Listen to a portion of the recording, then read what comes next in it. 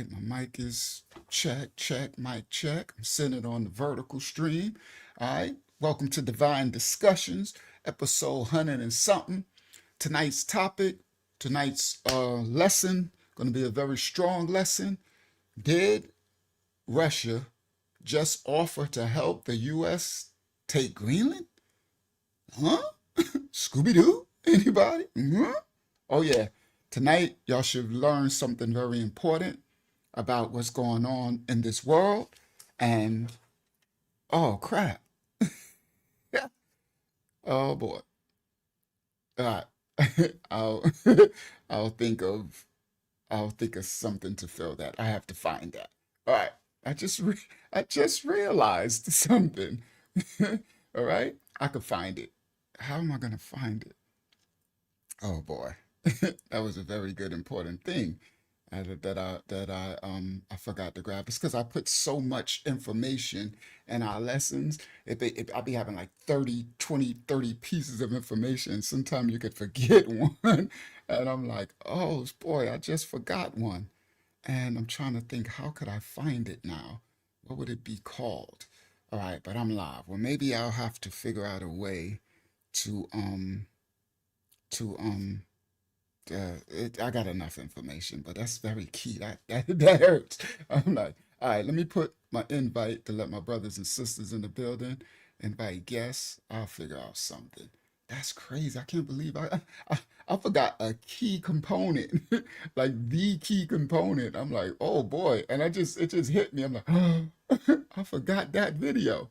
And if I find it, then I gotta grab it and do. But maybe I can just, even if I find it, I could just take it straight from the source. But I need to find it, and I'm not sure if it's titled clearly. But I'll see if I can find it in a second. All right, let me come to the comment section. Hold on, let me look at my audio. All right, yeah, the audio is not too bad. Okay, all right. Shout out to Malakaya. Shout out to Sister Phyllis Richards. Shout out to everybody coming in the building. All right. We live and everybody be coming in a little, they coming on in, right? All right. So let me put the link to my brothers and sisters. Tonight's gonna be a very dope lesson, and y'all should learn something that y'all didn't know, as I always try to teach something that we didn't know, that's unknown. So we got a set, we got some info to come out, and it should be very, very important. We're in a very important time on the earth right now. There is a change going on the earth right now, and it's a very important key time, right? And shout out to the elder in the building, right? And so we are the things that we're learning now that the Most High got us bringing out lately is actual real time events that are happening that affect and can affect your life. You understand? That can affect the things that's going on in your life, in your everyday life, you know? And is very important, right? So we're gonna get back. We'll also still be, teaching the other stuff like, like the other channels. But real life events are very paramount because we can teach you things, all day about, these people did this, and the Romans did this, and these people did that, and the wish people did this, and all this other stuff. But stuff going on in your everyday life that you have no idea what's happening, and you need to have understanding because my people are destroyed for a lack of knowledge. And the Safaria that they call the Bible says, in all things get what? Understanding, right? So these things apply to our everyday life, right? Like tonight's topic. Did Russia just offer to help the US take Greenland? Like, what? That's crazy, right? So now, as we do that, I need to grab because the people are still coming in the building. So uh, maybe I'll do this. That might work. Maybe I'll do this while I grab that. I gotta see if I can find it, right? I should be able to find it.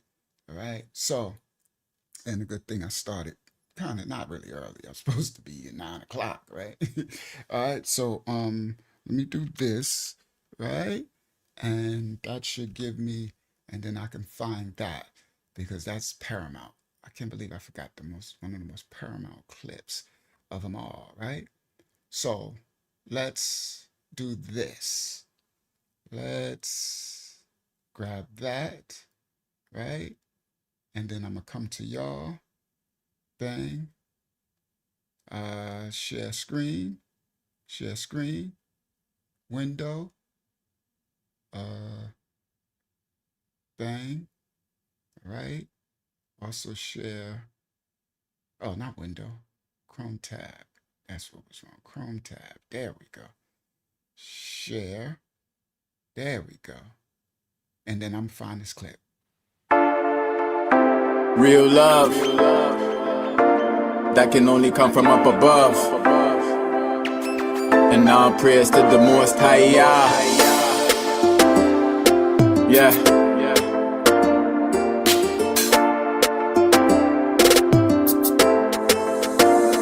This is real love. I'm talking a higher. It's the real love. You can't get no higher. Yeah, it's real love. He won't make me a liar.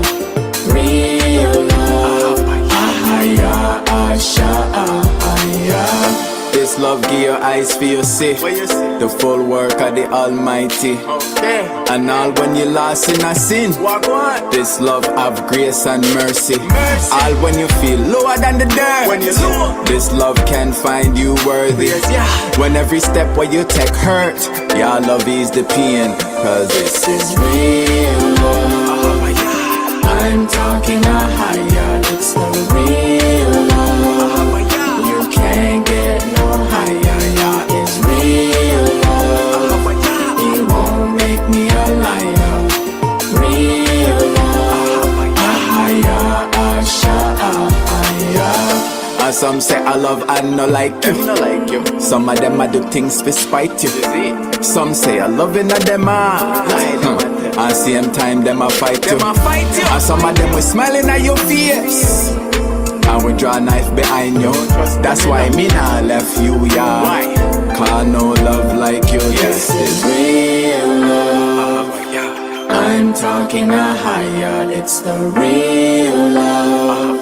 You can't get no higher. Yeah, it's real love. He won't make me a liar. Real love. A higher, a higher. Real love. I'm talking a higher. It's the real love. You can't get no higher. Yeah, it's real love. He won't make me a liar. Real love. A higher, a higher. I'm talking a higher. You can't get no higher. Yeah, it's he won't make me a liar. A higher, a higher.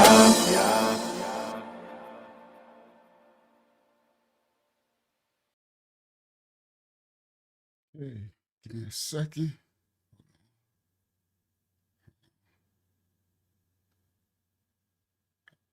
All right, let me stop share. All right, real love. Let's go. Let me add Hakiyama, Shalom Hakiyama. All right, I try to find it in my watch history. I don't see it. I probably have to scroll back a lot. It's if I can't see it, it is what it is, right? It's somewhere. And then watch me find it after the live. But it's okay. I could just I could teach the show. I just wanted to show that tonight it was key, right? And I don't see it. It's somewhere, but I don't see it, right? Let me scroll a little bit more. Maybe it'll pop up in 1 second. It gotta be in my watch history, unless they took it down or they changed the title. If no, come on, find it, find it, find it. Give me a second. Find it, find it, find it. All right. Well, we're gonna get started. Nope, that's not it.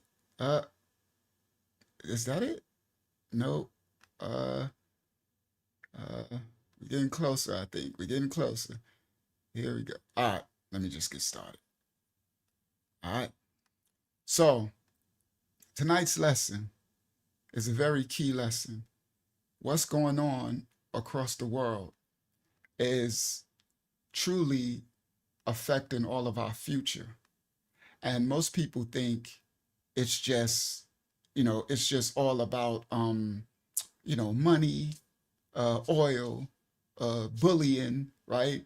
Most people think the orange dude, the president, they're just bullying, people, right? And people like leave China, leave Greenland alone, those people, you know, the president, you're a bully, how dare you? But most people don't understand that the world is shifting, the world is changing, the politics of the world are changing. Um, it doesn't matter if you believe in no Bible or no, it doesn't matter what you believe in. The empires or the countries or the kingdoms, right? Whatever you want to call this, right? You could call this empires, you could call this kingdoms. It's nothing new under the sun, right? They called them something different throughout history.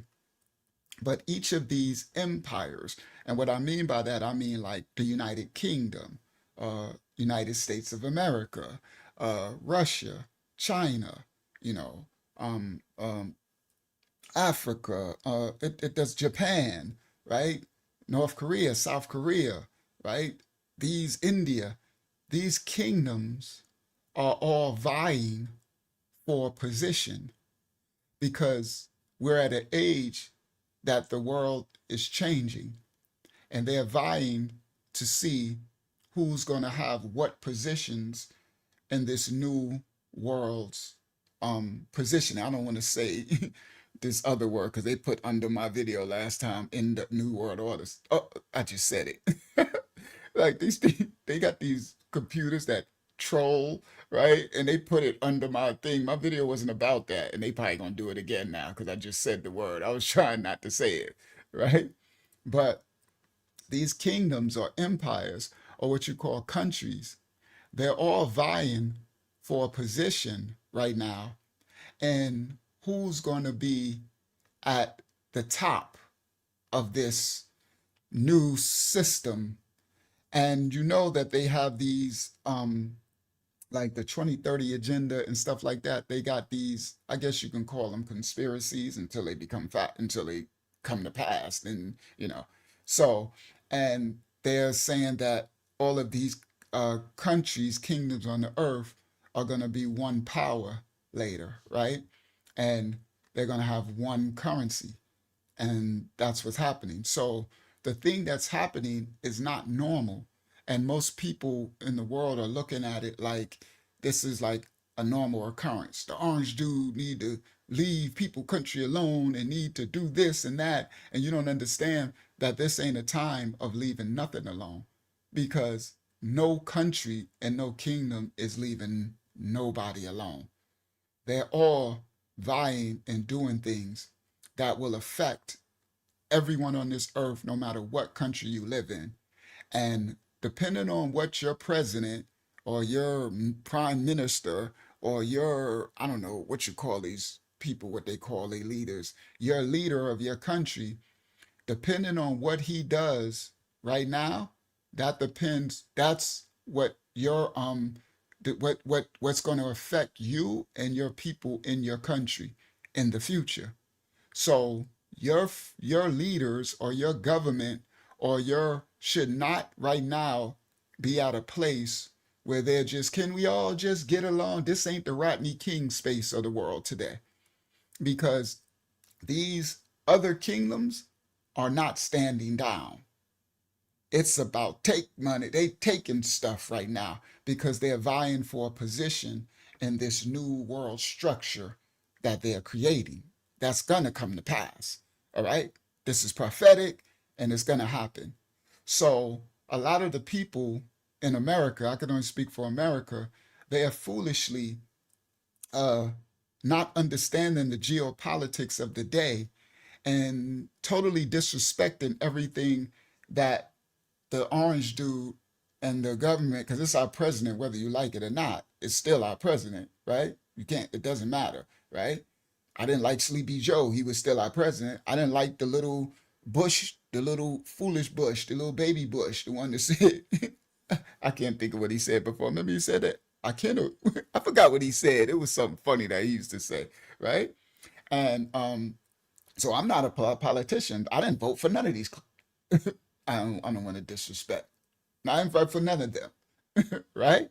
So, but I do understand reality, and I'm not foolish enough to speak out of emotions when I really don't have an understanding of really what's going on and why they're enacting things. Because I can be speaking against something that's actually to my protection or benefit, right? And that's happening a lot through America. Foolish people are speaking out of their emotions and they have no idea of geopolitics or what's actually happening on the world stage. And if they did and had some common sense, then they would realize, okay, I need to fall back right now because all these governments are doing something and they're fighting for the king of the yard, right? They're fighting to see who's going to be the king of the yard, right? And so people are just speaking out of emotions, all right? And it's crazy because in America, they have a freedom to actually disrespect their leaders, their government, right? Which the countries who actually come in for your freedom actually don't give their citizens that freedom and right. Their citizens in their country can speak out and make memes and disrespect their leaders, their president, whatever, right? They will be unalived. But America's really spoiled. They can just make all type of TikToks and be just disrespectful and everything, and it ain't seen as treason. It ain't seen as right, and it's like, and with an ignorance that they don't know what's going on, right? The manuscript, the Safari out there they call the Bible says, "Study to show yourself approved." Sorry, I can't see the chat right now. I was trying to look for the video. I can't find it. So it is what it is. I'm about to let it go now. I was trying to look for it. I'm like, it gotta be here somewhere. And I don't see it. And it was titled what I needed it to say too. So maybe I didn't save it and they took it down or something. I don't know. But that's my fault. I should have had it. But so we're gonna continue with the lesson anyway. All right. Now, let's go. All right, let me get into it now. Right? Because we the people should know we live, and let's get it started. I don't want to slow down my video too much. All right, so now let me come back to y'all so I can see y'all, right? I can make this smaller, and then I can click that. Now I can see the chat. All right. Somebody said, "Watch your tongue here." Oh, somebody came in and said something disrespectful. Oh, yeah, It just was don't about curse. Trump. Yeah, just we don't I know he's like I ain't I ain't he's gonna if you keep cursing, if you can't have enough maturity to speak without having to have cuss words, right? Then we're just gonna delete you from this stream and it's fine. You can go somewhere else, right? All right. So all right. And and all right, so let's get started. All right, because we so y'all monitor the chat. Let me get started. All right, so here we go. Let's get started. All right, and let's do this. Bang. I'm gonna share screen, right? And let's get started. All right. So I'm gonna share screen. Come to y'all. They're making my thing small. Why did they make that small? Because they fully off. Let me make it full screen and then make it back small again. There we go. Now I can, and then go to my share screen. Bang. And then go here, share, right? And then let me see what y'all see. Make that full screen, bang, and play. All right, let's go. Let's get into the lesson. All right, y'all gonna learn some things tonight about geopolitics, what's really going on, and to get out your feelings about, I never, the orange dude this or what president this when you have no idea what's really going on the world stage. The world is a prison planet. Everybody listen. And it's rearing its head strong again. Now, prison planet is what this earth is. If you don't know prison politics, you will become a victim to it. So most of us haven't been to jail or prison. There's a thing called prison politics, right? And if you don't know the politics of a prison or a jail or a bad neighborhood that you go into, you will become a victim to it. Geopolitics, everybody, is prison politics. There's a terminology called geopolitics. That means geographical world politics that involve all the countries in the world, right? So you can disrespect your government and your president and everything, but if you don't understand geopolitics, then you're ignorant.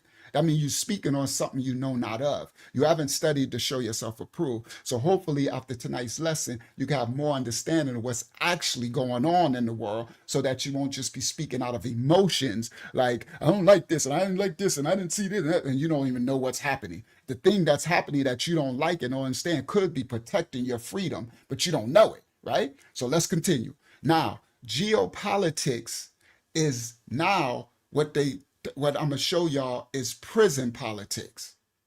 If you don't know the rules of a prison, if let's say you was driving and it was wet on the ground and you was driving and it was wet, it was raining, and all of a sudden you slid and you got into a car accident and someone got unalived in the other car, right? And you didn't mean to do it. You was late for work. You was just driving. You're a citizen. You don't do crimes and everything. And then you wake up in the hospital because you was injured really bad. And there's handcuffs. You're handcuffed to a bed. And you're trying to find out what happened. And they say, well, that you had a car accident and someone was unalived. But inside of your little ashtray or cup holder, there was a little clip of a joint. Because your little 18-year-old son, you be telling him stop smoking those little funny cigarettes, marijuanas, and he got the keys to your car and was in there getting his smoke on, and he put it out in the bottom of your ashtray, and you didn't even know it was there. So you're innocent. But now you got to go to trial because they try and charge you with manslaughter. You end up getting 5 to 15 years. This is a reality that can happen to anybody. That's why I'm giving that scenario. I'm not trying to give a scenario to those who did crime. People are like, well, you're a criminal, so you deserve. No, there's a lot of innocent people. I've seen it. I've been there. I wasn't innocent, but I did my time for all the crimes I committed. So I'm speaking from firsthand knowledge. But I wasn't innocent of my crime. I was guilty, but I did my time. But there's plenty innocent people in the scenario that I just gave. I know someone that was in there for that scenario. And he used to be crying and everything. And he took it to trial and they gave him 25 years, right? But anyway, let me stay with the hypothetical situation. So now you find yourself as a regular person who went to school. You know, we ain't none of us perfect. And you find yourself now going to a prison. If you don't know prison politics or learn it really quickly, how to move and adjust yourself to what's going on in that environment, you'll become a victim to it.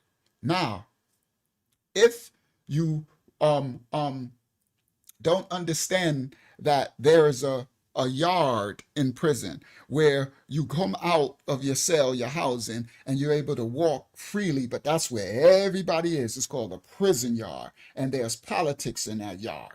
All right, it's not a playground, but it is a playground for the prison. It's the prison's playground, but it's different rules from your playground at your house in the park. You know how you went to the playground with your kids, or we were kids in the playground playing on the seesaw and playing on the swing and stuff like that, right? Sand and stuff.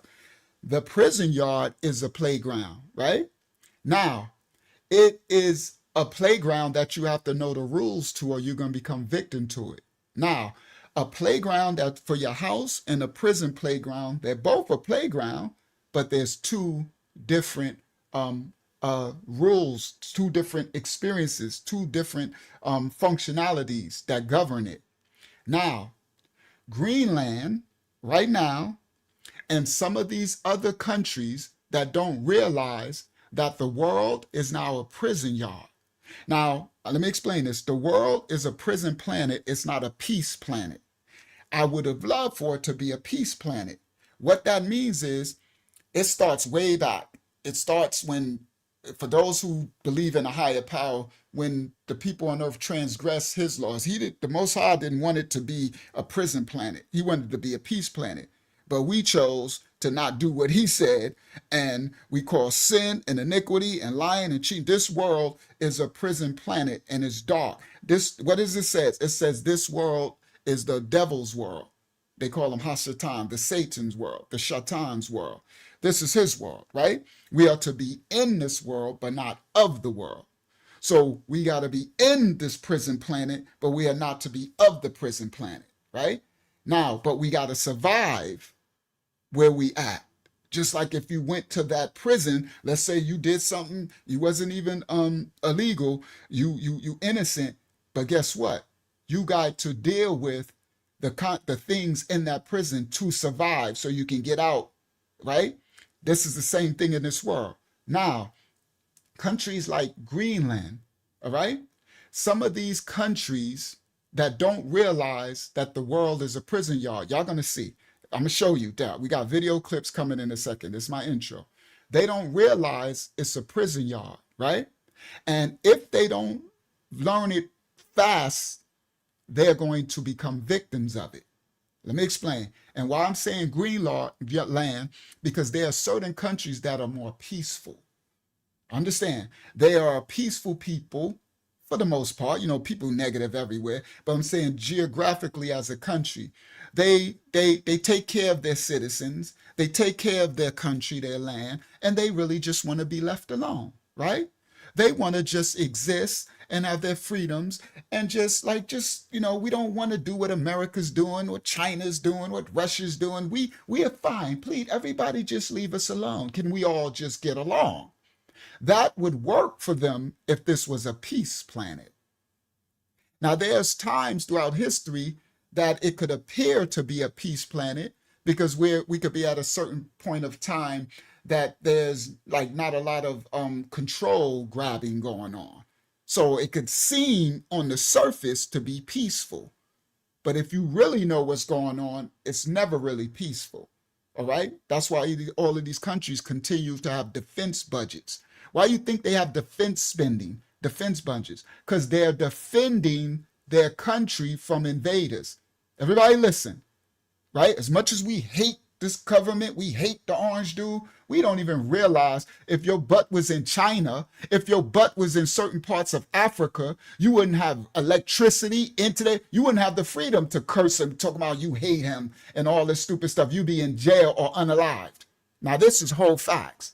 But sometimes we take our freedom to the point of ignorance and don't understand that there are certain things. I don't agree with these stuff they're doing, but once you understand geopolitics, you can understand there's never a time of peace. All kingdoms fall. Greece, Rome, Spain, United Kingdom, Russia, all kingdoms fell through different times. All right? And you always got to defend. What are you defending against? Some invaders coming to take your country. To take it. They're coming to unalive. And if they take your country, then guess what's going to happen to the citizens? We become slaves or colonialized, right, by these other countries, like the French did to the Haitians, right? And they fought like the who owns the Caribbean? I think it's the United Kingdom and them, right? So like China just did to Africa, right? So we're at a time right now. Everybody listen, that the fake peace that's on the surface is shown now because we're at a regime change in the world. They're changing everything. All right. Now, peaceful places like Greenland, right? Maybe even Sweden's kind of peaceful, Iceland, some of these countries, they're peaceful places. You understand? But unfortunately, if they don't wisen up real fast, the prison bullies are coming. They're coming and they're going to take their country whether they like it or not. I'm about to show y'all in a second, right? Now, the problem is it's because it's not a peace planet, it's a prison planet, right? Now, this is also shows throughout all cultures, whether it's the Quran, any what you call scriptural manifest books, right? Whether it's the Safariyah they call the Bible, the Holy Quran, the this, whatever books you follow, it always, and whatever creator you believe in, he always, that creator always had a time for their children to go to war. Remember, all manuscripts, there was always a time that you had to go to war, right? Whether it was in the Bible, the Bible talks about the Israelites, right? And they had to go to war with the Canaanites, right? Whether it's the Quran, Muhammad, you had to go to war with this, right? You had to go, there was always a time for war. That's because it's not a peace planet. It's a prison planet. If it was a peace planet, there will never have to be a time for us to go to war. Ever, because everybody will be peaceful, right? We'll be living in a big Rodney King existence. Can we all just get along? We would all just be getting along. I'm about to show y'all something in a minute. Let me get through my intro, right? I got video back. I'm gonna show y'all some things, right? Now, we would all just be getting along, but it's a prison planet. Someone's always coming to take what you got, all right? Always, and it's every kingdom. Right? So as much as we can hate America, as much as we could talk about whatever these presidents, where I ain't vote for none of them, right? But whatever it is, but the thing you understand that if you got the wrong one in that office at the wrong time, your country can end up becoming victimized by captured, enslaved, colonialized, whatever they want to call it, right? Now, this world that we live in, we are living in a world of chaos, all right? Now, we are called to survive the world, be wise as a serpent. We're called to defend ourselves. We're called to defend the weak, the meek, the women, the children, right? For the men, right? And all of us are called to, right? See, this prison planet has been installing its prison politics since the fall of mankind, right? Now, I'm going to talk about a few history facts real quick. In Australia, and back in the days, their nations had roughly 500 to 600 tribes, the indigenous Australians, right? They spoke more than 250 languages and dialects before what they called the settlers came. Y'all see these terms, these words? The Australians, 500 to 600 tribes, spoke more than 250 dialects, and here come the settlers. And when these so-called, quote-unquote, settlers, see, they got these names, settlers, colonialists, these are enslavers. The world is a prison planet. Listen, once these settlers came to Australia, 90% of the indigenous Australians were unalived by genocide, sickness, and disease warfare that they brought to them, these so-called settlers. Now, the indigenous Australian people weren't prepared for the prison planet politics. They was just doing their own thing. They had no idea that they was living on a prison planet, and the prison bullies, the gangs, was coming to their part of the yard to check on, see if they were strong enough to defend their part of the prison yard. Right? See, this means that these criminals that the world history calls settlers now and colonials, this history, the fact that I just taught y'all, means that these criminals that came reduced the population of that country from 100% down to 3% within the time span of like 10 to 11 years. They caused death and destruction for over 260,000 people for 11 years on average. Everybody, what outside of like a cancer moves that fast to seek, kill, and destroy? Nothing. Nothing outside of what I'm going to call the devil's children, the Hasatan's children. These criminals who are fueled by racism, beastism, slavery, colonialism, imperialism, capitalism. See, they give it these schisms words. These ain't none but the devil's children, the synagogue of evil. You understand? The prison planet, everybody. Now, now, I said they also unalived those indigenous Australians with disease warfare that they brought to them. Uh-huh. Remember the phrase, right? Disease warfare. Now, there's a phrase that these criminals said when they came to what we now call America. Oh, yeah, criminals. And the phrase that they said when they came to America that they left, this phrase is written in history books. It's a phrase that says, we gave them blankets. Some of y'all might have heard that phrase. Uh-huh. So the criminals who came to what we call America now, they wiped out the indigenous Americans. And they said, we gave them blankets. This is disease warfare. Europe sent its prisoners. Understand? They didn't send their upper class. They sent their criminals and prisoners to America, to this land, all right? They call colonize, okay? To enact, they sent their prisoners here to enact prison politics and the indigenous Americans, okay? Now, the most successful criminals in history, I'm gonna call them criminals. They call them kingdoms or settlers or colonialists or right? The most successful criminals in history, they form governments. They establish universities, and then they start to enact legislation wherever they enslave and conquer. And then the people that are raised in this country that's got enslaved, they are educated in these universities. And they go on to write books about what happened in the land, but the so-called books that they write cast the criminals in a positive light. They'll call them the settlers, the people who built the country. These are criminals.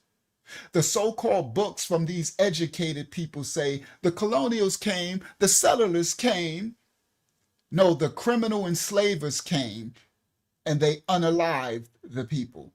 So on this prison planet, the college educated work hard to keep the enslavement apparatus that they call colonialism in its place and running efficiently. All right? Welcome to the prison planet. Y'all take a seat and strap in. We're going on a bumpy ride tonight. All right, let's start. All right.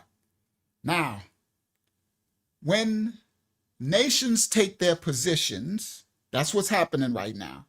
All the nations and empires are taking positions. Y'all listen clearly. When nations start to take their positions, when these empires start to get into formation and the world pretends not to notice it, it ends very bad for the people in the world in this prison yard when they don't notice that the people are starting to take positions. It's like being in a prison yard. You can just use your imagination. And all the gangs in the prison yard, what you would call the nation states, the countries, are starting to go into position, a war position. And you just run around, I don't see nothing now. You need to leave the yard, or you need to pay attention. You need to strap up. You need to prepare because it's going to be a war. See? Headlines are patterns. When nations start to speak loudly, I mean nations, I mean kingdoms like Africa, Russia, China, United States. When they start to speak loudly and make loud news events, right, through the media, they're usually covering and masking more quieter movements beneath the surface. Do y'all remember that statement, real bad boys move in silence? Everybody listen clearly. Whenever we start to see all this stuff over the news right now, right? You got the doggone Greenland and Iran and Venezuela and they, you remember they invaded Nigeria. Whenever all this loudly, they're actually, listen clearly, it's actually a pattern. They're usually, when they do all these loud public events, they're masking more quieter events beneath the surface. The phrase real bad boys move in silence comes to mind. See, it's interesting because that's why the orange dude talks the way he does. If you do the knowledge on the way he talks, he actually speaks very calm and collected, right? He'll say stuff like, let me try to mock him. he says, I haven't learned to mock him yet. He probably not to mimic him. He'll say stuff like, oh yeah, yeah, well, if China, if they don't act right, I know he don't sound like that. Uh, it's not really nice. What's gonna happen to them won't really nice. They need to act right, get in line, or they won't exist anymore. Right? I can't mimic him. I have to hear him to try to mimic him. Right? But everything he says, he's not yelling. Do you understand? He's not all emotional. He just be like, oh yeah, India called me tonight. They they don't want no smoke with us. And that's good for them because they don't want us to come back and visit them. Like he'll say stuff and it's like it's very arrogant, right? And but you don't understand that yeah, it won't go well for them. He'll say all these statements, right? And it's like at first I was like, this dude is a trip, right? Right? And I'm like, he just talk all this braggadocious, but understand, real bad boys really move in silence. They not really the ones all huffing and puffing and talking, right? They'll literally say it like that. Yo, my dude, you might not want to, you might want to just go ahead about your business because it won't really end well for you. You get, y'all listen clearly, man. I'm teaching y'all something. Prison politics. The real bad boys in there, they do not come in puffing and huffing their chests and saying all that. Those are the ones that end up being victims. The real ones, they say statements like that. Oh yeah, yeah, yeah. I'll have a sit down with you. You might want to and you might want to kind of do what I'm asking. You understand? He literally just said, Greenland, you might want to take my deal because if not, we gonna take you either way. Literally, he said it calm, collective. Now, us and our feelings, we don't understand the prison politics, what's going on in the world. I'm gonna show y'all, right? So I felt like, man, this dude is a bully or this dude is tripping until the Most High had me find out what's really happening on the world stage. And I'm about to show y'all right out their mouth what's happening, right? Now, that's why I've realized how he talks with that nonchalant confidence, calm and collective, right? These powers around the world right now on this planet, they have the whole world feeling tense right now. I'm talking about Russia, China, United States, right? And when the world feels tense, everybody around the world is in like a tense posture. That's never a coincidence. Tonight is not about outrage. It's not about disrespect. It's not about choosing sides. Tonight is about something I titled Understanding the Chessboard. I titled this The Chessboard of the Global Powers. All right. We're going to expose everything. All right. Let me get into it. Let's go. That's enough intro. Now we're going to do the first clip of the night. So I put this together for y'all so that I kind of lined it up so that y'all can have a timeline of what's going on, right? Now, I tried to find the clip. I just can't find it now. There was a clip that I had, and that's the title. Did Russia just offer to help the U.S. take Greenland? There's this Russian official, right? He is a bad boy in the Russian, I guess, government or what you call it. They call him the mouthpiece of Putin. It's this dude. I'm gonna find it another time. I'll bring it up. I just couldn't find it right now. Shout out to Nappy Image. And this dude, I had the clip. I was gonna play it. They might have took it down. That's why I can't find it. I should have. Why didn't I just? All right. I'll try to find it another time. Maybe it's somewhere. It's just that title something else. But I had the video clip of him, and they call him. They say he is the one that says the things that Putin can't say out loud. It might be that dude. It might be him, Rohan, right? They say he's the ones that says the things that Putin want to say, but he can't say it out loud politically. So he says it, all right? So this dude, he ain't no joke. So he came out and he literally said, Russia, what do you say? We about to make a pledge to United States to partner up to help us both just take Greenland together. We're gonna make a deal, right? Now it was raw and nasty. Now the clip said that it's not confirmed that Russia was in agreement with it. So we have to take everything he said. He's like the anti. He's like like the devil's advocate. He say the things that they might be thinking, and he just says it, right? So now let's do the first clip, first video of the night. All right. Copyright disclaimers are in effect. Let me make this full screen so I can find my video. It's this one, right? Now, I'm going to bring the history and we're going to understand really what's going on. The geopolitics are very important because we have to know what's really happening. And now tonight, you're going to find out what's really happening. Why are Greenland? Why is Iran? What's up with Russia, China? We're going to know the actual truth of what's happening so we can know why we move in the way America's moving the way they move, while China and Russia's moving the way they move. All right, copyright disclaimers are in effect. For educational purposes only, we don't own rights to the video. We are reacting to the video. Let's go. First clip of the night. High noon in Copenhagen, and the guard changes at the main royal palace as Danes worried that their kingdom is about to be shrunk by a Trumpian heist. Now, all of these are world news that happen right now. So it's not old news. These all happen within one day. All right. Now, Dane is Denmark, Copenhagen. Denmark owns Greenland.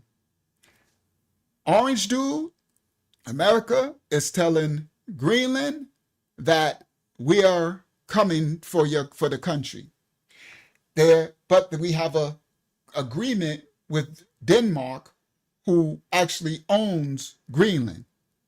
And so the orange dude in America is going to Denmark and saying, we want to buy Greenland from you. Denmark is saying, no, we ain't selling it to you.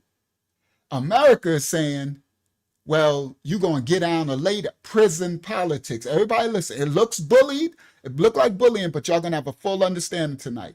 America is saying, oh, you going to either sell it to us or we're going to take it. Understand? Orange dude said it plainly clear. I think it would behoove you, the orange dude said, to take this offer, right? Because we coming to get it no matter what. And then the world don't understand. Most of the population of America is like, what he bullying, he doing? You have no idea. The orange dude is saying we taking it because if we don't take it, China or Russia is going to take it. And we're not going to let them beat us to the punch, because the positioning of Greenland gives them a position to be able to attack us. It's called defense strategy, protecting your perimeter, your home. You understand? It looks like bullying, but we're on a prison planet. It's all about bullying. If you don't protect what you got, you will be bullied. Now let's clear. Now watch this. So Denmark is saying, right? This is Denmark. Now you're going to have full understanding from the people there. So this is Copenhagen, Denmark, capital and stuff. Now let's go. I had to give y'all the clip understanding and listen to what Denmark say, and then we're gonna continue. High noon in Copenhagen, and the guard changes at the main royal palace as Danes worried that their kingdom is about to be shrunk by a Trumpian heist. President Trump has been stretching nerves here in Copenhagen this past week by ramping up his rhetoric. But the Danes haven't responded. They're hoping that quiet diplomacy will neutralize the threat to annex Greenland. Denmark is backed by NATO. Now that's a big mistake right there. Now listen what he said. Now these are more of peaceful countries. I wish in a peace planet that they can just exist and have their countries and live in peace. But unfortunately for Denmark, Greenland, and any other little peaceful country, you got snakes, these empires. We're on a prison planet, not a peace planet. And you can only live peaceful for so long. When the politics of the world change, you need to adapt. Or understand? When it becomes dangerous, you need to strap up. And you need to be wise as a serpent. So what did he says that the Denmark is saying? Responded. They're hoping that... Go ahead. Would you like the chat off the screen? Yes, thank you. Thank you so much. All right. Thank you. Let's continue. his rhetoric. But the Danes, by ramping up his rhetoric, been stretching nerves here in Copenhagen this past week by ramping up his rhetoric. So he said the orange dude is stretching their nerves over there in Denmark and Copenhagen. You know what that means? He's stressing them out, right? They just want to be left alone. I get it. I would too if I had a peaceful nation. But one thing about me, I'm not a fool. I would know if I would be make sure you keep your, it's called to be wise as a serpent while you're being harmless as a dove. You need to know when the serpents around you are ready to strike. Do you understand that? You can't have a house and not understand that you might live in a swampy land and there could be all type of snakes, venomous snakes, and you just run around, wee. Nothing to see here at all times, not knowing you could step on the snake's den or step on a viper or something. No. You have to be wise as you live in, right? So he says the orange dude is pressing them, right? Getting pressure to them. And what he say the Denmark is saying? But the Danes haven't responded. They're hoping that quiet diplomacy will neutralize the But the Danish, they haven't responded. Now they did. And they hoping that quiet diplomacy, being diplomatic, listen clearly, it might have worked in the past. I need y'all to understand this. They're hoping that just quietly it'll just go away. That ain't the way you deal with serpents and adversaries or devils. You don't just hope that it goes away. You need to pay attention what's going on around the world. That snake of America ain't going away. They coming to get Greenland because they have to. I need y'all to, because if they don't, then Russia or China will, and they lose their position. Unfortunately, Greenland just happened to be located in the wrong position. All right? No, it's not going to work for times like these. All right? All right, get Larry, get Larry the loser out of here.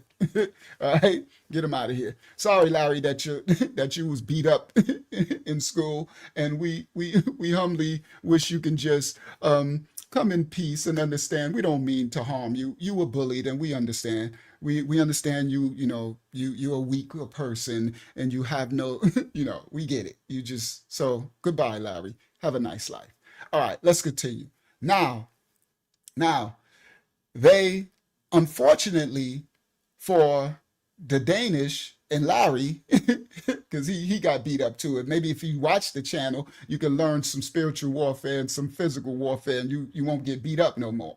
Maybe you can go get yourself together, get your Larry. All right, so let me get off Larry, right?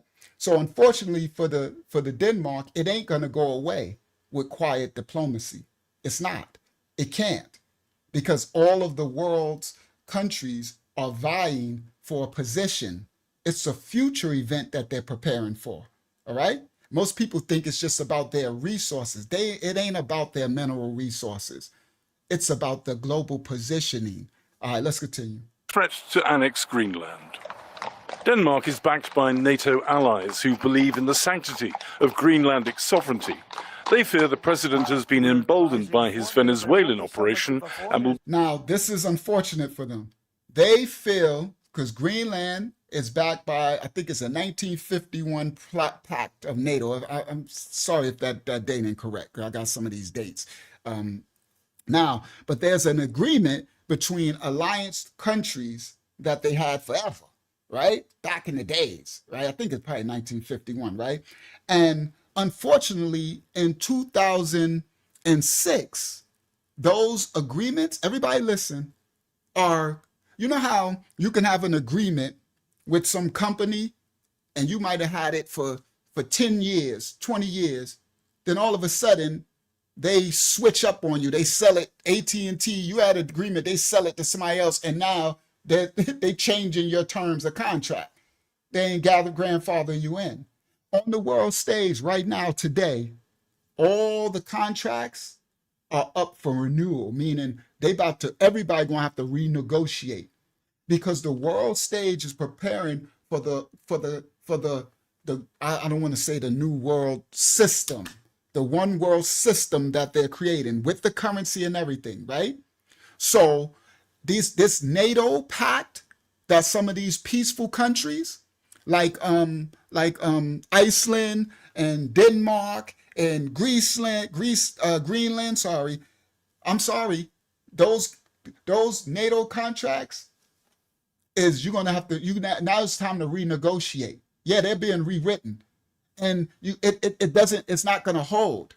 So you can't think that's why they're saying stuff, well, NATO is gonna break apart.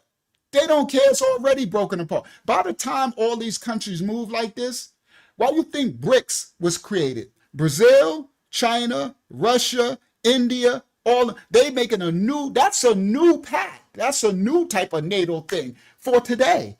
Okay? And they could gather ganging up because everybody needs to gang up because America's a big dog. I didn't know it was that big of a dog, but it is on the world stage, right? So unfortunately, for some of these peaceful countries, if they don't understand the times, this is why people get overtaken and stuff. That's why you got to understand in your government of your that's running your country. They need to stay attuned to current events, what's actually happening, what these serpents are doing. They fear the president has been emboldened. The sanctity of Greenland.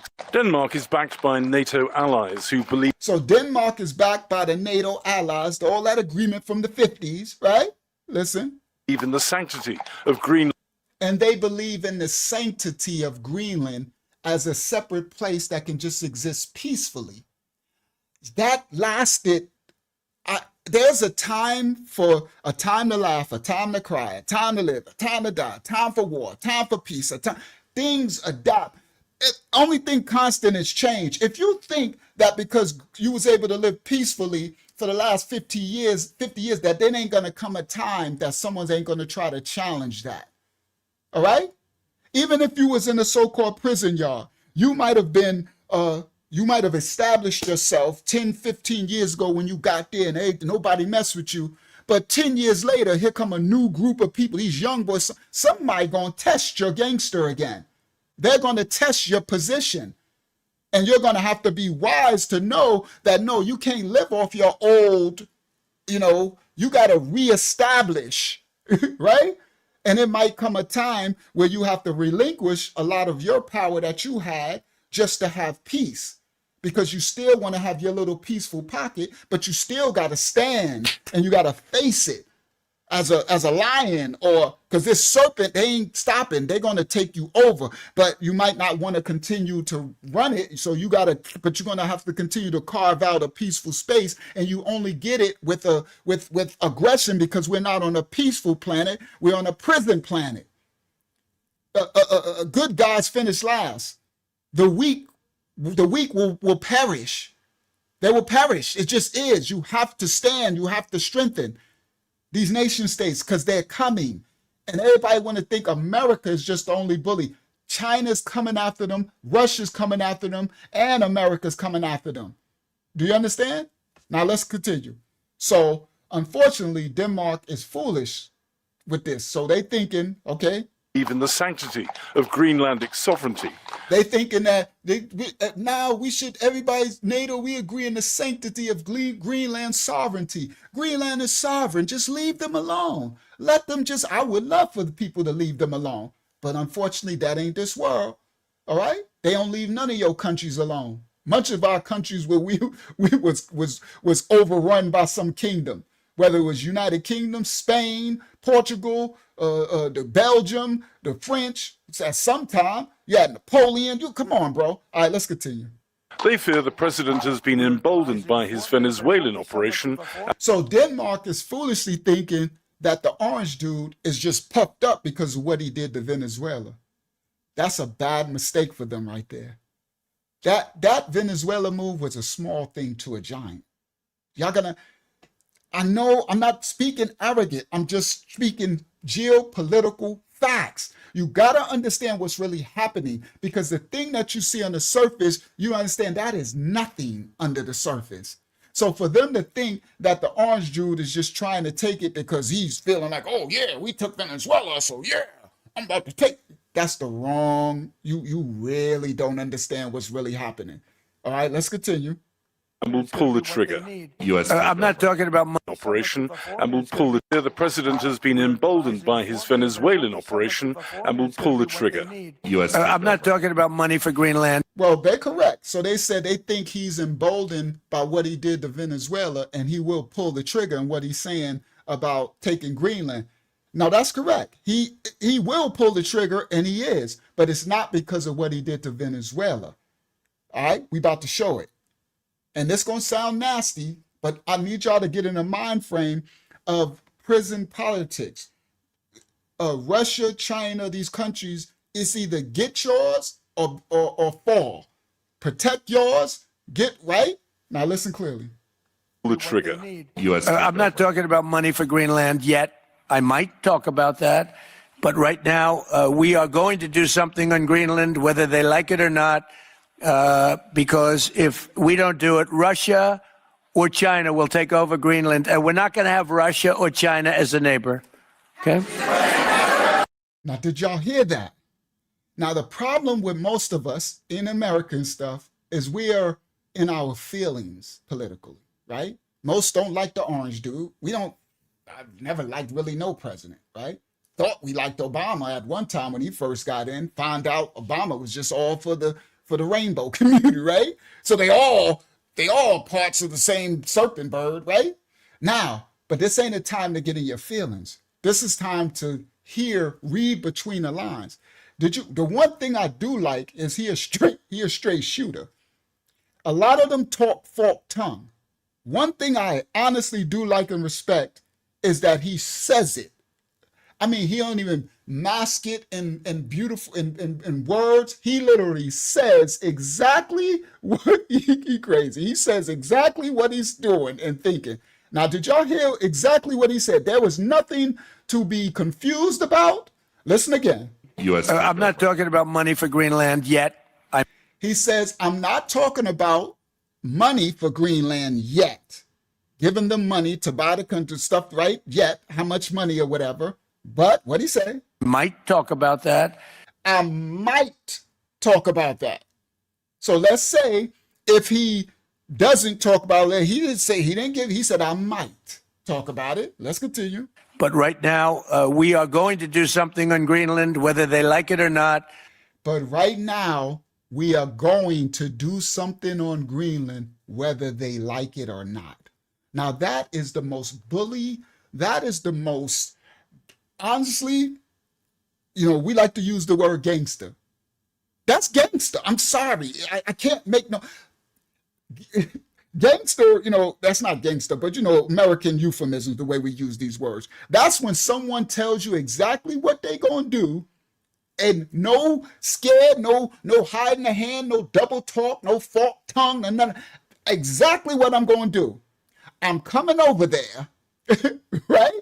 And I'm going to take it no matter what. So you might want to negotiate because I'm coming no matter what. Now that's giving you, honestly, it's giving you time to prepare. It's giving you time to decide how you're going to move, but you're going to have to make a move. It's the world chessboard. I wrote the chessboard of the global powers. Before, the chessboard was hidden for all these years. The chessboard is out and it's on the table, and each country is moving their pawns, their rooks, their knights. They coming for your queen and your king. They're trying to checkmate you. Everybody listen. He is not backing down because none of these kingdoms are backing down because they're vying for who's going to be the big dog later. And if you don't get your position right on the chessboard, some of y'all don't play chess. This ain't checkers. So the orange dude, straight up and down, I don't agree. I'm not for it. I wish it was a peace planet, but this is what's happening. And I hope the Greenland people and the Denmark people, I wish I could reach them. I wish we wasn't shadow banned and they can see some of this real truth and be like, okay, we need to make sure we make our right. We got to make our next move be our right move. Make your next move be your best move. That's that saying. All right. We got to think very clearly about our next move because we're going to have to make a deal with somebody, whether it's America, whether it's Russia, or whether it's China. These three big dogs. Everybody listen. Now, y'all heard what he said. Clear as day. Now, I wish he didn't say that. I wish it was peaceful. I wish he was making a statement that says, Greenland, we love you, and may you just prosper and be in peace. But we ain't on a peace planet. We're on a prison planet. And they're vying for who's going to be the king of the prison yard. The world is the prison yard, Earth. Let's continue. And yet, I might talk about that. But right now, we are going to do something on Greenland, whether they like it or not, because if we don't do it, Russia or China will take over Greenland, and we're not going to. So what he did not only tell you what he was thinking of doing, what they might do, and what he is going to do, he also told you why. He said, because if we don't, Russia or China is going to beat us to the move. They're going to take it over, and we're not about to have them this close to our borders with an occupied country. It's defense. So all of the Americans, I'm sorry, you got to get out your feelings, bro. You got to let this go, because you don't understand these moves are protecting your rights and freedoms. Because if China invades us and conquers us, do you know what they're doing to their citizens? Do you not understand what China is doing to their citizens? China has none of the rights that we have. None of it. None of it. They are actually, hold on, I made this for y'all. Let me do this. Let me do it this way. Share, wait, come back to y'all. Stop share screen. Because y'all know me, I'm going to do it the way I'm going to set it up. Here we go, share. I ain't know when this is going to come out. We made this for y'all, right?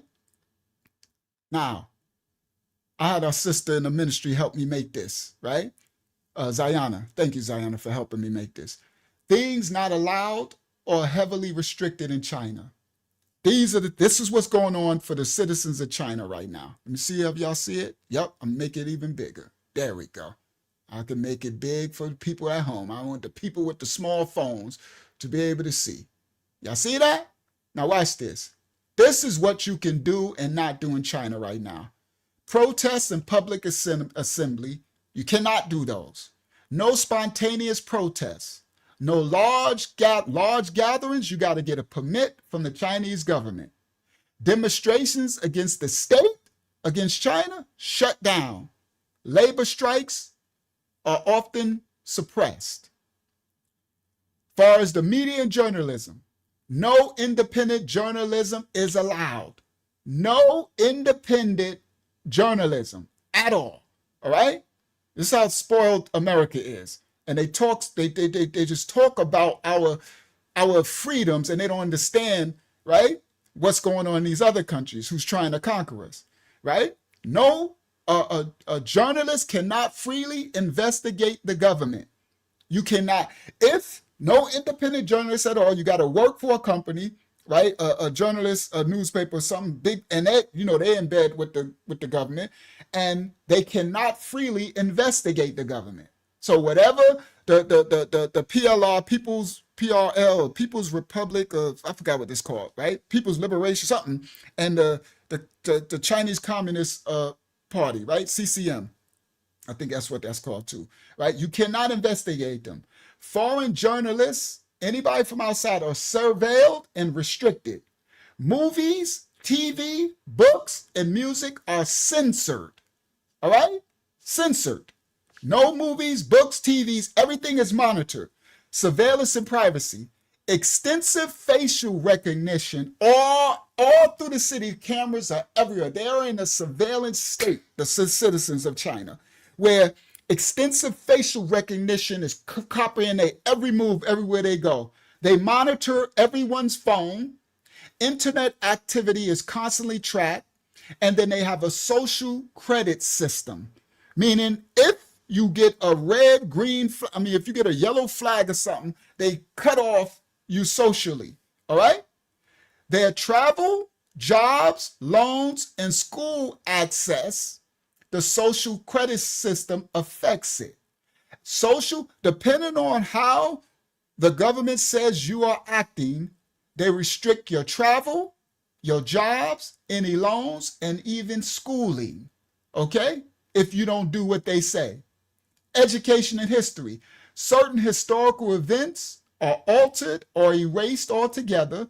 The students are taught a state-approved narrative in the schooling. Discussing banned history can lead to punishment. Y'all listen clearly. If you discuss history that they don't want you to discuss, that's not approved, punishment. I don't know if y'all know what punishment means in China. It doesn't mean a slap on the wrist. Their punishment be like life in prison or unalivings and stuff like that. Let's continue. This the other page.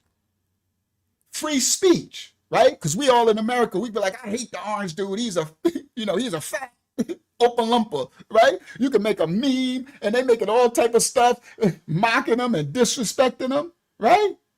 We don't understand the freedoms we got. Now, free speech and expression, criticizing the Chinese Communist Party, that's it, the CCP, or the government is not allowed. Speaking publicly, you cannot speak publicly in public about what happened in Tiananmen Square in 1989 when the China government killed all those students, unalived all of them. You can't speak about that publicly. You can't speak about the Xinjiang, Uyghur camps. These concentration camps. You can't speak about Tibet independence. Tibet. Now, the Tibetan people are peaceful people. That's the monks, what China did to them, and as they fought for their independence. You can't speak about Tibet publicly. You can't speak about Taiwan. China is now going to conquer Taiwan. They're threatened. They're trying to take Taiwan. All right. And America has been protected. America has a covenant with Taiwan. Right. So you can't speak about Taiwan independence. You can't protest without governmental approval, and political satire or memes against any of their leaders. So all this freedom you got to make your memes against the orange dude and the president or whoever, you will be unalived in China for it, locked up for life in prison. Do you understand? Political satire or memes against any of their leaders is against the law. Internet and social media. These are the platforms that all Chinese citizens are blocked from. They cannot have Google. No Google search, no Google Maps. They have no YouTube. They have no Facebook.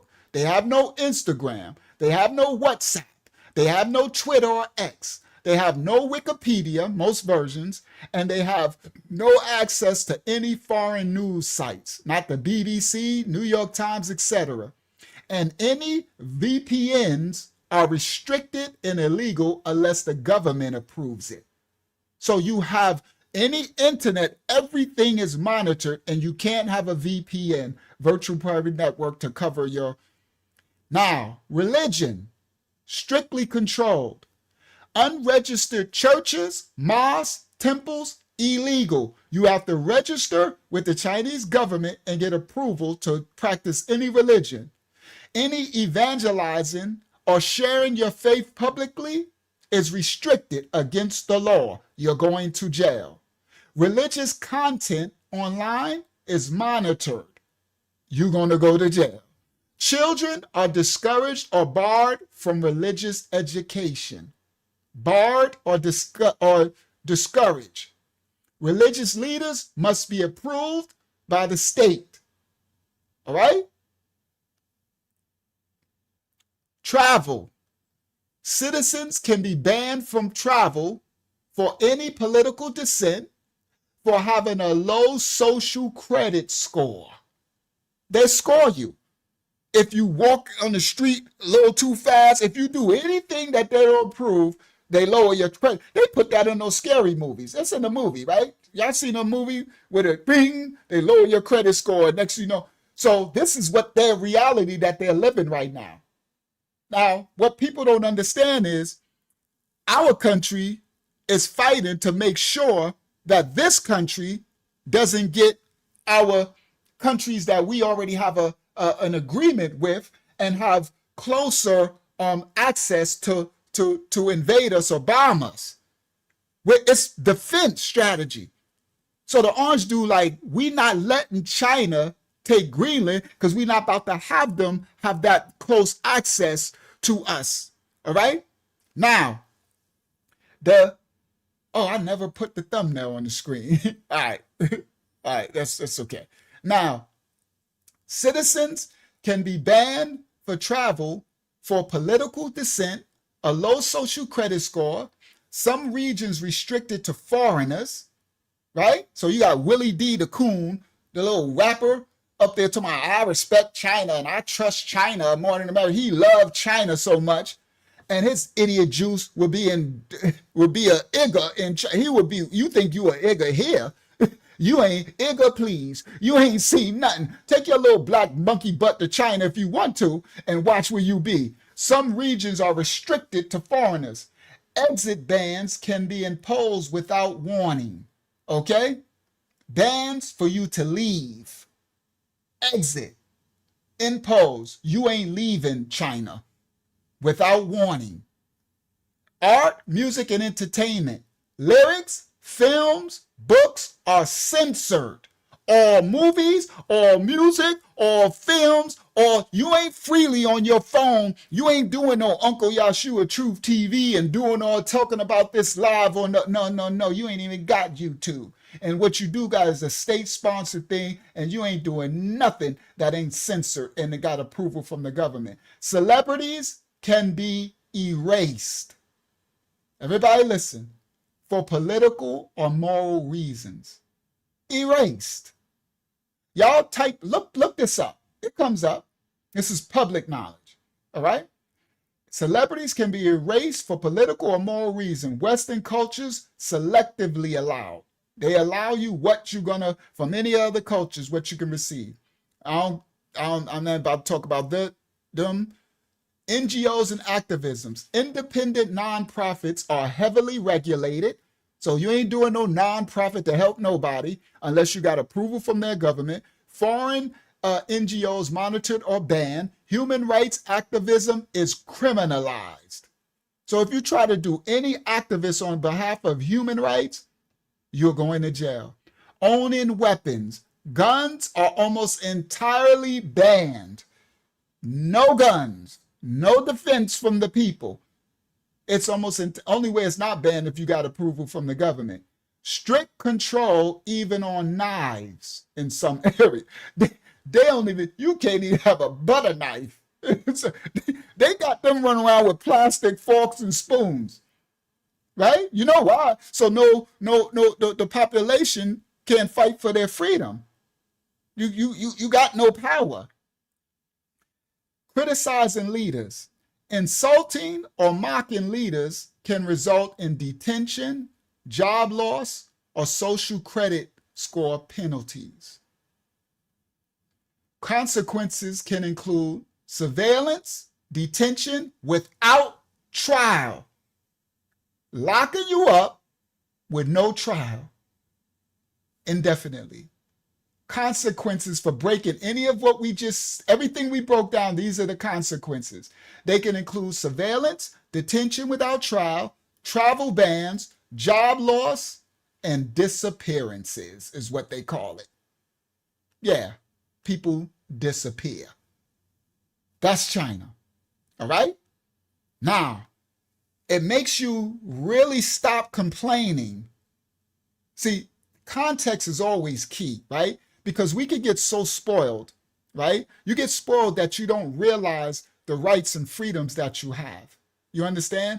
And so you take everything that you're given, right? And you don't realize that all of these other countries, these people are basically enslaved in these countries. You understand? They're like, it's crazy. All right. So there we go. Share. Let's get back to the video clip. All right. I just wanted to break that down because the stuff that you're going to hear the orange dude say, it's like, bro, you know, it's like, it's evil stuff, right? But if you don't understand the context of what's going on the world stage right now, then, right, because you can be in the prison and you could be like, man, I want everybody to just get along. Can we just have peace? I've been here for a year, it was peace. And the other brother's like, yeah, but they at war now. the Aryan nation, the skinheads, the GDs, the Bloods, the Black Gorilla family, or these factions, they're vying for power right now. So it ain't a time of peace right now. So you need to be prepared, brother, for because if we let the Aryan nation gang grab control of the prison, then we gonna be victim. They don't like blackity blacks, right? So if we let them take control of the prison yard, then it's gonna end bad for us. That's what the orange dude is doing. That's what America is doing right now. Everybody listen clearly. This is what Africa has to do. When China came in, right? They take in Nigeria, they take South Africa, they take, right? Remember, what's his name? The rapper used to be with T-Pain, the African rapper. What's his name? The one who put T-Pain on. I can't think of his name now. But remember, he made the deal with China, right? For them to come in. So they'll use the celebrities and stuff, and they gave him millions. And he said he's bringing street Akon. He bringing street lights and stuff, right? That was just China buying their way in so they can control Africa. Every nation is who runs? It's either the French, the United Kingdom, today America, Russia, or China. One of your country is being ran by one of these superpowers. Do you want to know why? Because your country needs the protection of one of these superpowers. They need a D-ball. So, everybody listen. Now, this is the reality of the world stage. So in America, we don't know the geopolitics. That's why I'm teaching. I'm going to show you. And I'm going to show you how Denmark, because remember what we just said. Denmark said the orange dude got to go to Denmark in order to acquire Greenland. Do y'all hear that statement? Why don't the orange dude just go to Greenland? Because Greenland don't own Greenland. Hold up. Denmark owns Greenland? Yes, everybody. But you see how you think it's a free state?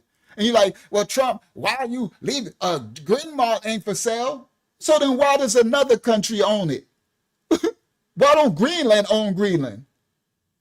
I'm going to show you. We're going to show you in a minute. All right, let's continue.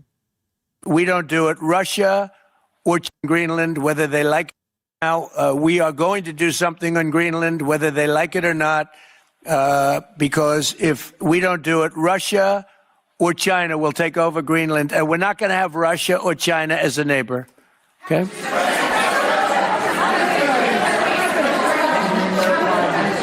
I would like to make a deal, the easy way, but if we don't do it the easy way, we're going to do it the hard way.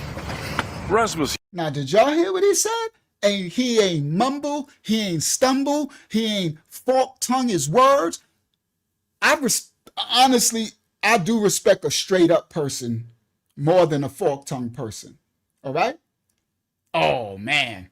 But honestly, who said that? I think it's the last, shout out to Youngster 12.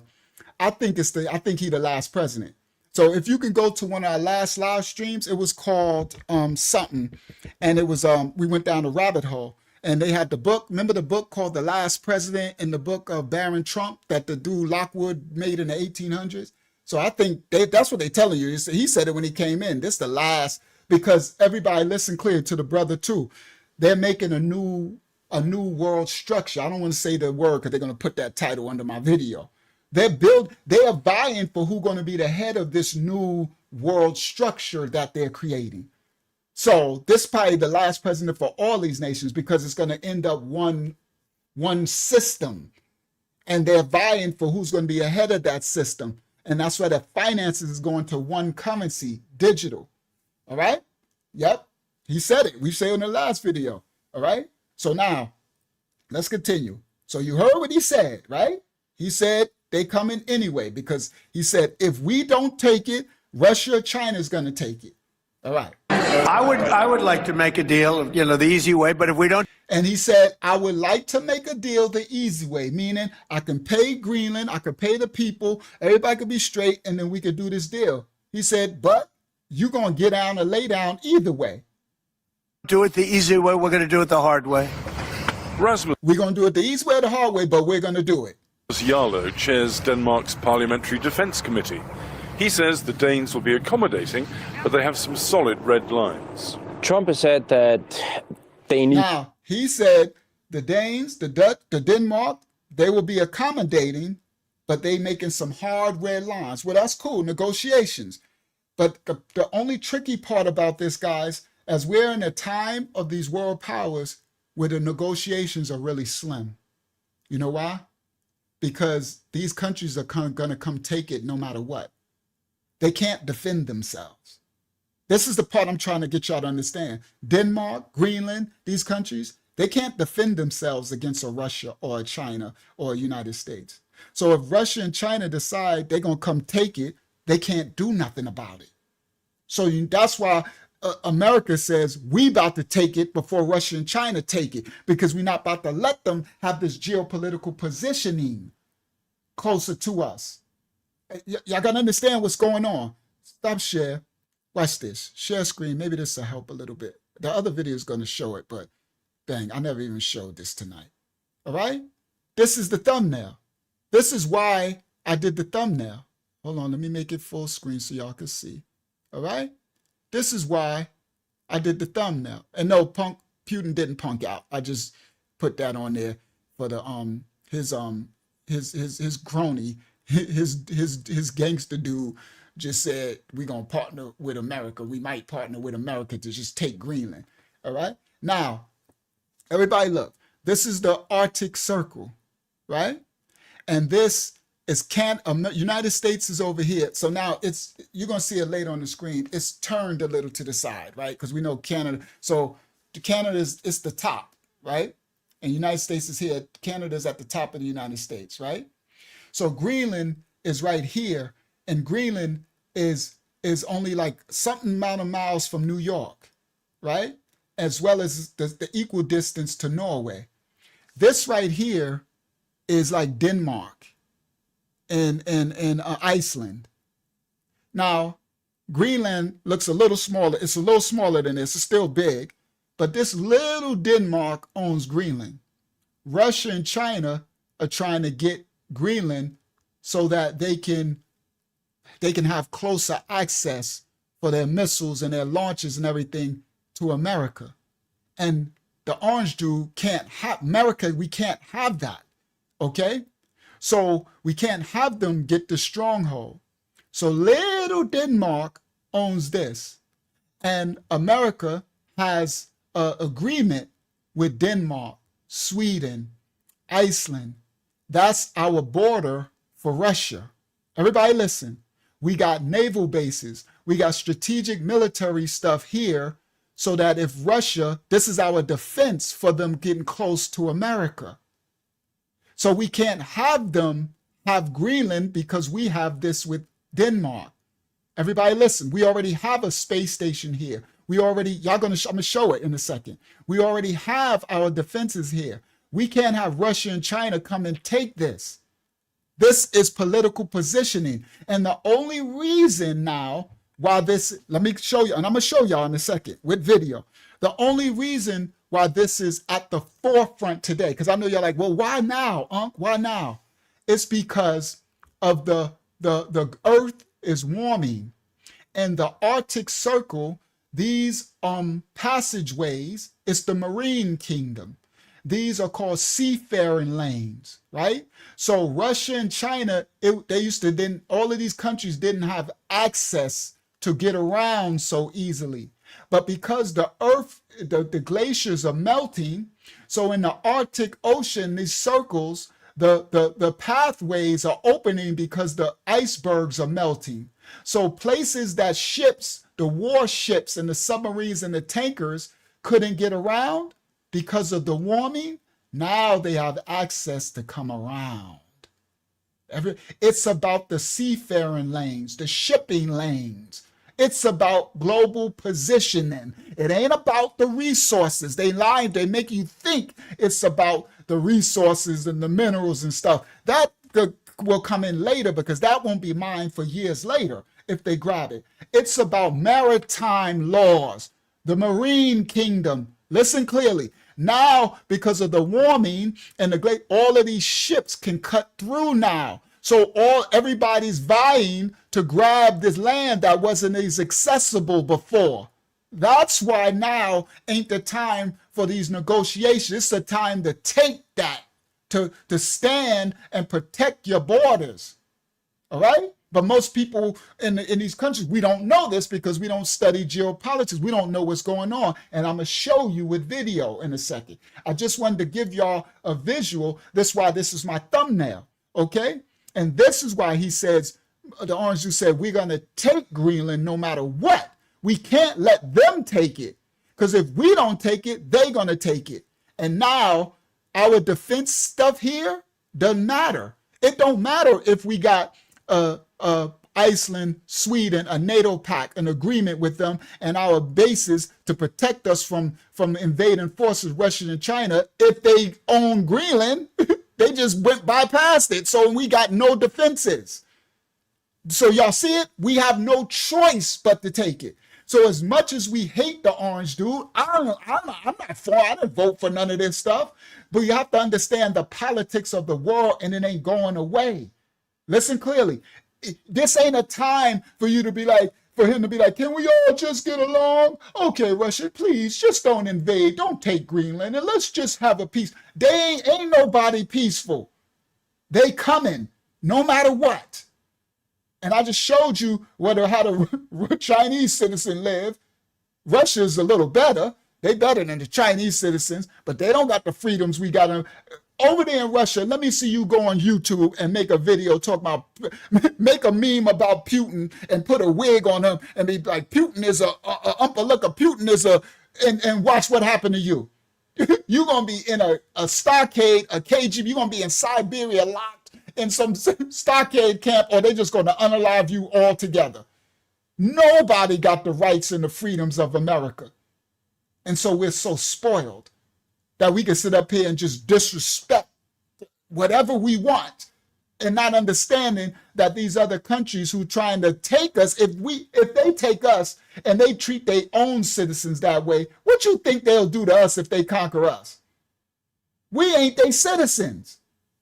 Yeah, you understood? The orange dude. That's what I call them. You understand? Right? We ain't they citizens. So it doesn't matter if I like the orange dude, dislike the orange dude. I know prison politics. I know this ain't a time of peace, and this ain't a peaceful planet. They coming for that. 1, 2, Freddy's coming for you. It's a scary movie. We living in what's Freddy Krueger, what they call Nightmare on Elm Street. It's a nightmare on the earth. We can thank the second world, thank Adam and Eve. You can thank sin and transgression. All right? Yeah, you can make jokes about Jinping if you want to. You be unalive fast. Putin too. They don't play that. But America, we got the freedom. We could just do what we want, right? But to our own ignorance too, that we speaking out against things that's actually being put in place to protect us. All right, so I just want to show y'all that. Let me get back to the video. And then I got video that's going to show everything I'm talking about. We ain't even get nowhere with our videos yet. It's 10:47, good. Not too bad, not too late yet. All right, let's continue. Share screen. It's going to be good. Y'all going to see y'all going to learn some stuff y'all didn't know. So let me get there. Let me get through the orange dude. All right, clip, share screen. There we go. All right, so the orange dude said we come in to take Greenland no matter what because Russia or China is going to take it, and we ain't having that. Trump has said that they need to do something on Greenland. And I would take him at his word because we don't mind doing something on Greenland. But what we do mind and what we can never agree to is just handing over Greenland, selling 57,000 Danish citizens to become Americans. They don't want to do that. And it's not a matter of price. They categorically don't want that. And we are not. Now, I agree what he said. These sound like a really reasonable people, but it's an unreasonable time. What that is like telling, it's like telling the wolf right? Y'all remember the three little wolf, the three pigs, and I don't that story. What's that story with the wolf? I'm sorry, guys. The three Thank you, little Yashara. pigs. That's the three little pigs with the wolf, right? Trying to tell the wolf, like we just go wolf, right? So unfortunately he doesn't understand the geopoliticals, what's going on. Now listen what he said. He said we don't mind having a contract with America about Greenland, but we don't want to sell it. We don't want, right? The Greenland people ain't for sale. Unfortunately for these countries, whether they want to be for sale or not, they're going to either be for sale or it's going to be taken. And it ain't just America. China, Russia, or America is going to take it. And there's nothing you can do about it. So it would be smart for you to think wisely who would be best for you to make the deal with. Everybody, y'all see what I'm saying? You can make the deal with China, but you better think wisely about what China is going to do and how China treats their own citizens. Now, we in America, we complain, right? But are we starving? Can't we? I mean, we might not be able to afford the food, but I don't know. Ain't everybody got y'all over here right now on $1,000 phone? A lot of y'all, right? You on YouTube, right? We might complain about Russia, but you better find out what the citizens are really living. All right? So that's what the Denmark really have to have that decision, right? So listen what he says. Sound like a peaceful people. They need to do something on Greenland. He said America said to them they need to make a move on Greenland. And I would take him at his word. Smart man, because Trump believed what he's saying. You better, the orange dude, you better believe what he's saying, because he just showed that he a man that do what he say. I honestly respect that. I ain't got to agree with nothing else, but I respect the man that does what he says, honestly, over a forked tongue any day. It don't matter if I agree with you or not. My enemies, I respected my enemies in the street if they stood 10 toes and believed what they said, even if it was against me, right? If an enemy knew of my app in another projects, if my app on Terra Ave projects and I lived in Parkside projects, if I knew that this app was coming against me, I respected his word he said because I know he mean what he say. So that means I'm going to arm up and I'm going to move accordingly, right? It doesn't mean I have to like the dude. Okay, so it's the same thing with the orange dude. I ain't got to like what he's doing, but I do respect that he says what he says and he does what he says. He does. He always did. I like that over Sleepy Joe and them, the ones who lie, these other politicians that say they're going to do this, but do the other. That's a snake in the bush. Give me the snake, cut the grass and let me show the snake's head. All right. He show his head. All right. I can respect that over the snake in the grass. All right. Now, the orange dude, now he not from Florida. He from New York, actually. Right? He just owned properties in Florida. He from New York. He a New Yorker, so New York take that out. I'm from New York too, but I now live in Florida. No, he orange because his skin is orange. He didn't turn orange. All right, let's continue. On Greenland. And I would take him at his word because we don't mind doing something on Greenland. But what we do mind and what we can never agree to. So they don't mind Denmark. Now remember, this is crazy work, because Denmark is speaking about another country that they own. Do y'all hear the politics of this? It sounds kind of insane, right? Because you would think this is Greenland talking about Greenland.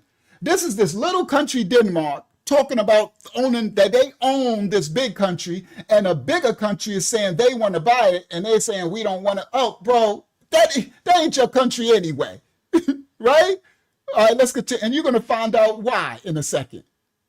But what we do mind and what we can never agree to is just handing over Greenland, selling 57,000 Danish citizens to become American. So what they can never do, watch that never word, brother. I've been telling them, bro, you playing in the big leagues. Watch that what you would never do, right?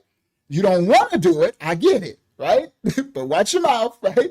Because they saying they're going to take it either way, all right? They don't want to do that, and it's not a matter of price. And he says because the Greenland citizens don't want to do that. They got 56,000 people which true. They don't want us still to do that. And I wish they didn't have to. I wish they could live in a peaceful planet. But unfortunately, so did the Romans, so did the Greeks, so did the Persians, so did the, right? Throughout history, so did the Africans, once the slaves, so did every other country that got conquered and unalived. And this is the prison planet. Everybody listen, we don't live on a peaceful planet. We messed that up in the Garden of Eden. Adam and Hayava, Adam and Eve, you can blame them too if you believe in manuscript. If you believe in other history books, you can find some people that transgress righteousness. But this world is dark. Prison planet. Let's continue. Categorically don't want that. And it's not a matter of the people of Greenland categorically don't want that, right? Price. They categorically don't want that. And we are not going to agree to it. Greenland. And they are not going to agree to it. Possesses vast untapped mineral wealth. Its strategic importance grows daily as the Arctic ice melts, creating maritime passageways across the top of the globe. You see, this is what it's about. The access, it ain't just the minerals. See, they're foolishly thinking it's the minerals. It's marine kingdom access. And it grows yearly as the ice glaciers melt. Look, listen clearly. Passageways across the maritime passageways, seafaring lanes, maritime law, marine kingdom. The maritime passageways, let's get to this is what it's about, positioning. Creating maritime passageways across the top of as the Arctic ice melts, creating maritime passageways across the top of the globe. The United States' sole military presence is its Pitofik space base, used for missile early warning and defense and space surveillance. Everybody listen, that's against what the orange dude is doing. Did you hear what he just said? Now this is Dutch. I'm on the Denmark channel. This is Denmark talking about it. Listen what he said. We have a space base already on Greenland. Most people didn't know that. We already have possession of Greenland. It's our defense. We're being threatened by Russia and China. Listen. The United States' sole military presence is its Pitofik space base. United States' sole military presence on Greenland, this is Greenland, is its Pitofik space base. Everybody listen. It's right there, and it's close to America too. All right? Now listen. Military presence is its Pitofik space base, used for missile early warning and defense. And it's used for missile early warning defense. So we have a space base in Greenland that you see right here, right now, to alert us for Russia and China and other oppositions or adversaries. This is our defense system. But people, when they feel is leave the this ain't about the Greenland people. This is about the prison bullies are coming, and they coming to take your cookies, fool. They coming, and if we don't protect ourselves, they will destroy us.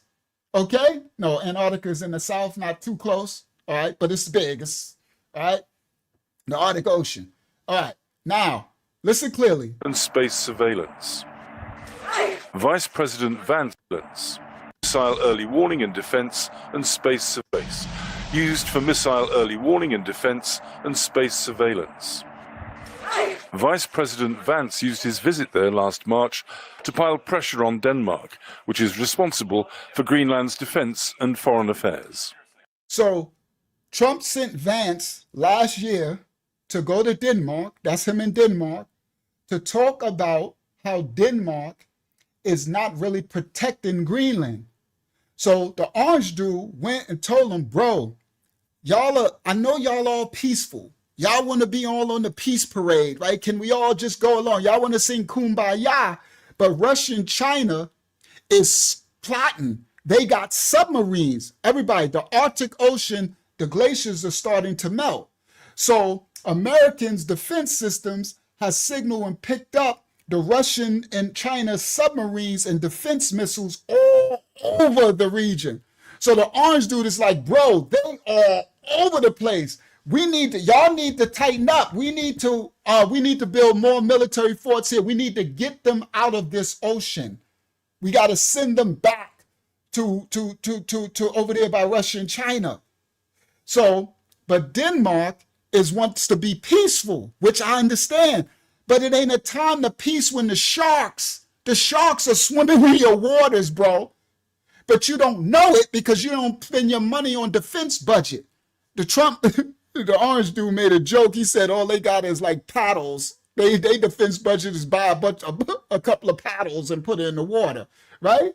But he's like, bro, our defense system, we can show you. The sharks are all, they're gaining position. They're going to strike.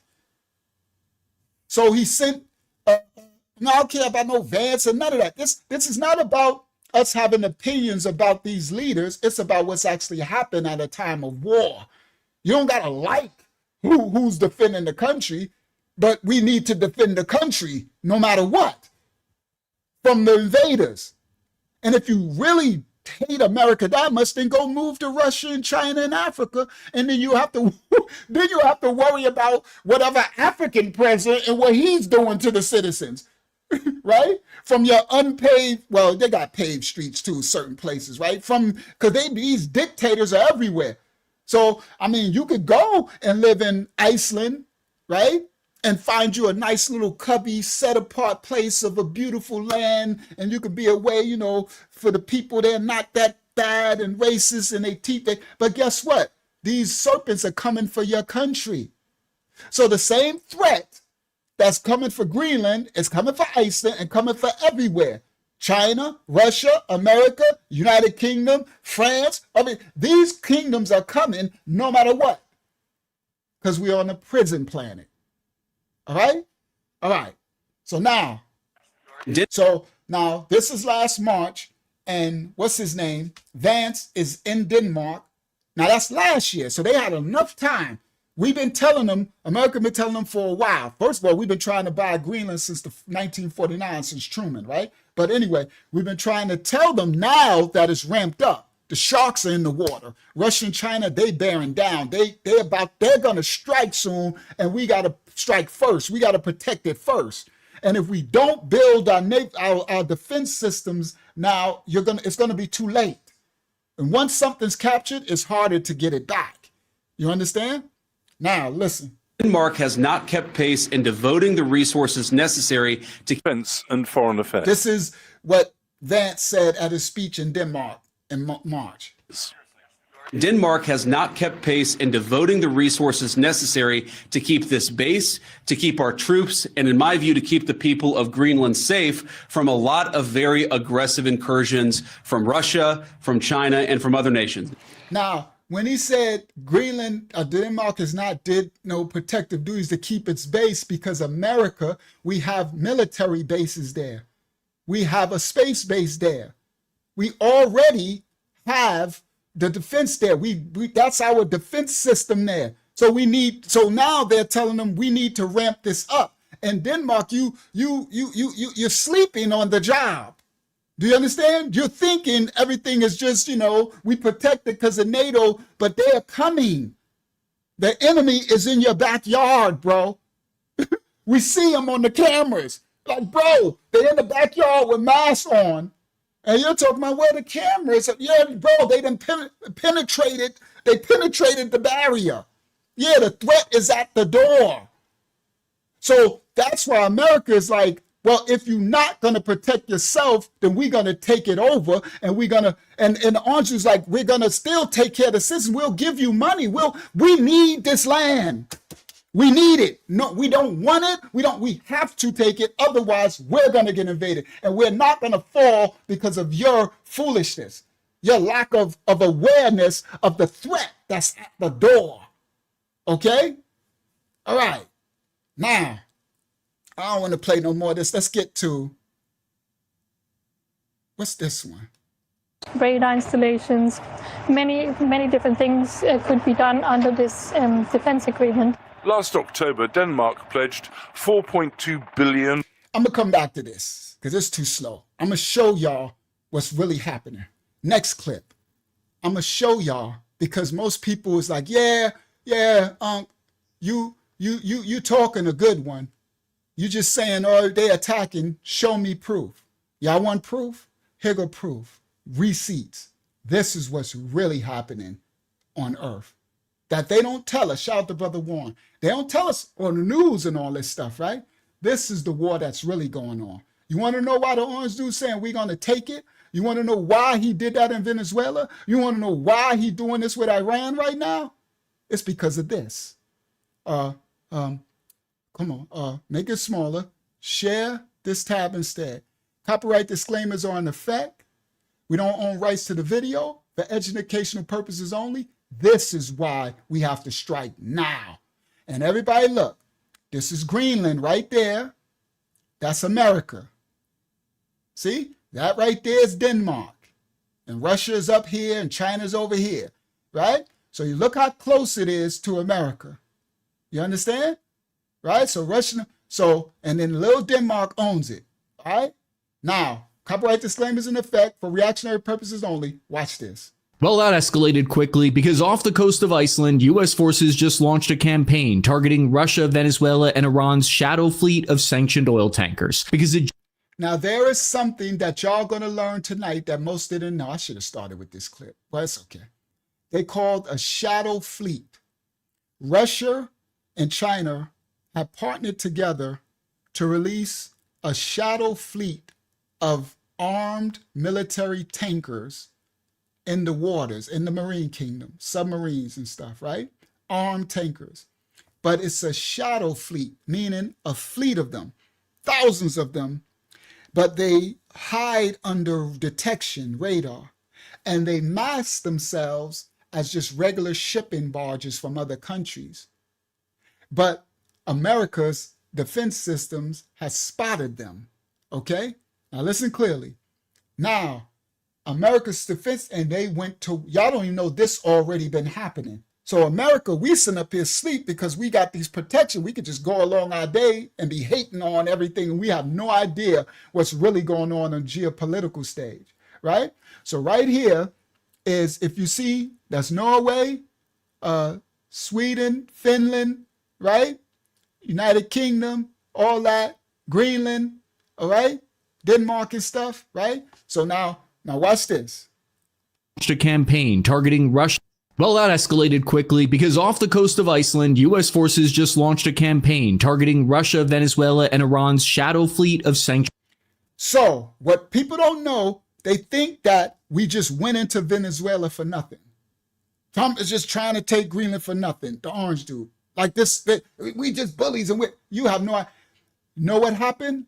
America found out that Iran, Venezuela, Russia, and China was in conglomerate together, and they sent a bunch of tankers, shadow tankers, in the waters because the glaciers melted all over, and they're gaining position Confederate, and America with their defense system spotted it, so they launched an attack against all the shadow submarines. We about to show y'all. I'm about to show you in a second, right?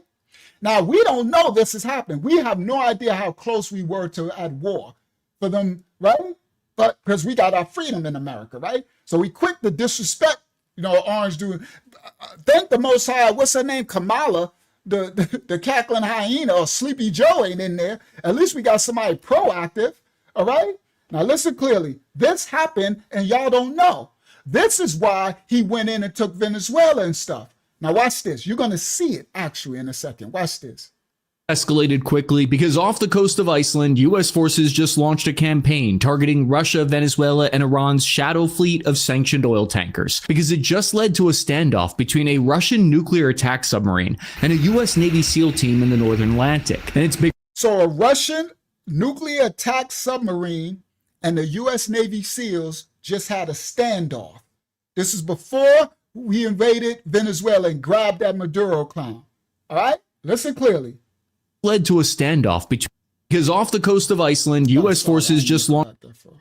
a campaign targeting Russia, Venezuela, and Iran's shadow fleet of sanctioned oil tankers because it just led to a standoff between a Russian nuclear attack submarine and a US Navy SEAL team in the Northern Atlantic. And it's bigger than that because starting this past year, other Western nations like the UK, France, Germany, and Estonia have all started a global crackdown against these illicit tankers by intercepting and boarding them. The shadow fleet is a gigantic clandestine.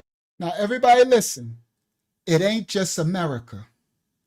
United Kingdom, Estonia, they all have gone to war with these shadow fleets, these tankers in the Marine Kingdom. Listen clearly. This past year, other Western nations like the UK, France, Germany, and Estonia have The UK, France, Germany, and Estonia all got sanctions and is going to get these shadow fleets in their waters. These Russian, China, Venezuela, they was putting these on all the waters around all the countries. They about to take control of the head of the serpent. They want to be the head.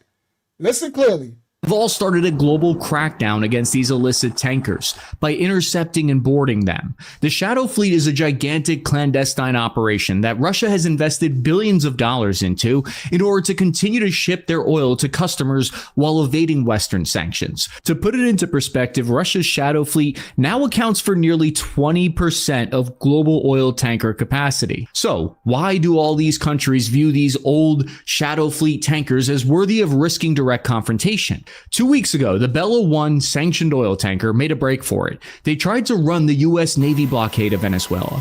The U.S. Coast Guard Legend Cutter class gave chase and followed close behind, demanding that they stop over radio communications.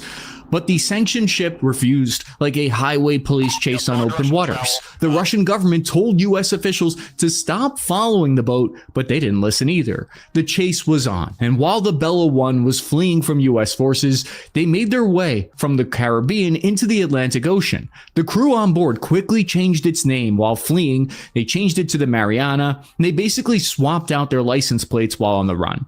Then they painted a crudely drawn Russian flag on the side of the ship. I just let that play because I'm gonna break this down. Oh, yeah, it's going down. It's going down tonight too. I'm gonna show y'all some things, right? Y'all really gonna learn what's happening. Now, this happened and nobody knows it. So we can be quick to talk about the orange. How dare you go into Venezuela? Leave Greenland alone and all that stuff because you don't know what's happening on the world stage. Geopolitics. You have no idea. You're going to see a clip right now of the actual, of them grabbing the ships. Now listen clearly. Right here. Let me go to, Russia's Shadow Fleet continues to devise sanctions and risk oil spills. Russia's September 24th, Russia's Shadow Fleet now accounts for around 70% of all global oil tankers, with hundreds of aging ships transported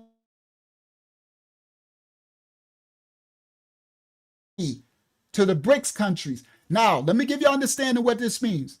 They got all these rickety oil ships that don't got the high tech, so they shadow fleets to be detected by, they don't got the sonars, right? And they got them going into these ports and bypassing the sanctions, the maritime agreements that countries have, that you, in order to get into our path waterways, you have to pay sanctions. You have to deal above the table. Russia actually had these shadow fleets, right? Russia and China that was patrolling all the world's oceans and going to get billions of gallons of oil, under the table, right? And illegally, because it's illegal according to maritime trade law. They're breaking their law books. Remember when I said the NATO agreements, the time for those agreements is up? It ain't just America is saying they want to break the agreements. China and Russia has already done it. So once it's done, you can't play by, we all just going to get along. We got the agreement since the 50s. They already broke it. All right. But they making us, America, look like the bad guys. Right. Yes, these are decoy ships. I'm gonna show you the ship. And so what they was doing, Hayazak, is when they would get when the decoy ships, right? It'll be Venezuela's, it'll be some Indians. So they're using these countries that they're in alignment with, and they're running the ships from their ports, right? And when they get spotted by America or United Kingdom or whatever, they would take the license plate off and put Russia on the side, put the Russian flag on it, and hoping that the kingdom will be scared that it's Russia, because Russia's supposed to be the big bad wolf, right? I'm gonna show you, but the United States were never scared. Y'all gonna see what, this is why we just invaded Venezuela. This is the part they're not showing you. Listen clearly. The use of unmarked, uninsured vessels, these tankers, raises serious environmental concerns, with experts warning of a potential oil spill catastrophe in the Baltic Sea, because they're using these old ship vessels to do it, right? Despite US and EU sanctions, Moscow, Russia's reliance on shadow fleets has sustained their oil revenues. And they're making, so that it's like drug transporting. It's like, so they got these underground, these tankers going in shadow fleets, and they get in the oil illegally, and they shipping it back to China and everything, and they building their money reserves, to building their military budgets and all this stuff. All right. Now, it says despite EU and EU sanctions, Moscow's reliance on shadow fleets has sustained oil revenues, highlighting both the limits and unintended consequences of Western energy transactions. All right, now you have a basic understanding of what's going on, right? With 2 times the volume and 4 times the voyage time, Russia's India-bound trade requires 8 times the tanker capacity of the Pacific to China trade. And now, because the glaciers is melted, they flooded the seas with it, and they just transporting all this illegal oil, right, from Venezuela, bypassing America's agreement with Venezuela in a blockade. So our enemies is getting all the money and oil, which is going to be used to fight us. That's why we had to call Venezuela out on their mess, okay?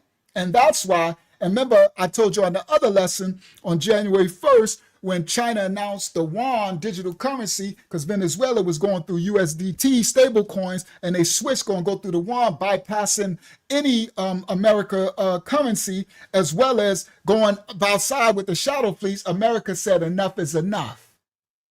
And they went in and kidnapped that fool before it got out of hand, before the enemy gets too big. Make a move. Listen clearly. Or to continue to ship their oil to customers while evading Western sanctions. To put it into perspective, Russia's shadow fleet now accounts for nearly 20% of global oil tanker capacity. So why do all... So because of what they was doing illegally, their shadow fleets acquired add up to 20% of the oil capacity traveled through the whole world. So it ain't a small shadow fleet. These countries view these old, you're talking billions of dollars, shadow fleet tankers as worthy of risking direct confrontation. 2 weeks ago, the Bella 1 sanctioned oil tanker made a break for it. Now, 2 weeks ago, this right before the orange dude, America said, that's it. While y'all sleeping, we're going to go kidnap that dude. We're going to take all the oil that out. We're going to take ours, right? Because y'all trying to steal it. So we're going to shut this down. And if you want to go to war, let's go. That's what America did. It's gangster. I know we can hate what's going on, but people are destroyed for a lack of knowledge. It's ignorance when you don't know what's going on the world geopolitical stage. Now, 2 weeks ago, this is what happened. This is what triggered this. All right? One sanctioned oil tanker made a break for it. They tried... Now, hold on. Let me go back again because he named it. Sanctioned oil tanker made worthy of risking direct confrontation. 2 weeks ago, the Bella 1 sanctioned oil tanker made a... 2 weeks ago, the Bella 1 sanctioned oil tanker, a tanker that's sanctioned, all right? Break for it. They tried to run the U.S. Navy blockade of Venezuela. So this oil tanker has sanctions that you can't do this. You have to show me your driver's license. You have to play by the rules. So they tried to run the blockade. Everybody listen. That's why Willie D. clapping took him, he all with that. They tried to break the law, all right? And they already been doing it, right? This is what happened 2 weeks ago. That's why we went in and kidnapped that dude. Listen. For it. They tried to run the U.S. Navy blockade of Venezuela. The U.S. Coast Guard Legend Cutter class gave chase and followed close. So this tanker, they're going to show it in a second. They tried to run through the blockade in Venezuela, illegally grab the oil, and tried to bounce. But the Coast Guard caught them and gave chase. All right? Now the tankers, everybody, don't say Russia. They'll say like Venezuela. They'll say India. They'll say, Brazil. They'll say, right? But it's actually Russia controlled, right? But Russia's hiding their hand, all right? Yes, it's a violation of the oath, the compacts, the maritime, all, right? This is against the law. Now, we didn't do it. That's the crazy part. We look at America as so bad, but when you go back, now all these countries are bad, right? They all the serpents. But when you actually go back, we not American modern, we breaking the contracts with the countries. Russia ain't nothing to play with. And China don't play either. And now they done teamed up. Russia will break their contract, and Russia is the real that's now I understand why we had a respect of Russia as a bad boy. It wasn't because they were more powerful than us. I thought they were. It ain't that. It's because they're more ruthless. Oh, they the bully on the yard. They ain't respect. They breaking all type. So check this out. So Russia broke through the blockade. Break for it. They tried to run the U.S. Navy blockade of Venezuela. The U.S. Coast Guard Legend Cutter class gave chase and followed close behind, demanding that they stop over radio communications. So the U.S. Coast Guard is telling this tanker, stop or else, right? But the sanctioned ship refused, like a highway police chase on open water. But the Russian ship said, nah, what's his name? O.J. Simpson chase. So they're having an O.J. Simpson chase on the Marine Kingdom, right? This Russia, well, we don't know it's Russia sanctioned ship. This shadow fleet ship that with all this oil that's supposed to be stealing all this oil from Venezuela, Coast Guard is like, stop, stop. All right, they're chasing them. The Russian government told U.S. officials to stop following the boat. Russia Larav says an amended U.S. peace plan must reflect the spirit and letter of the Alaska Summit. He told them, stop following the boat. They told America, listen, stop following the ship. But they didn't listen either. But America said, somebody told you wrong. Pull over. Pull over. The chase was on, and while the Bella 1 was fleeing from U.S. forces, they made their way from the Caribbean into the Atlantic Ocean. The crew on board quickly changed its name while... So, as they're fleeing, with the Coast Guard in tow, they made their way all the way to the Caribbean Ocean, right? They're trying to get back to their safety net and so the crew on board took all of the marquees, let's say if it was Venezuela, flags down, and they put up Russian flags on the ship, all right?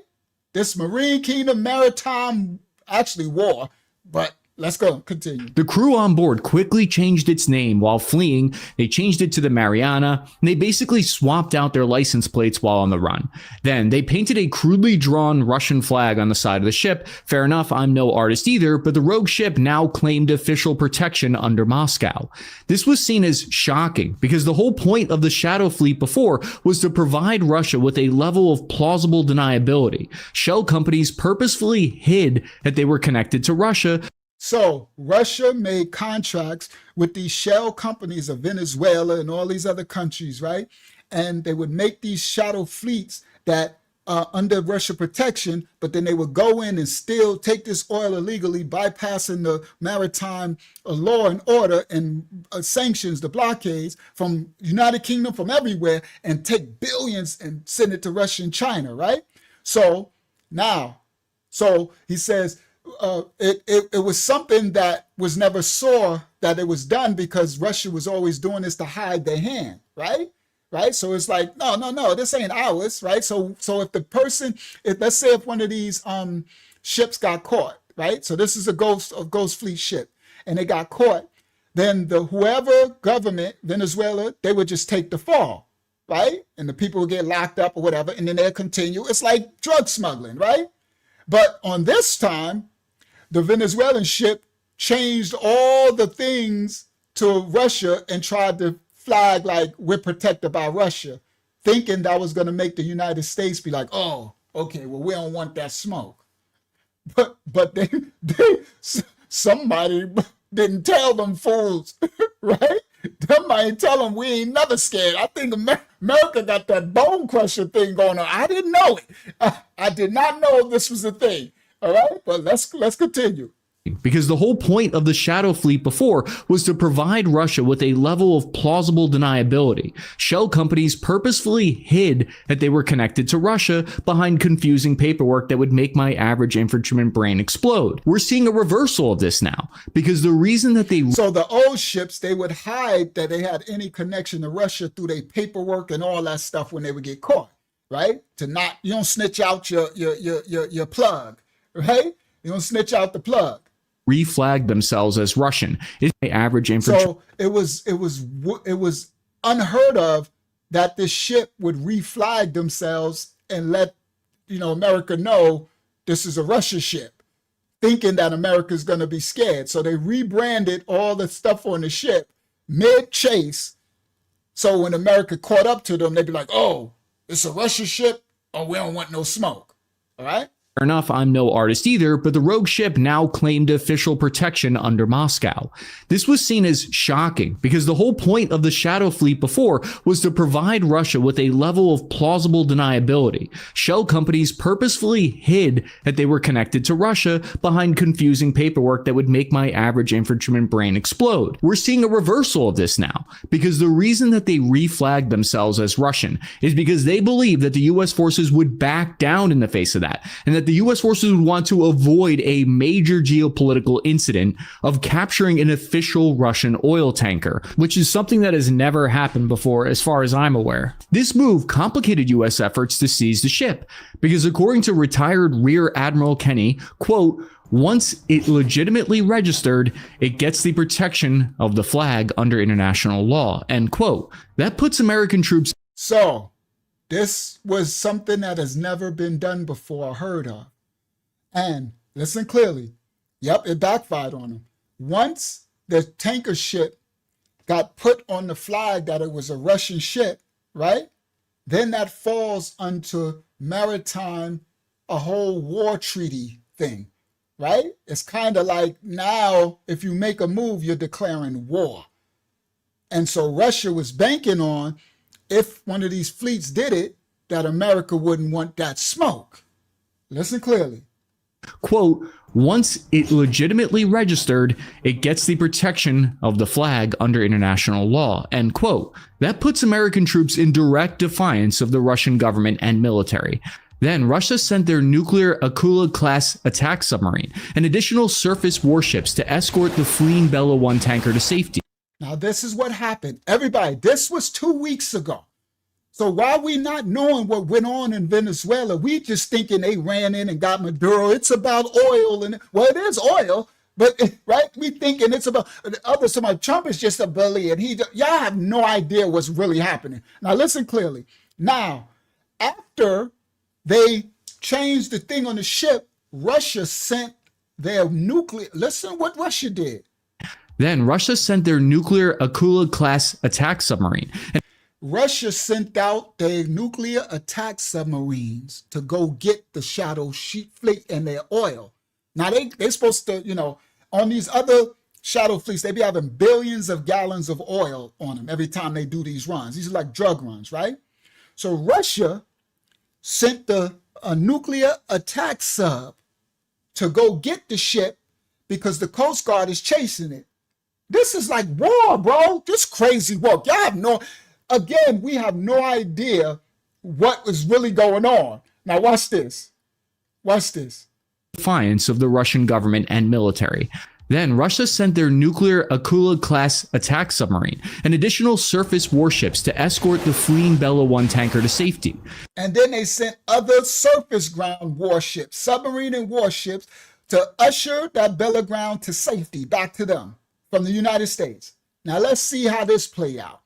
I got to see how this one play out, because the United States, it's on you on the yard. The bully then sent his goons, and what America gonna do? Attack submarine and additional surface warships to escort the fleeing Bella 1 tanker to safety.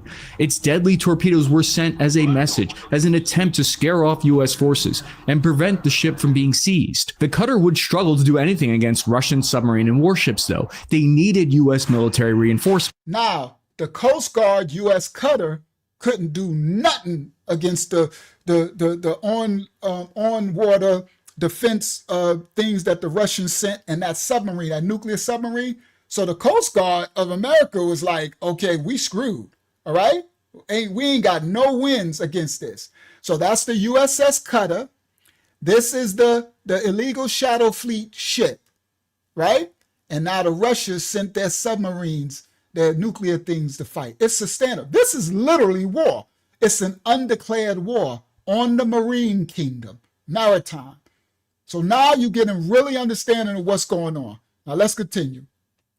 Were sent as a message, as an attempt to scare off U.S. forces and prevent the ship from being seized. The cutter would struggle to do anything against Russian submarine and warships, though. They needed U.S. military reinforcements.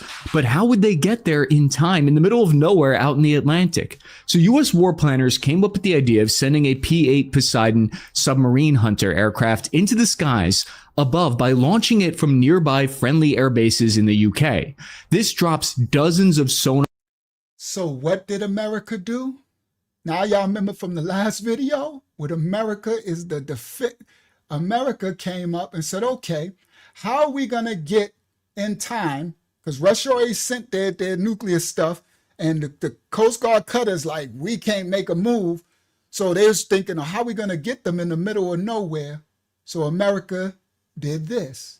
That's why America got that defense budget. We got the crazy armament. So U.S. war planners came up with the idea of sending a P-8 Poseidon submarine hunter aircraft. So America said, okay, you want to send your nuclear submarine? We're going to send our P-80 Poseidon submarine hunter. Yo, this crazy work. You sent out the submarine, right? We're going to send out our submarine hunter.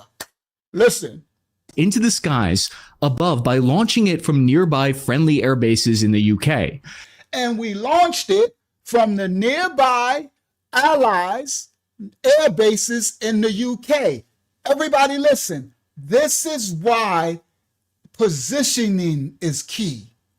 Now you see why we need Greenland? The reason why we have these allies with these countries is so we can have position for things like this. For if this goes down in this part of the world, we can launch this thing from our Air Force base in the UK, from our one in Greenland, from Norway, from our one with the treaty we got with Japan. We got it strategically a place around the world. So if you do something over here in the Indian Ocean, in the Baltic Sea, if you do something over here in the Arctic Ocean, we got a base ready and able that we can send something. If you stay ready, you don't gotta get ready. Okay? All right? Shout out to whoever that is coming in. This is crazy. Now I'm about to show everything in a second. It's only 11:30, right? I'm gonna try to get through a decent amount. I got a lot of clips, right? But I'm gonna get through some of the most important because we'll be up to 2 o'clock. All right, listen. From nearby friendly air bases in the UK. This drops dozens of sonar above by launching it from nearby. Came up with the idea of sending a P-8 Poseidon submarine hunter aircraft into the skies above by launching it from nearby friendly air bases in the UK. This drops dozens of sonar buoys into the ocean to map the location of Russian submarines. So America said we're going to launch our submarine hunter. And it's going to drop all of these buoy things, right? Multi-beam sent into the ocean, and it's going to go find that submarine that Russia sent off in the Marine Kingdom. Oh, come on. That's why America spends all these billions in the defense budget. Stay ready. You ain't got to get ready. To map the location of Russian submarines. It can then fire into the ocean to map above by launching it from nearby friendly air bases in the UK. This drops dozens of sonar buoys into the ocean to map the location of Russian submarines. It can then fire a Mark 54 lightweight torpedo from the sky that then splashes down under the ocean water and homes in on the submarine using active and passive sonar. As further guarantees of safety, so once the hunters go in the Marine Kingdom and find where the submarine is, then the aircraft drops the torpedo, the missile, that now we found you and now we can strike. The sky that then splashes down under the ocean water and homes in on the submarine using active and passive sonar. As further guarantees of safety, the US deployed Overkill with their AC-130J gunship. It has autocannons, giant howitzers, and missiles. It's a serious, great power standoff at this point, unlike anything I remember in my lifetime. All of these... So as the U.S., as I now know, they are the proponents of overkill. You know, the United States got big cojones. They believe in go big or go home. I found that out now from the other lesson. If you haven't seen our last live, you need to watch that. That's a prelude to this, right? I'm like, oh my God, I had no idea. That's why we spend all these billions, and Trump about to spend more trillions in this new package, and the Congress is mad at him. I'm like, man, leave the orange dude alone. Y'all need to stand down. I'm sorry, y'all need to stand down. We at a time of war. When it's a time of peace, that's one thing. I can rock with y'all. Be safe, and no, don't buy this, and no. When you're at a time of war, tactic, it's a whole different time frame. When I'm at war, I'm a different unk. You understand? Facts. I'm a loving, peaceful, kind, everything. But when I'm at war, I'm in protect mode. I'm in protect the woman, children, and myself. And I'm a different energy. It's a different beast. It's a different level of tolerance. It's a different level of allowing you to have access to certain things, right? Where before you might, but I used to come around and I'll be like, but not right now, partner, right? I know you used to just come through. It was all cool and everything, but nah. I got these people trying to, they scheming on invading. You know, I'm at war in the hood with these other things. They coming. It's already out that they trying to come from mine. So you just can't be pulling up, right? You can't be pulling up in the dead end of my projects now, because you pull up back then and all these guns come out on you. Like, whoa, what's going on? Nah. You used to have a free pass. No, now you got to let me know you coming through. Right? These are just, I don't do none of that life no more, but that was my past life. And I did time for all the crimes I committed back then, so I could talk about it. You heard? Because I'm free from it now. Right? So when it's a time for war, everything shifts and change.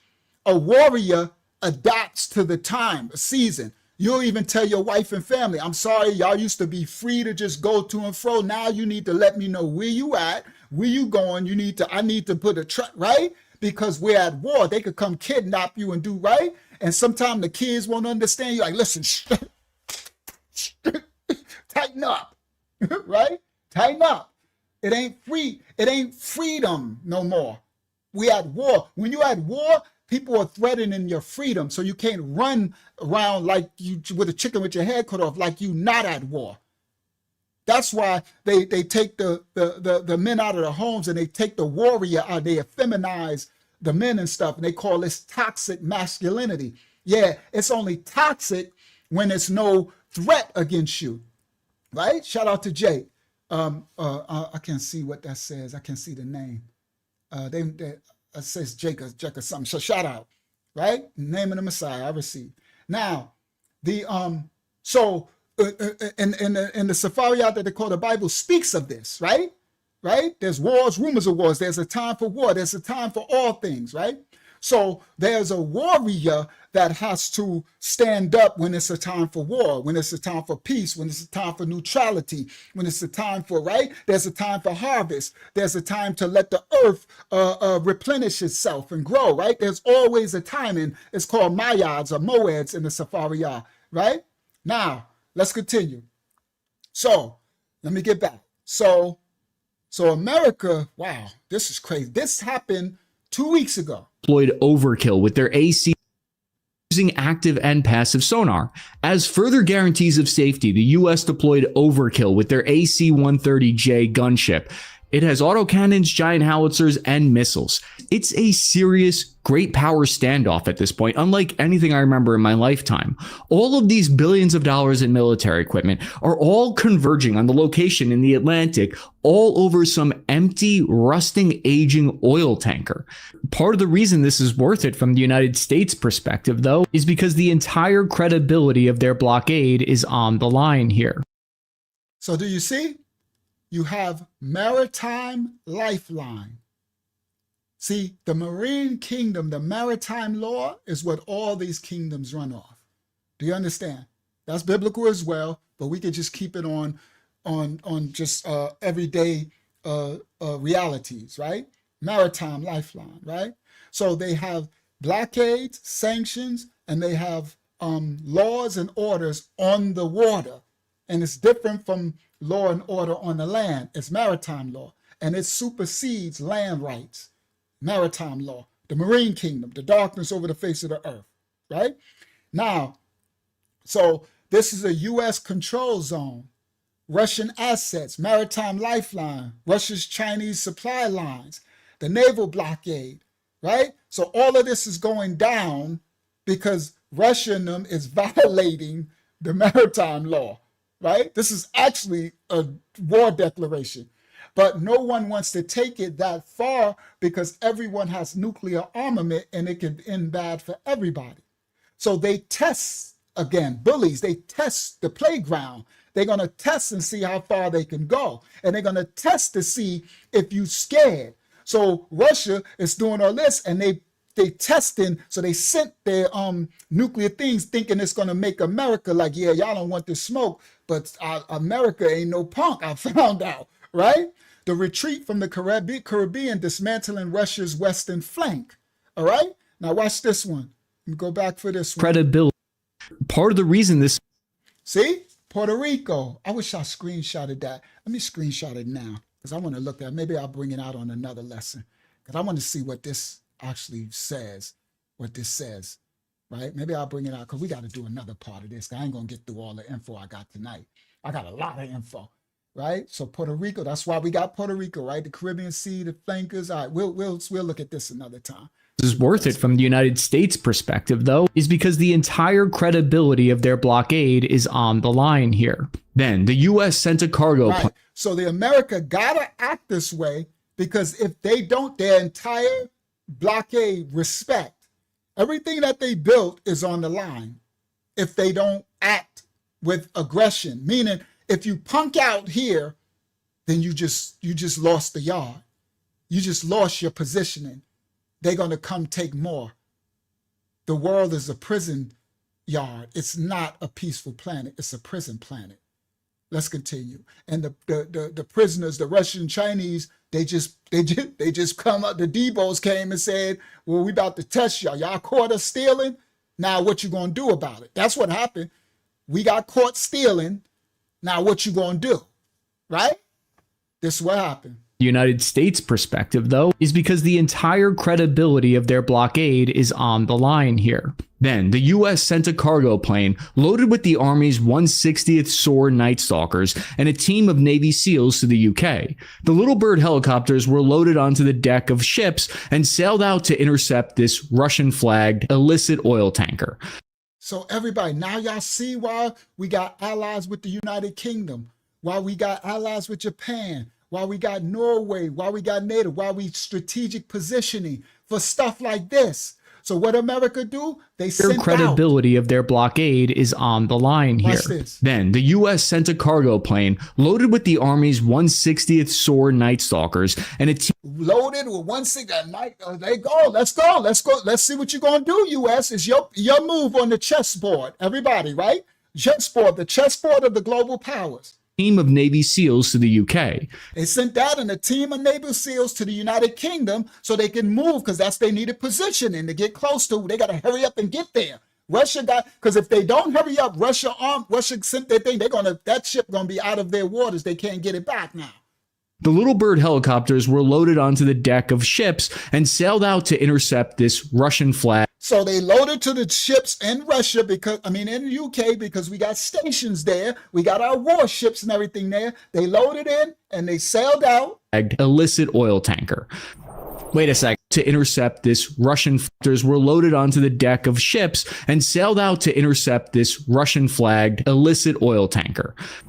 Wait a second, haven't I already done this mission somewhere before? Britain helped the US by providing their own air surveillance and naval support vessels. The SEAL team landed on the... So, shout out to United Kingdom. The United Kingdom, our ally, helped America. Everybody, this 2 weeks ago. But we sitting up here not understanding why they went into Venezuela. Y'all listen, now this was a Venezuela tanker ship. Now watch this. Somewhere before, Britain helped the US by providing their own air surveillance and naval support vessels. The SEAL team landed on the artist formerly known as Bella 1. It got on the Russian... So, Britain helped, right? And the Navy SEALs, America, landed on the Russian tanker, the Venezuela tanker, called the Bella 1. He said the artist formerly known as the Bella 1 because they changed it and put the Russian flag on it. So now let's see what happened. Oh, this is real Call of Duty. It really happened, Yagabar. This crazy work that we sitting up here talking crap about the orange dude. Orange dude like, I'm taking Greenland. Y'all don't understand what's really happening. Now let's continue. Support vessels. The SEAL team landed on the artist formerly known as Bella 1. It got on the Russian ship's deck and quickly commandeered it, arresting multiple Russian crew members. These Russian crew are now reportedly going to face charges in America. So American Navy SEALs jumped aboard the ship formerly known as Bella Cruz, right? And arrested the Russians. Do y'all hear this? Arrested the Russians. And they're going to be charged in America. This part they ain't letting y'all know. Let's continue. Russian crew members. These Russian crew are now reportedly known as Bella 1. It got on the Russian ship's deck and quickly commandeered it, arresting multiple Russian crew members. These Russian crew are now reportedly going to face charges in America. It's almost unheard of for the US military to take direct action against a ship that's under Moscow's registry. But what's more telling, I think, is that the Russian Navy didn't retaliate and instead stood down. And what did Russia do? We called they bluff. Because we ain't no punk. I'm like, bro, I wish it was a peace planet. I really do. I'm a man of peace. But unfortunately, it's not. And it's a prison planet and the yard is at war. It's up for grabs. So I would rather be behind a country or a president who actually stands and fights, shows your cojones when it's time. So what Russia do? Russia pulled the Trump card. Russia said, all right, we're going to do this. What you going to do? United States said, you think we punks? We going in, we going to take them. And guess what happened? Russia stood down. Everybody. They did nothing. Let's continue. And you know what Trump said after that? Oh, it's on now. Oh, Venezuela. Oh, you think we playing? You think you going? And they went in and they kidnapped that fool. Do y'all get it now? Are y'all understanding what's happening? I'm not for it. I'm not against it. I'm not in it. But I know what will happen if we lose, America. Let's continue. Telling, I think, is that the Russian Navy didn't retaliate and he's right. This is like, we at a place we're rewriting history, unheard of to have happened. Direct action. Ain't no telling what we would have did if it would have been Kamala or Sleepy. We'd have been screwed.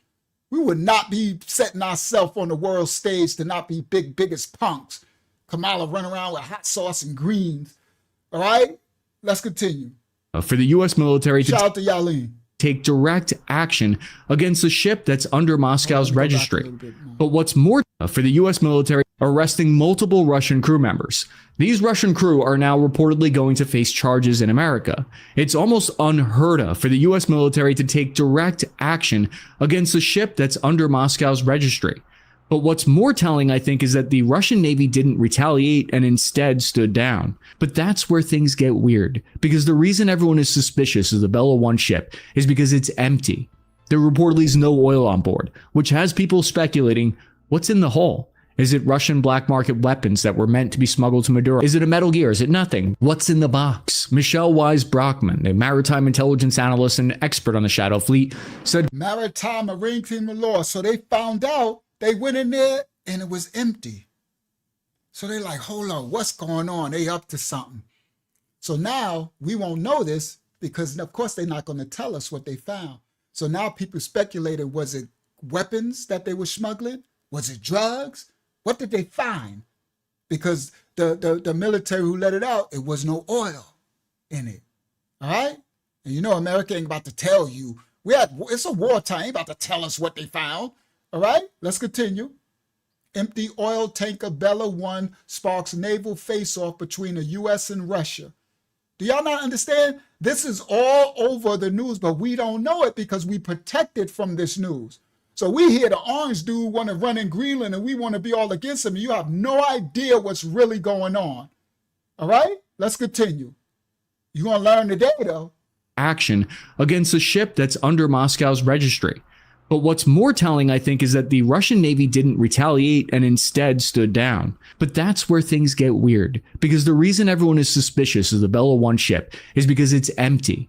There reportedly is no oil on board, which has people speculating what's in the hole. Is it Russian black market weapons that were meant to be smuggled to Maduro? Is it a Metal Gear? Is it nothing? What's in the box? Michelle Wise Brockman, a maritime intelligence analyst and expert on the Shadow Fleet, said, quote, there is a blurring of commercial and military shipping around the Dark Fleet. What we're seeing now is something that has really only emerged in the last 6 or 7 months. So they call it the Dark Fleet that runs through all the oceans in the Marine Kingdom doing their oil, Russia and China. 6-7. The UK government said that their involvement had nothing to do with Venezuela and was mainly just part of a wider. Now, in December 12th, countries including the United Kingdom, Germany, Poland, the Netherlands, and 5 Nordic nations and the 3 Baltic states agreed to disrupt and defer Russia's Shadow Fleet following several unexplained cable cuts and undersea incidents around critical infrastructure. So what Russia and China was doing, Russia's nothing to play with. Shout out to Putin, ain't no joke, right? This is the criminals, bro. All these people are criminal, right? It's the prison yard.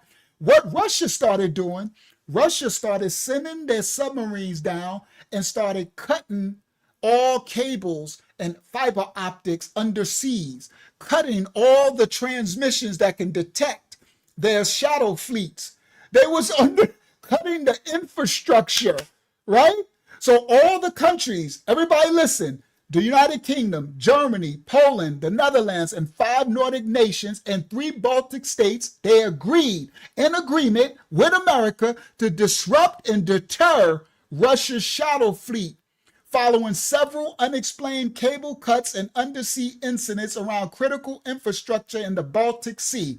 In May, the United Kingdom introduced new sanctions against 100 oil tankers that were found to be part of Russia's shadow fleet. Russia was getting billions of, Russia was moving that oil and all type of stuff. Ain't no telling what else they, Russia was cutting the cable ties, and we sit up here blaming the orange dude in America. The orange dude like, we ain't having it. Nah. So now y'all understand why he's saying we gotta take Greenland? Because Russia and China is gonna take it. Do you understand? Now you getting it? That's why I told you, remember the other brother at first, when he came, hopefully he's still watching, when he was like, man, I ain't never seen nothing like this. This orange dude doing all this stupid stuff.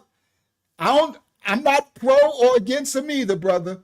But I know you can agree now. You finding out like, wow, okay, I didn't know all this was going on.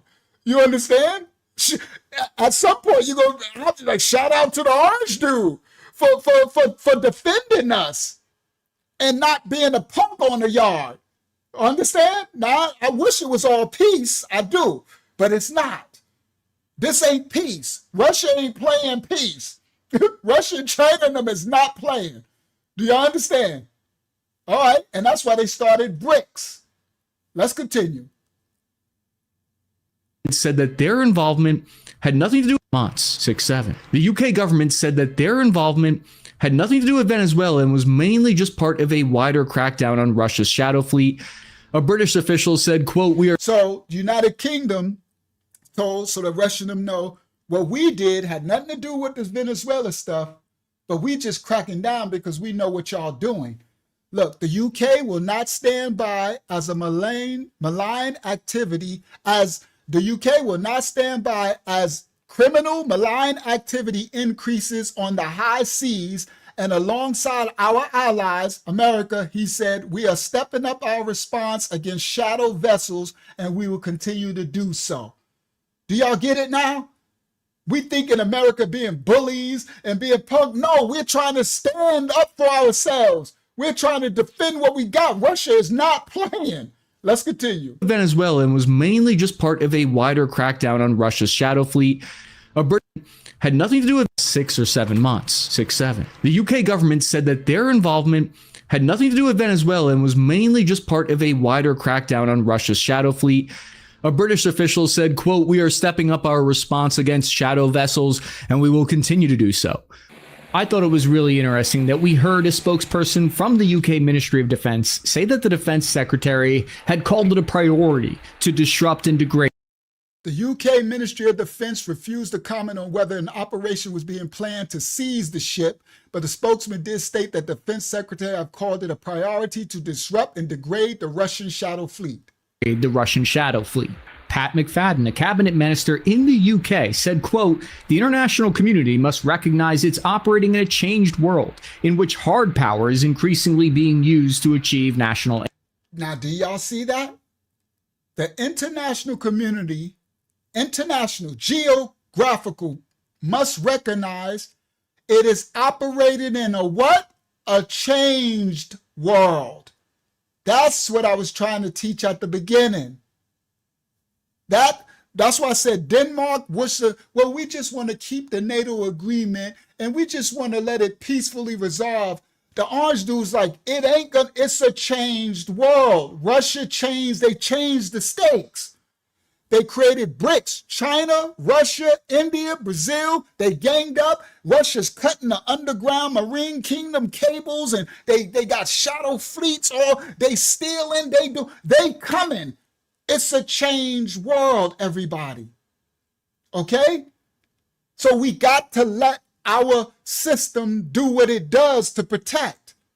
It's kind of like the man of your house. If you have a dad or a household and all of a sudden he's changing the rules in the house, you're like, why are you changing? You're like, because now we're under a threat.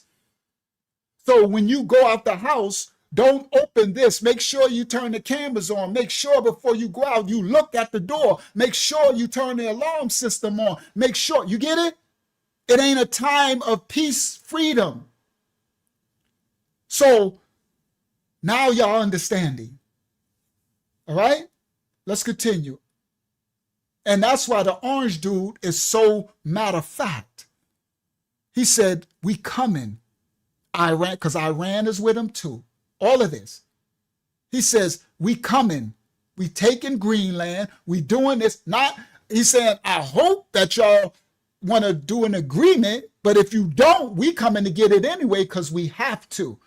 You could be punks and foolish and not wise to know what these devices of all the other serpents are doing, but we ain't Boo-Boo the Fool, right? And we going to defend ours because you can get yourself run over and become a slave to China, Russia, but we ain't about to do it because you want to be, can we, Rodney King, all just get along? The world ain't getting along. It's a prison planet. All right, let's continue. Operating in a changed world. The international community must recognize it's operating in a changed world in which hard power is increasingly being used to achieve national aims. I swear this never happens to my power, but why was it worth the near direct confrontation? Hard power is being used. The strange thing about the Bella 1 tanker is that it was originally sanctioned back in 2024 because it had ties to the Hezbollah and Iranian Quds force. Now, this Bella tanker, why did it get sanctions against it? Why was this tanker sanctioned to not be on the seas? Because of this.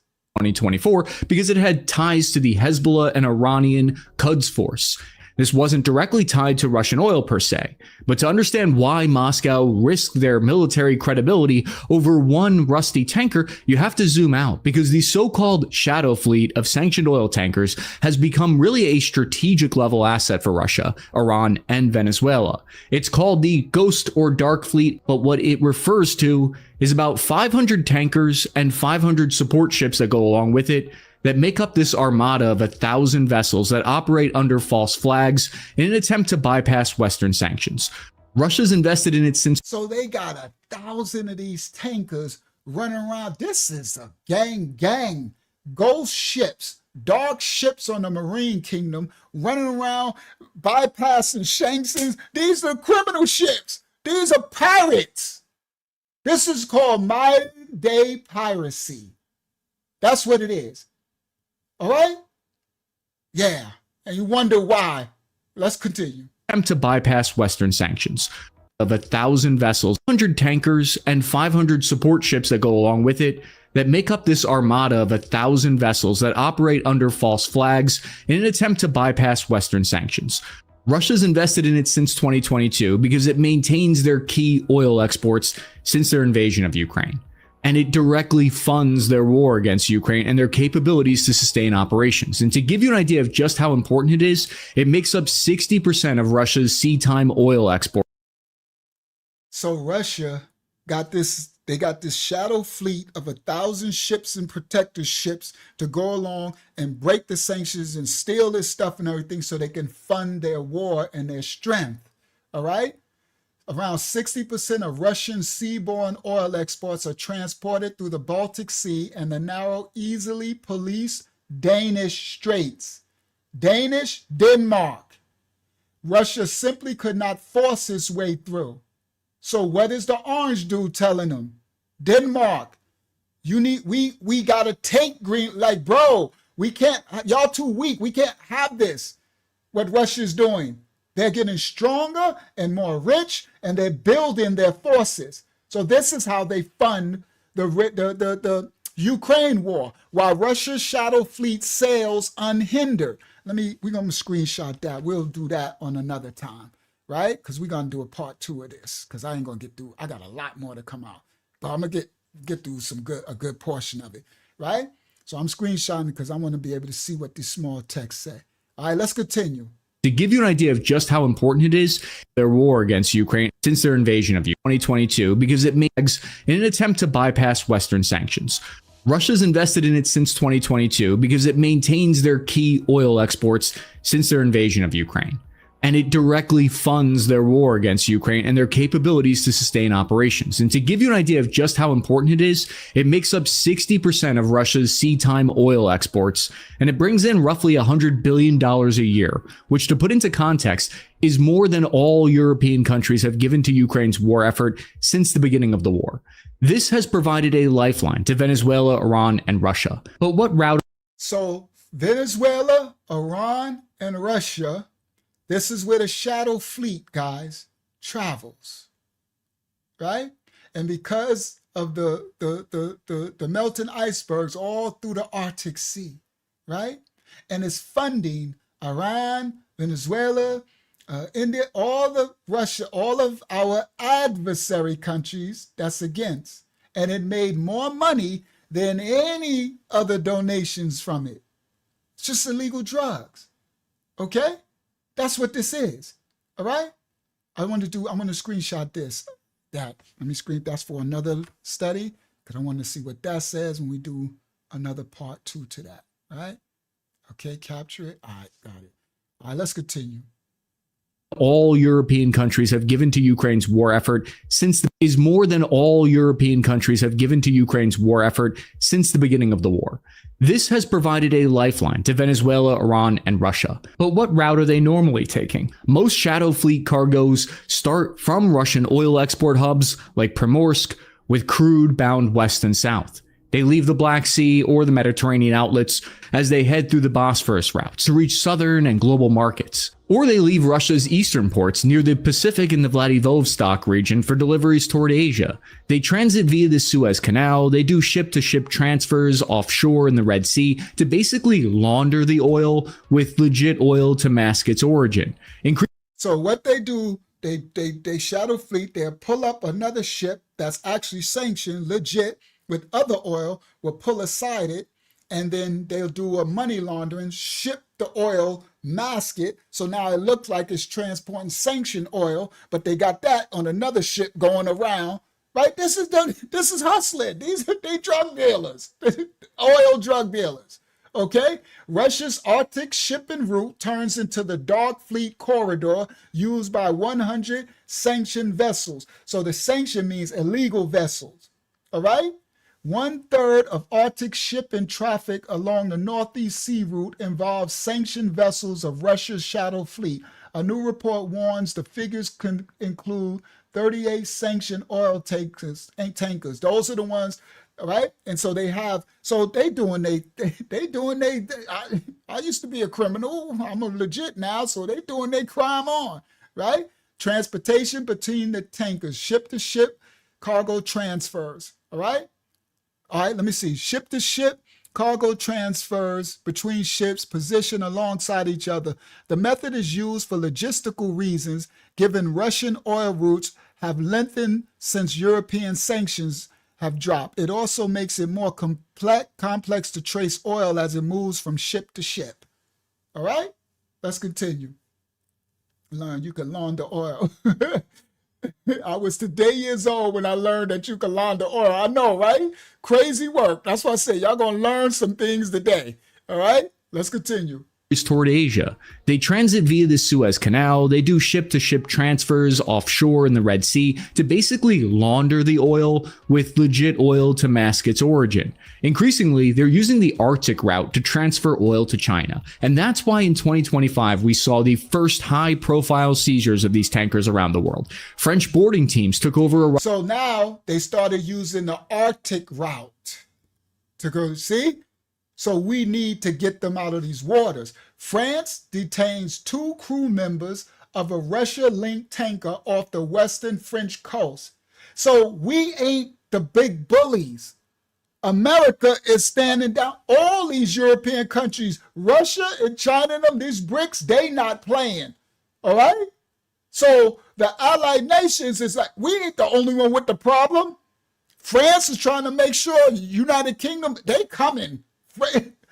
Russia is definitely Freddy Krueger. Now I understand why we had some fear of Russia. Praise the Most High, they ain't more powerful than us. I'm glad of that, otherwise we'd be through. If they was more powerful, a shout out to America for their defense budget and being ahead of technology, because we'd have been done for. If it wasn't Russia, we'd have been done for.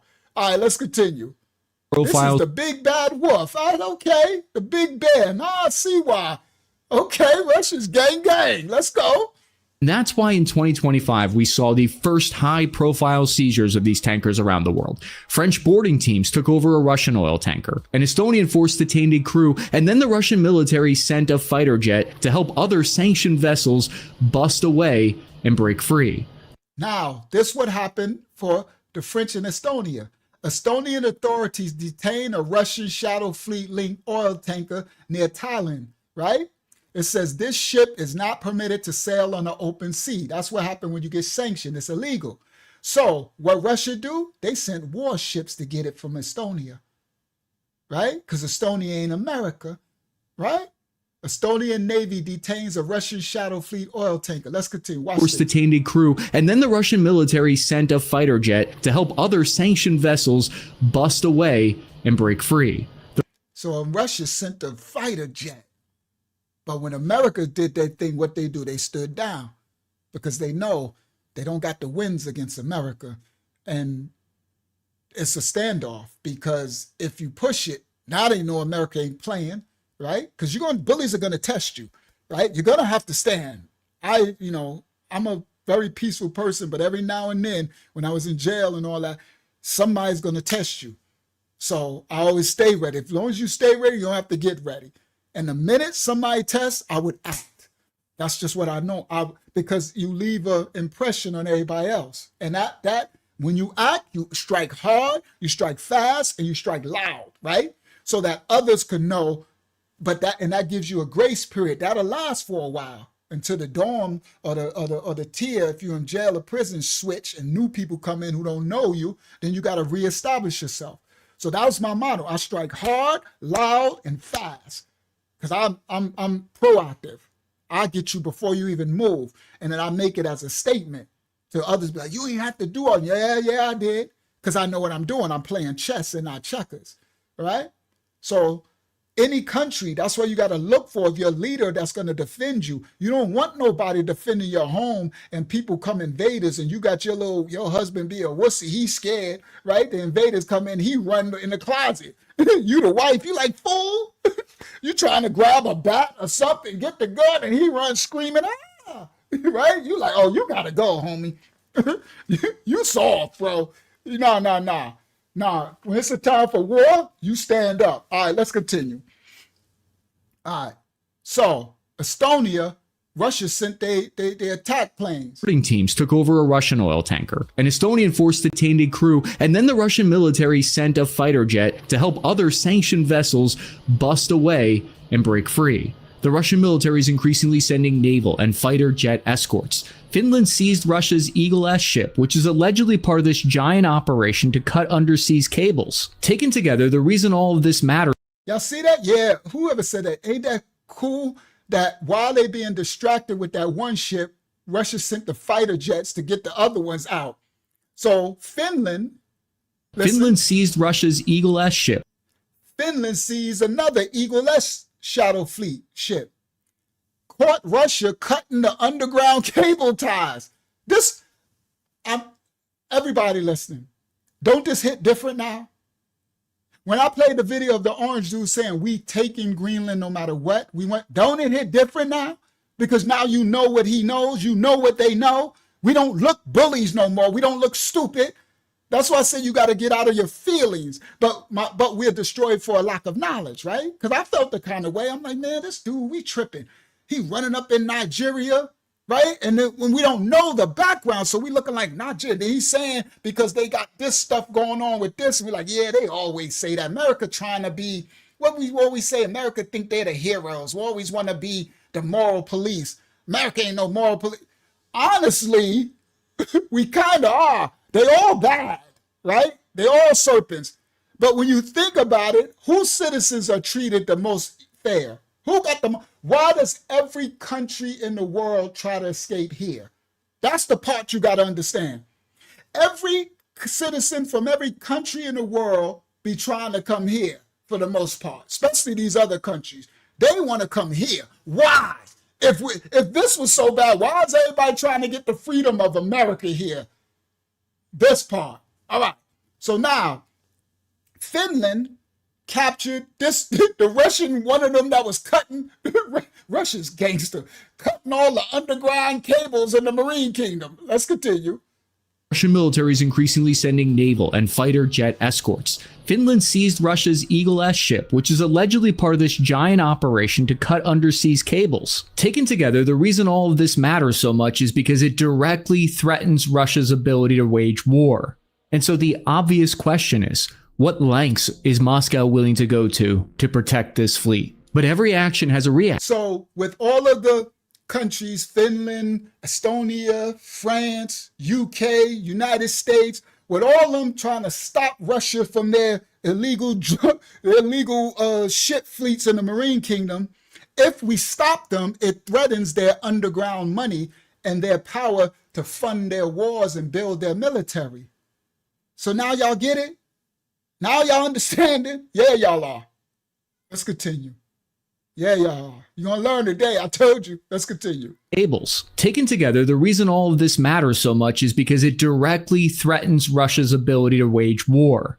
And so the obvious question is, what lengths is Moscow willing to go to protect this fleet? But every action has a reaction. And this is a growing trend now where we're seeing in response the militarization of Russia's shadow fleet. Swedish Navy Chief of Operations Marko Petkovic said, quote, Russia's naval presence has become more permanent and present in large parts of the Baltic Sea in support of this shadow fleet. So what Russia did, Russia stepped up their military armaments, where before they used to run the shadow fleets as just old tankers. No, the military would be hidden on board, maybe some guns or people, right, watching, but they didn't have their flags on it. But now they putting armor on those. They got to protect their illegal drug mules. They got to protect it because it's billions of dollars for them, right? So Russian naval deployments, June 30 through July 6, right? We gonna boy, part 2. I'm gonna get all these. This is some good stuff, bro. We're gonna be breaking all this down. All right, let's continue. All right. I'm just screenshotting some of these for next Baltic Sea in support of naval presence has become more permanent. Response, the militarization of Russia's shadow fleet. Swedish Navy Chief of Operations Marko Petkovic said, quote, Russia's naval presence has become more permanent and present in large parts of the Baltic Sea in support of this shadow fleet. So Venezuelan and Russian officials have started placing armed military personnel on the tankers and disguising them. They're now discussing arming them with portable Igla air defense systems. We know the strategy of cracking down is in the air in Washington because the RAND Corporation, which is a popular think tank for DC policy, outlined a strategy to start cracking down on this shadow fleet with seizures like this. Several officials in the UK and the US have hinted that this is part of a coordinated effort to pressure Putin to come to the negotiating table. Former US ambassador to Brussels, Gordon Sondland, said, quote, in this way, Trump puts additional pressure on the economies of Iran, Russia, and Venezuela until he achieves the desired results. However, at the same time, seizing the oil tankers is also seen. Now y'all understanding? These Brussels, these countries, they make you think everybody's against America. They're not. They're like, the orange dude is putting pressure on Russia to do these things, and they're thankful for the pressure because they're not strong enough to do it. Do y'all not understand? These other nations, they can't take Russia on. The US is the big boy, but we're not bullies. I didn't know that. Now, all these nations are wicked, right? They all do stupid stuff, right? Because the world is a prison planet. I'm sorry, but in jail, in prison, you can't make it a Rodney King. Everybody ain't just going to get along. It's just the world, prison politics. So you got to understand it. So it's going, who's going to be the lesser of the evil, right? Who's going to be the one who run the prison? You just hope he's a more gentler bully, right? He's a more diplomatic bully, right? Or beast. But he got to be a beast to be able to be the king of the yard. Do you understand? You got to be a wolf or you got to survive it. So you got to change yourself. I don't care how peaceful you are when it comes to that war, you still got to have your morality and stuff. But there's things that you wouldn't do in your natural state that you got to do in the war state to survive the war. That's biblical too, Safari Yah. Yeah, it is. All right, now let's continue. So these countries are thankful what the orange dude is actually, what America is doing, because we stepping up from the big bullies. Russia and China is the big bullies. Let's continue. Of a coordinated effort to pressure Putin to come to the negotiating table. Hinted that this is seizures like this. Several officials in the UK and the US have hinted that this is part of a coordinated effort to pressure Putin to come to the negotiating table. Former US ambassador to Brussels, Gordon Sondland, said, quote, in this way, Trump puts additional pressure on the economies of Iran, Russia, and Venezuela until he achieves the desired results. However, at the same time, seizing the oil tankers is also seen to be showing that the U.S. has full control over Venezuela's oil. Some argue it's more about enforcing the 50 million barrels worth of. So the orange dude went in, kidnapped that fool, and he said Venezuela is going to give up 50 million barrels to the U.S. And he actually said, I'm going to share the oil. Everybody can buy, but you're going to come through us. And what you going to do about it, Russia? Facts. Y'all heard him, but we thought it was bullying. We thought it was like, how dare he? How you going to just take this president? You can't just steal. You have no idea what's going on in these geopolitics. The prison yard is a riot on the yard. All right? Facts. So Orange Dude said, we got it now. Now what you gonna do? Your move on the chessboard. Oil that the U.S. says Venezuela has agreed to provide. Because the United States had an agreement with Venezuela. Venezuela backdoored the agreement, going with Russia under the table and China, backdooring us. Like we some suckers, like we just some punks. We just gonna sit there and let you screw us out of our agreement. We got a contract and a covenant. Oh, you think you're just gonna, they went and kidnap that fool. Come on, guys, y'all getting it? What, we supposed to be punks? I want it to be a peace planet, but it's not. But if at time of war, I'm not gonna be nobody's punk, because I ain't a punk. I guard the children and the women in this ministry and everything that I gotta do. I guard y'all's commandments, the Most High, until death. And I ain't scared to die for it. I done been there. I had faced with 25 to life in prison. I was in there doing my sentence and all that. So I ain't no chump, I ain't no snitch, I ain't no punk. I do mines. I stands 10 toes down, and it is what it is. You heard? Name still platinum. I'm created. Parkside Projects bred this right here. It's just what I know to come from. We ain't that generation of punks. We don't do that. That is, you stand in what you own, and that's it. And you protect the weak, the meek, and the humble. You protect the weak. Let's go. Venezuela has agreed to provide million barrels worth of control over Venezuela's oil. Some argue it's more about enforcing the 50 million barrels worth of oil that the U.S. says Venezuela has agreed to provide. What we're seeing, I think, is like a non-lethal version of the oil tanker wars of 1984, where Iran and Iraq attacked each other's commercial oil shipping in the Persian Gulf. Over 400 ships were damaged during it. And this also shows us how And I forgot about the oil tanker wars of 1984 with Iran and Iraq blowing up all these ships on the Marine Kingdom. I said, I forgot about that. See, I'm an elder. Some of y'all wasn't even born in 84. And some of y'all was little babies pooping yellow poop, right? But I was running around. That was the crack era. I was out there getting that money. I remember this all over the news in 84. 84 was a high time for me. We was in the streets selling crack 1,000,000 miles an hour. Police was scared to come out. It was the height of the crack era. Well, no, that was the beginning of the crack era. New York City. 84, yeah, that's when we was going from coke. That's when they was flooding the crack into the hoods. It was going down. Streets was a war zone. And I remember this right here. Come on, Tom and y'all. You remember this, Tom and y'all? Remember that's what I seen. I said, that's right. The oil tanker wars of 1984 when Iraq, they was blowing up the whole Marine Kingdom. They was blowing up these oil tankers. All right, let's go. Y'all learning something today. Lethal version of the oil tanker wars has agreed to provide over Venezuela's oil. Some argue it's more about enforcing the 50 million barrels worth of oil that the U.S. says Venezuela has agreed to provide. What we're seeing, I think, is like a non-lethal version of the oil tanker wars of 1984, where Iran and Iraq attacked each other's commercial oil shipping in the Persian Gulf. Over 400 ships were damaged during it. And this also shows us how miscalculation can happen and accidentally spill over, because the sea mines laid by Iran to hit Iraq's oil tankers accidentally hit a U.S. warship. So at that time in 1984, Iran placed sea mines. You know how they got land mines? And they got that in the Marine Kingdom, right? So when your ship go over it, it'll blow your ship up. So during the 1984, United States ship got blown up by Iran sea mines.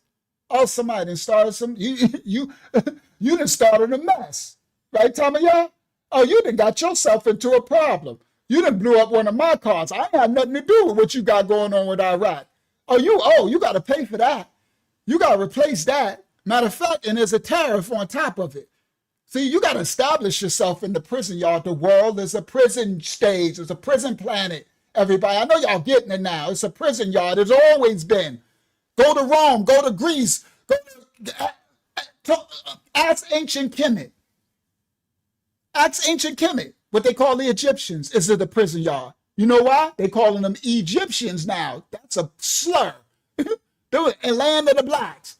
Ask them what the Persians did. Ask them what the Hellenes, the Greeks did, and the Romans did. Ask Rome right? Ask any of these kingdoms what happened to them.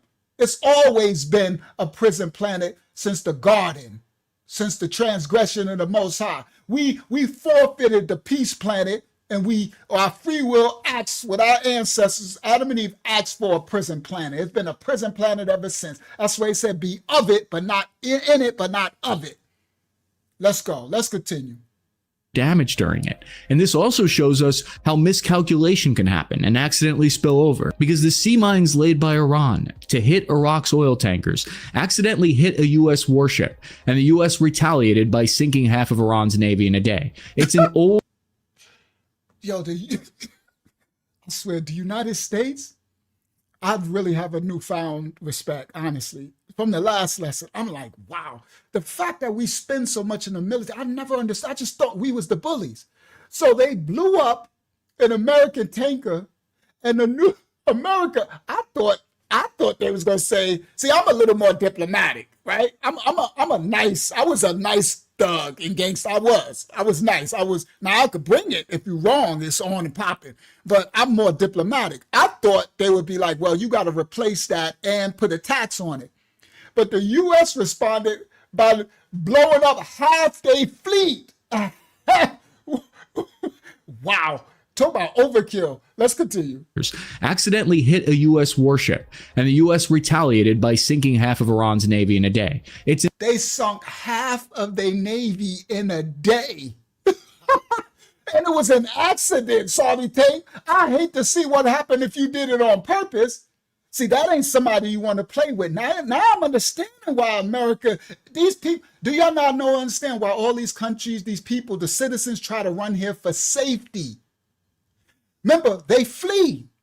They flee everywhere. They flee Haiti. They flee Jamaica. They flee China. They flee India. They flee they flee every country, Africa, every country. They come here and they try to flee for safety.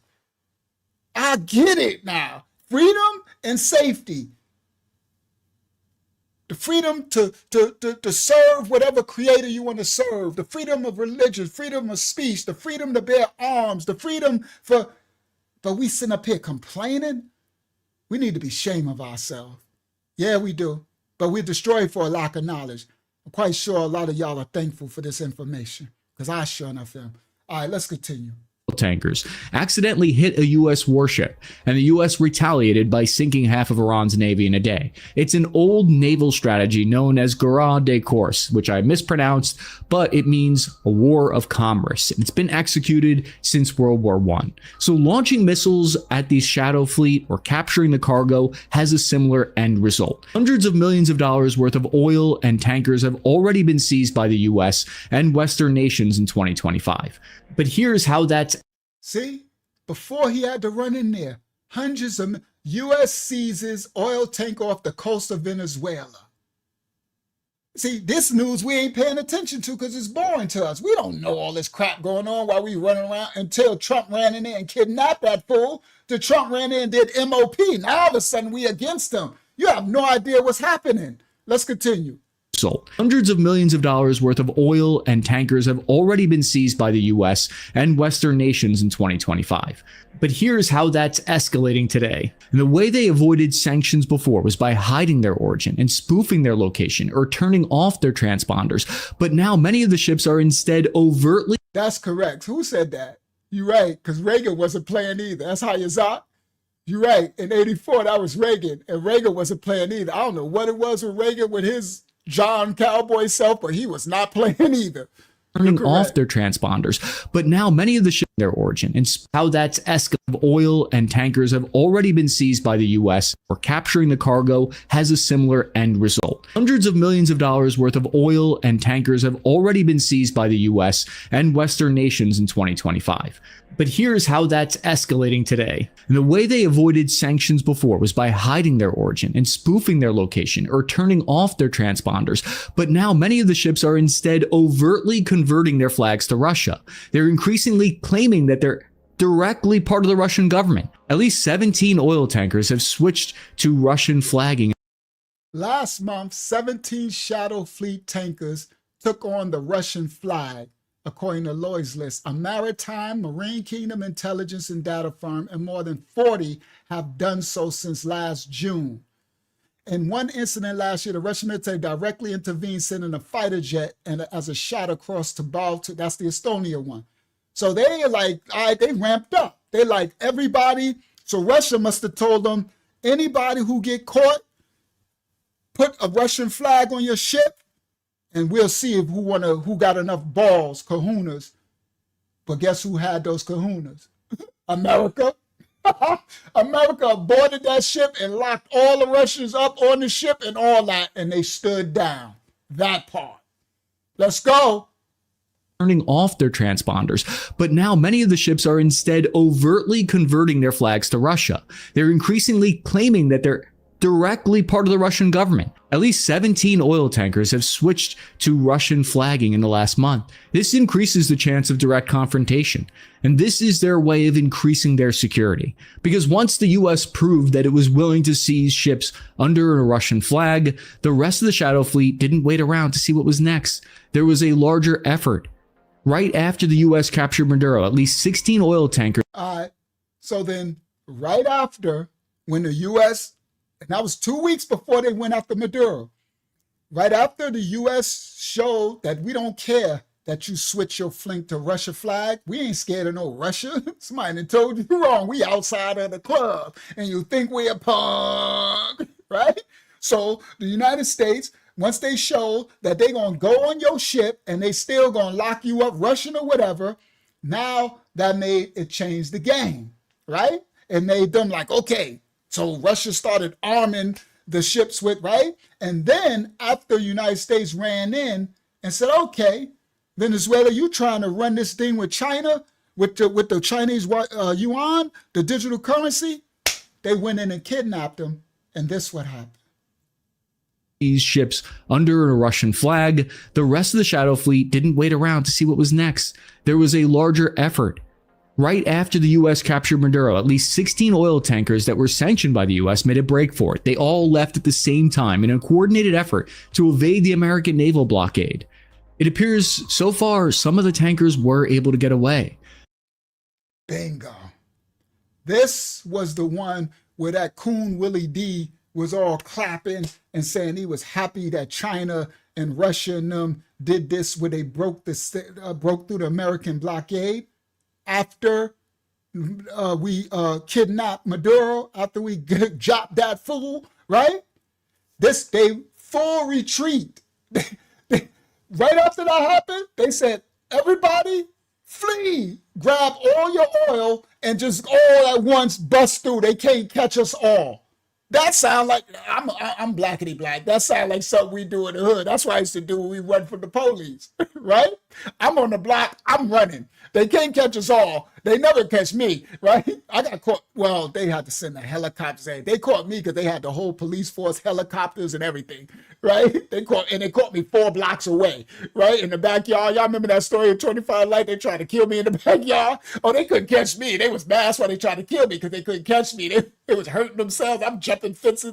You ain't catching me, right? So anyway, when they come, I'm fleeing. You can't catch us all, right? And I'm one of the first to run, so I'm definitely getting away, right? So that's what they tried to do.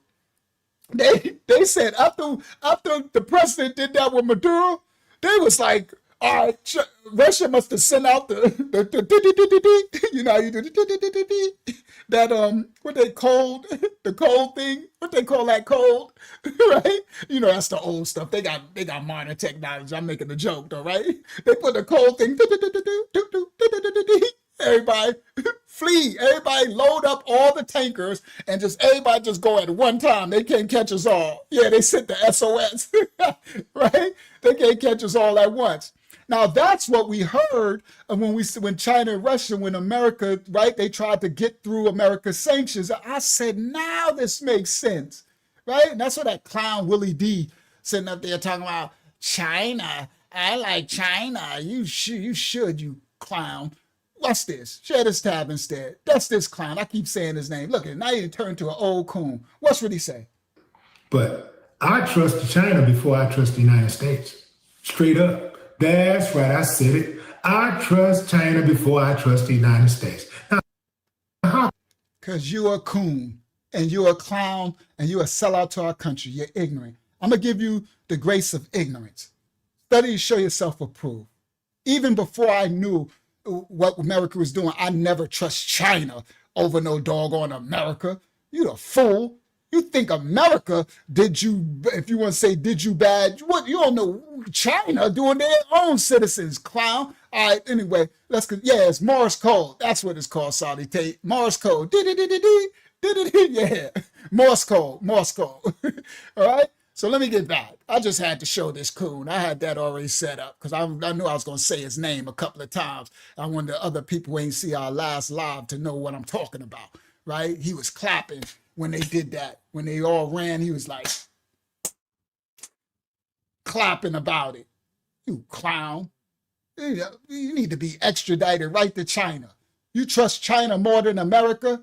Well, then why don't you go to China? See, this is what he was clapping for. This is when they was fleeing. Good, I could show his clip to show what I'm talking about. This is the part of the video when Russia must have told them all, grab all the oil and then make a run for it. This is the clip. Yeah.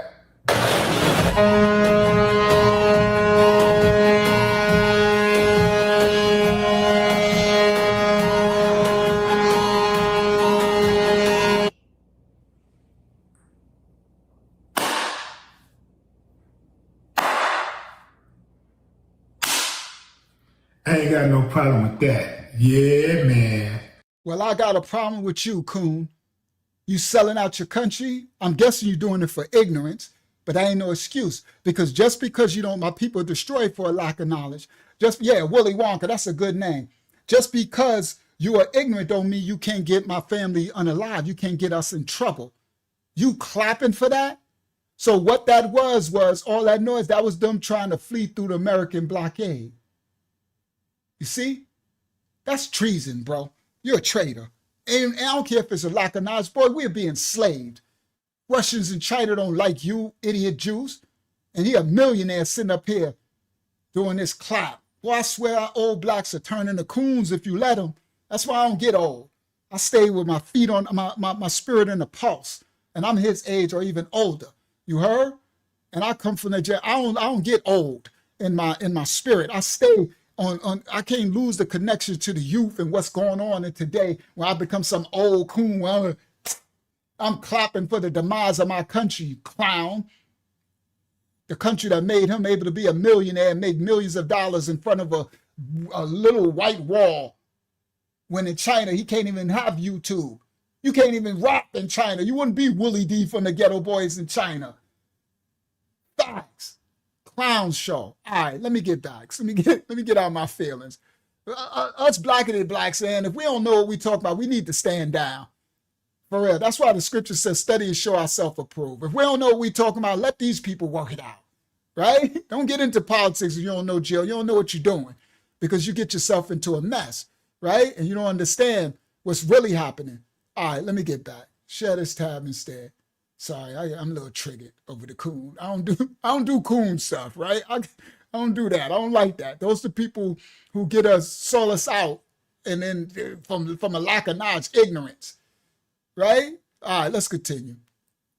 Blockade. It appears at the same time the U.S. captured Maduro. At least see what was next. So when the U.S. captured Maduro, China, they all did this flee of all their shadow fleets. So here you go. There was a larger effort.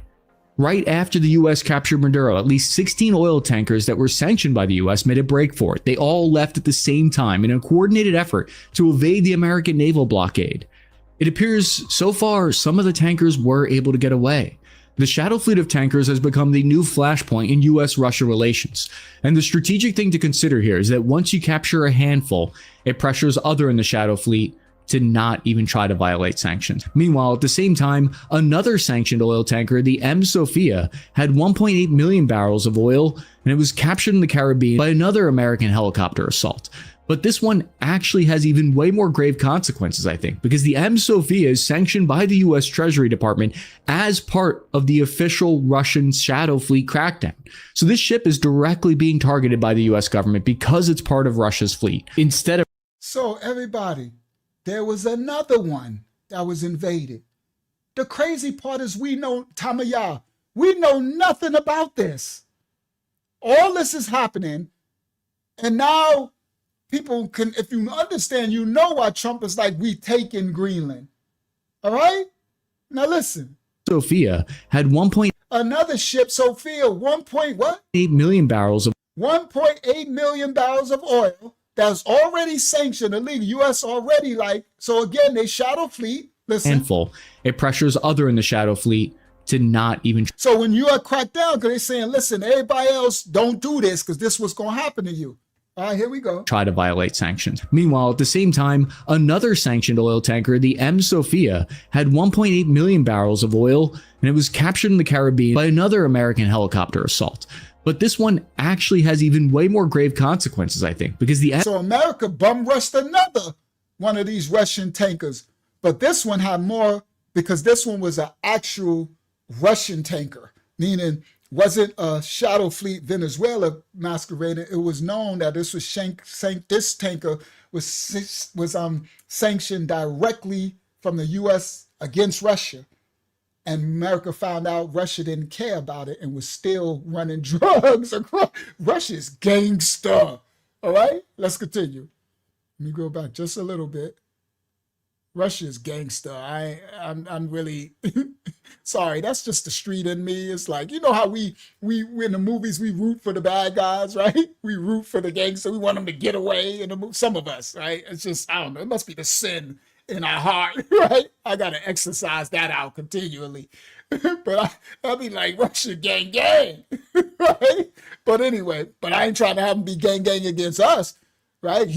So Russia gang in their crime, United States gang, well, they do crime too, but United States is looking real stand-up-ish in this global stuff. I didn't know it, but let's continue. oil, and it was captured in the Caribbean by another American helicopter assault. But this one actually has even way more grave consequences, I think, because the M. Sophia is sanctioned by the U.S. Treasury Department as part of the official Russian shadow fleet crackdown. So this ship is directly being targeted by the U.S. government because it's part of Russia's fleet, instead of really being focused on Venezuela. So what does all this mean? What are we witnessing here right now? Ryan Seberg, a director of Center for Strategic and International Studies, explained really well what we're seeing, saying, quote, "What I think is clear is that we're entering a new phase of great power competitions. Some of the things that we wouldn't have previously imagined being part of the operation are now on the table as options. And once you zoom out from Russia, you realize this isn't just a two-player game." That's what I was talking about. Before I even knew this, I could see during the geopolitical change, they're fighting for head of the serpent. So what we see, he said, what I think is clear is that we're entering a new phase of great power competition. What I called it, the chessboard of the global powers. They're all making their chess moves, Tamaya, and they coming for your country's queen. They coming to checkmate you. They coming to get your queen, so they get your king, they could checkmate you. They trying to, so we're in a new phase of great power competition. Facts. Get down or lay down. That's why the orange dude said, Greenland, we want to negotiate. But if you don't take the negotiation, we come in anyway. Because we got no choice. You want to sit around flailing your thumbs, right? Denmark and Greenland, and saying, well, we hope it just works out. It ain't working out. Russia, the United States told Russia, they showed them, they all in the Arctic Ocean. They got these submarines, China, Russia, they just swimming all through the marine like they gaining position. We got to act now. Either you get down with us or I don't care about no agreement we had, no NATO. Those covenants are up. It's a new age, a new time. It's a new order coming. You got to get down, make some new agreements, and this is what it is, or not, we take it over. Get it, pick your poison. How you want this? What they used to say in the street? This is a something side. Don't make it a homicide. This is a something. This is where they say it's a robbery. Don't make it a homicide. Right? I forgot that saying now. It was something, but that's what it was. It's like, yo, I'm coming to take it. Just give it up, but don't make me, don't make this worse than it is. That's what Orange Dude is saying. All right, let's continue. are now on the table as options. And once you zoom out from Russia, you realize this isn't just a two-player game, because the moment you start choking off sanctioned oil at sea, you're hitting other customers too, and this pulls in China directly. Because according to Reuters, Venezuela accounts for about 4% of China's oil, but on top of that, Venezuela owes payments of $19 billion worth of outstanding loans that they were paying back in oil, so the loss is felt even harder for China. That's enough money to buy 20 Navy destroyers. The reason all of this has outsized impact right now is because the oil tanker flare-up is happening at the same time as the US and Russia are engaged in a new round of diplomatic talks over the war in Ukraine. The big question is if the United... Welcome, Mr. Dunham. Welcome to the channel, King. All right, let's continue. Yeah, EU versus BRICS, America is right. All right, let's continue. US and Russia are engaged in a new round of diplomatic talks is happening at the same time as the US and Russia are engaged in a new round of diplomatic talks over the war in Ukraine. The big question is if the United States and the UK will really double down on seizing Russian oil tankers enough to hurt Moscow's bottom line and their war effort, or if this is just a big show of force. Now, I got another one for y'all. Do I want to do that one first? It's 12:42. Yeah, let's just do it. Let's do it. Because I need to bring that foundation. All right, we're going to go a little bit longer, right? I wish I would have started earlier. All right, share this tab instead. Now we're going to understand, because I want to do these two clips. So we'll get the other, we're going to have to do a part 3 to this, right? Another part to this, right? Copyright disclaimers are in effect for educational purposes only. Now we're going to understand, because people are saying that America don't have no right to buy Greenland, right? People can't be bought. Countries can't be bought. All this. I'm sorry, but you're totally wrong. You have no idea of geopolitics if you think countries can't be bought. America bought Alaska from, was it Russia? I forgot. That'll come out in the other one. Sorry. Right? Countries are always bought or taken or stolen. You'll be thankful if it's bought. You understand? It's taken. All right. Copyright disclaimers in effect for educational purposes only. How does Denmark, that little country, own Greenland anyway? Why are we going to Denmark to try to buy Greenland? Copyright disclaimers are in effect. Learn, children of the Most High. We have to learn geopolitics because we're in a new age now. We need to know what's going on in the prison yard because the world is a prison planet, right? And we need to know prison politics. Geopolitics are now the prison politics. Everybody listen. So we need to learn the politics so we can have an understanding of what's going on. Here we go. Copyright disclaimers are in effect. How Greenland got owned by Denmark. Greenland is not as big as you think. The Mercator, a cylindrical map projection in common use today, inflates the size of the countries close to the poles. This is why regions like Antarctica and Alaska seem larger than they are. This is why Africa looks so small on the map and Russia looks all huge. It's because of the map that they use. They do that intentional. So Greenland looks a lot bigger than it is, but it is still big, but it's not as big as it looks. It looks huge on the Greenland map. is still... See, it looks like insanely big. All right, now let's continue. And play that again. It's not as big as you think. Greenland is not as big as you think. The Mercator, a cylindrical map... You see that? You see how they got West Africa looking small and Russia looking all big? Wrong. Africa's bigger than all of it. But it's this Mercator map that they use. And that's purposely, right? It's to make these other countries look big and make Africa look small. All right? All right, so because of the map, it makes Greenland look bigger than it is. All right, let's continue. Projection in common use to Greenland is not as big as you think. The Mercator, a cylindrical map projection in common use today, inflates the size of the countries close to the poles. This is why regions like Antarctica and Alaska seem larger than they are. Greenland is still quite a large country, just not as large as the average map shows. For context, one can look at Mexico's size, 761,610 square miles, and then compare it to Greenland's 836,300. So you see what the Mercator map does? Mexico, look how small they make it look, is 761,000 miles. Greenland is only 836,000 miles, only 100,000 miles more, or less than 100,000 miles more. And look at the size difference. So that map is, and I look at Russia and stuff to try to make Africa look small. It's all manipulation. It makes no sense to use that.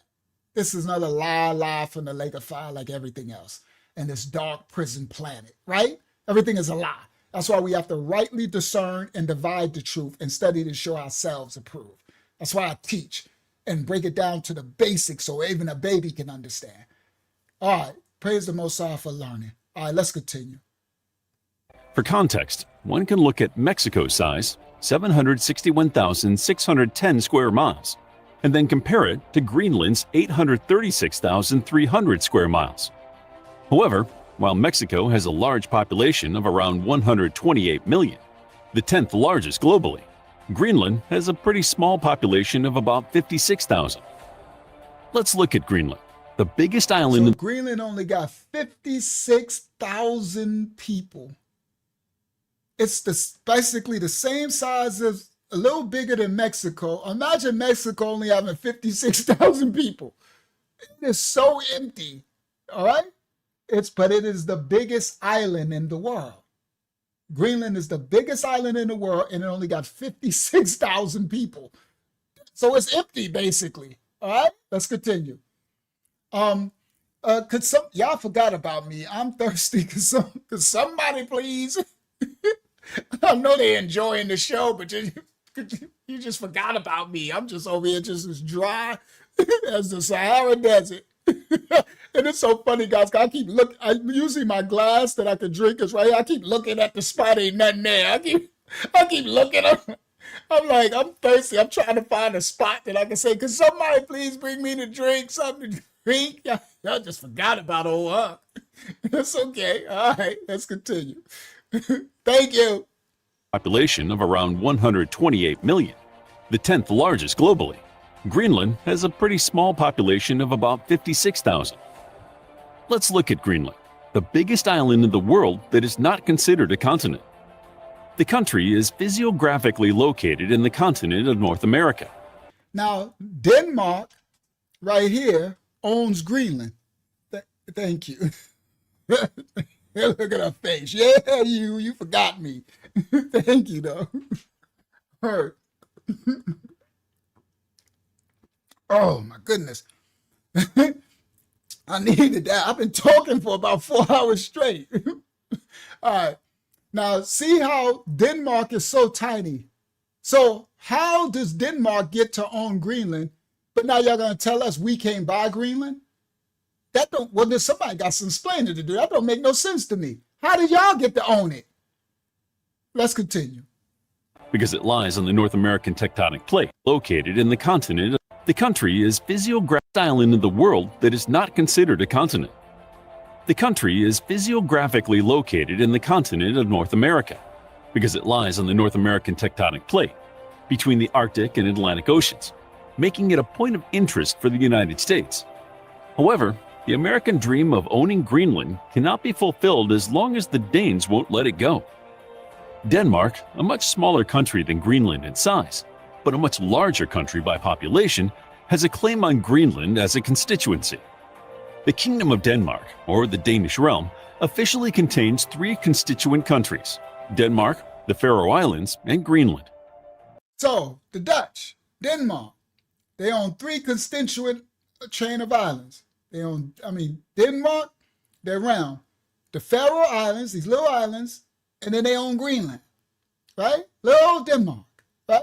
So in order for America, anybody to own Greenland, if you want to do it legally, you got to talk to Denmark, right?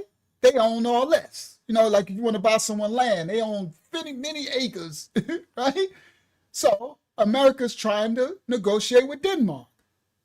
But the orange dude is like, you need to hurry up.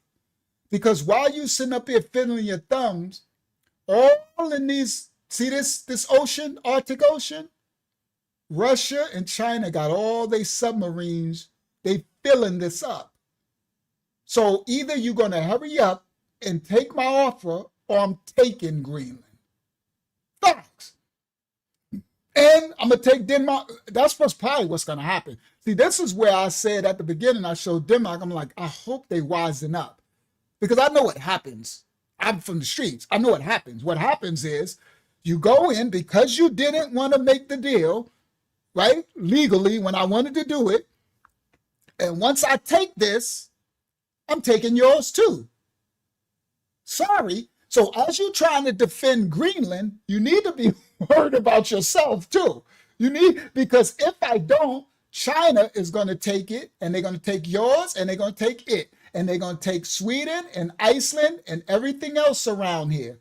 Our allies, NATO. So my NATO buddy, Denmark, could you please listen to me? I'm sure you know what's going on in the Baltic Sea and all over the seas of all the allies having the Russian shadow fleets and all this going on, but you trying to hold out and saying, well, you can't come and invade us. And the Greenlandian people, they don't want to be owned by anybody. Well, you're going to have to be, they owned by Denmark already, right? So you're going to have to get down with one of these powers. These Debos are coming. China's coming, Russia's coming, and we are here. And everybody, America already has a space program and military ports. America has already been protecting Greenland and Denmark. It's part of NATO. But Denmark wants everything to be Rodney King. Can we all just get, it ain't right. The days of Rodney King is over. We at war. Okay? Yeah, he said it. He literally said we're going to do this the hard way or the easy way, but it's going to be done. And we American citizens, because we don't know what's going on, we looking at the orange dude like he a bully. But he's not a bullying. This is prison politics. And he's trying to make sure we don't lose our position on the prison yard and become somebody's girlfriend. We're going to get diddied if we don't. Everybody? All right. Now you're going to understand. So now we're going to understand. The Most High said, I need to teach y'all, how does Denmark get a claim on Greenland? How can you say you own it? Why are we not going straight to Greenland and negotiating this? All right, let's continue. Or the Danish realm, officially contains 3 constituent countries: Denmark, the Faroe Islands, and Greenland. But why does Greenland belong to Denmark?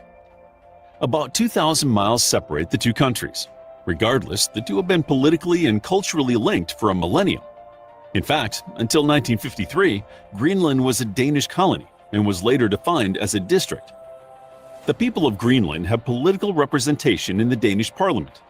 2 representatives from Greenland and 2 from the Faroe Islands sit in the Folketing, which convenes in the Christiansborg Palace in Copenhagen. To understand the cultural ties between the Norse cultures and Greenland, one has to look at the history of the 2 regions. Today, the majority of the Greenlandic population comprises Inuits, almost 88%. While some wrongly refer to the inhabitants as Aboriginals, meaning First Peoples, the association is wrong. These people arrived in waves, probably from Canada. The first wave came around 4,500 years ago in the form of the Sakak culture. About 20. So the Sakak, the Inuits, they migrated there, and they're saying they weren't the first inhabitants. They ain't the Aboriginals. So they migrated there, right? So this is Greenland, right? You're going to meet some of them, and we're going to close out with that part, right? Hopefully we get there, right? So, all right. So now we find out how this come to pass. How do the Danes own Greenland, the Denmark? 500 years ago, another wave followed, bringing with 500 years ago in the form of the Sakak culture. About 2,500 years ago, another wave followed, bringing with it the Dorset culture.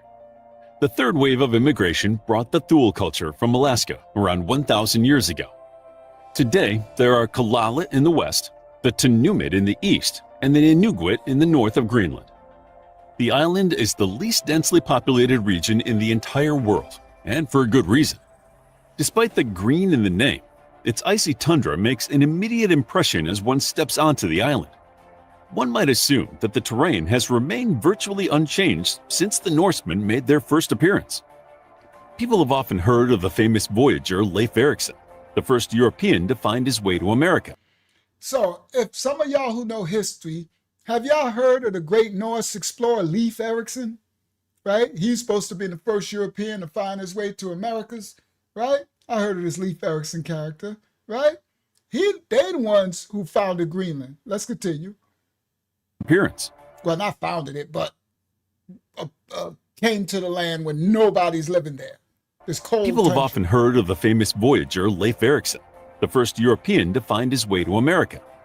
Leif's father, Eric the Red, first colonized Greenland for the Vikings. So guess everybody who owned Greenland first. The Vikings, Tamaya. I don't know if Tamaya's still awake. The Vikings owned Greenland first. All right? This is crazy work. Okay? Oh, Tamaya probably asleep. All right. So I just went to try to see. The Vikings. Now, y'all know the Vikings was some nasty work. The Vikings was not playing those ships. And it was a Viking called Eric the Red. This is Leif's dad. Tell me y'all said he's still here. All right. So tell me y'all, the Vikings owned, I know, right? Shit, the tribe of Dan. The Vikings owned Greenland first. They are the first ones, they savage, to what you call colonize Greenland. So there's nobody's there. All right? There's no people. It's inhospitable. All right?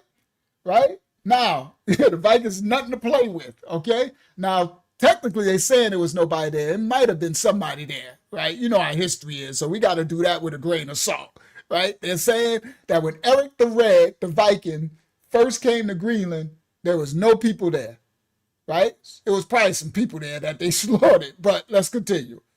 And when he killed Eyjolf the Foul in 982. All right, look at their names. Eyjolf the Foul. Eric the Red. Boy, this time is crazy. These Vikings, we do a history lesson. Let's go. Eric the Red first colonized Greenland. Eric the Red way to America. Now, Leif Erikson, let's continue. It's all going somewhere. Leif's father, Eric the Red, first colonized Greenland for the Vikings. And when he killed Eyjolf the Foul in 982, the wheels of Viking justice were set in motion, leading to Eric's trial. He was found guilty of murder and outlawed from Iceland and Norway for 3 years. So, Eric the Red unalived his fellow Viking, somebody the Foul, Eyjolf the Foul, and for his punishment, he was banished from leading Iceland. To Eric's trial. He was found guilty of murder and outlawed. Look at their mask, boy. Those Vikings was nothing to play with. Ain't nothing but falling to some scary people you see coming to you.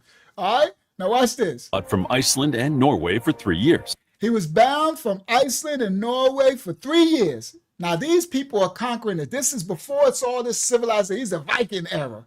Okay? Now listen clearly. He was bound from these places for 3 years. That's his sentence. Iceland and Norway for 3 years. Eric the Red sailed west across the Atlantic during his banishment until he happened upon Greenland. He spent the rest of his banishment exploring this new territory. So he went to that sea, the Arctic Sea, the Vikings, and he's banished from the people, all the population, and he stumbled upon Greenland. And he spent this time exploring this massive island and probably doing whatever. I don't know, there's probably some people here. He was slaughtering them. But anyway, who knows, right? So let's continue. Leading to Eric's trial. He was found guilty of murder and outlawed from Iceland and Norway for 3 years. Eric the Red sailed west across the Atlantic during his banishment until he happened upon Greenland. He spent the rest of his banishment exploring this new territory. Eric initially found a land mostly covered with glaciers and ice fields, and considerably colder than Iceland. But when he sailed up the western coast, he reached a part of the island that was free of ice and similar to Iceland. The island may have been cold and harsh, with no great forests, but there was plenty of sea life off the coast, pastures for cattle, and adequate wildlife on the island to sustain a settlement. Off the coast of Greenland, the Vikings could hunt walruses, seals, and whales. On land, they could hunt foxes, bears, and caribou. This enabled them to make a living as traders and buy much-needed resources from Norway, such as timber for homesteads and shipbuilding. When Eric returned to Iceland, he managed to persuade. So they established themselves a colony, and they was trading, bringing timber and stuff from Norway to build their. So it belongs to the Vikings, right? You're very welcome. Who's that going to bed? That was Jakob. Jakob. Good night, Jakob. All right. Now. When Eric returned to Iceland, he managed to persuade some Icelandic Vikings that there was enough land to farm, there were pastures suitable for raising livestock, and the fjords were teeming with cod and other fish. So when he went to Iceland, he told them, yo, over here in this Greenland, there's plenty of fish, there's plenty of land, we can, okay? In the summer of 985, Eric the Red and his followers set sail for Greenland, and this was no small undertaking. There were 25 ships, approximately 300 settlers, horses, cattle, sheep, goats, pigs, and various equipment. Of the 25 ships that set sail from Iceland, only 14 made it safely. The rest either turned back or were lost at sea. Eric the Red may be credited with discovering Greenland and starting the first settlement on the island, but he did not single-handedly settle Greenland. This joint effort relied on everyone pulling their weight. Eric and his... So, I guess he's mixing the story. So he went to Iceland after he found it and told them, come on, let's colonize this land. And so they went on there and they did it. Peers had developed two settlements. The East Settlement, peers had developed everyone pulling their weight. Eric and his peers had developed two settlements, the East Settlement and the West Settlement, near the present-day capital of Greenland, Nuuk. King Olaf would later send Leif Erikson, Eric the Red's son, to preach Christianity to Greenlanders. The old Christianity shows up. I'm sorry, I don't mean to disrespect. I know some of the Christians like, what do you mean? I'm just sorry. Boy, all right, so anyway, so everywhere that went, it didn't end well for the inhabitants. I'm just letting y'all know that. It wasn't a game back then. It wasn't this now, y'all thinking this old nice peace stuff. They came with a Bible and a sword in the other hand. They were not playing. All right, so King Olaf, look at these names. They ain't nothing but what's that movie with the donkey and Shrek? This ain't nothing but Shrek. We live in a Shrek movie, right? So King Olaf sent Leif Erikson, which is Eric the Red's son. All right, let's continue. Near the present-day capital of Greenland, Nuuk. King Olaf would later send Leif Erikson, Eric the Red's son, to preach Christianity to Greenlanders. In the 12th century, it is believed the Scandinavian settlers came into contact with the Thule people, and some sources claim that the two sides were involved in some hostilities. They was, yep, so these Leif Erikson and these Christians and these came into contact with the Thule people, the original inhabitants. So they mixing stuff up. There's probably some original aboriginals in there too, right? And it says, unfortunately, it ran into a series of unfortunate events. You know what that mean, right? That mean they was unaliving everybody and doing their criminal stuff that they do. Call them settlers. In the 12th century, it is believed the Scandinavian settlers came into contact with the Thule people, and some sources claim that the two sides were involved in some hostilities. Nevertheless, the Viking settlements declined in the following 2 centuries, and they abandoned Greenland. There were two major reasons for this decline. First was the harsh weather and the difficult voyage from Norway. The second was the spoils of Europe. The Norse people had preferred Europe, even at the peak of the Greenland. So the Vikings was like, yeah, we good. The Vikings bounced. Vikings like, man, it is too cold for even us. It's colder than Iceland, and the spoils of Norway, we good. So the Vikings even bounced. You know this ain't a land. That's why only 56,000 people live there right now. It's the least densely area on the whole planet. Nobody wants to live there. If the Vikings didn't want to live there, right? Nobody wants to live there. All right, let's continue. The Norse people had preferred Europe, even at the peak of the Greenland settlements.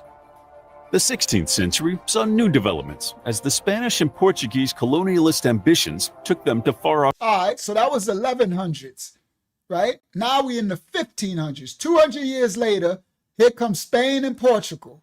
All right? we getting to understand why Denmark say they own Greenland. The Norse people had preferred Europe, even at the peak of the Greenland settlements. The 16th century saw new developments as the Spanish and Portuguese colonialist ambitions took them to far-off corners of the world. King Manuel of Portugal wanted to... Here goes Spain and Portugal, right? This is time that they did Columbus and all that. See, that's why I tell y'all, ain't none of these lands was either taken by force or bought by money. It was always a prison planet. So we sitting up here getting mad at the orange dude for trying to own Greenland when that's what it's always been. All right? So King Manuel of Portugal, he wants to discover a passage to the Pacific Ocean. Here come the Spaniards and the Portugal, okay? In the 1500s. Portuguese colonialist ambitions took them to far-off corners of the world. King Manuel of Portugal wanted to discover a northwest passage to the Pacific Ocean. According to the Treaty of Tordesillas, signed just a few years prior, Portugal and Spain were to divide the freshly discovered lands among themselves. Greenland fell to the Portuguese Empire, but the harsh climate and the race for economic and... So Greenland was owned by the Portuguese back then.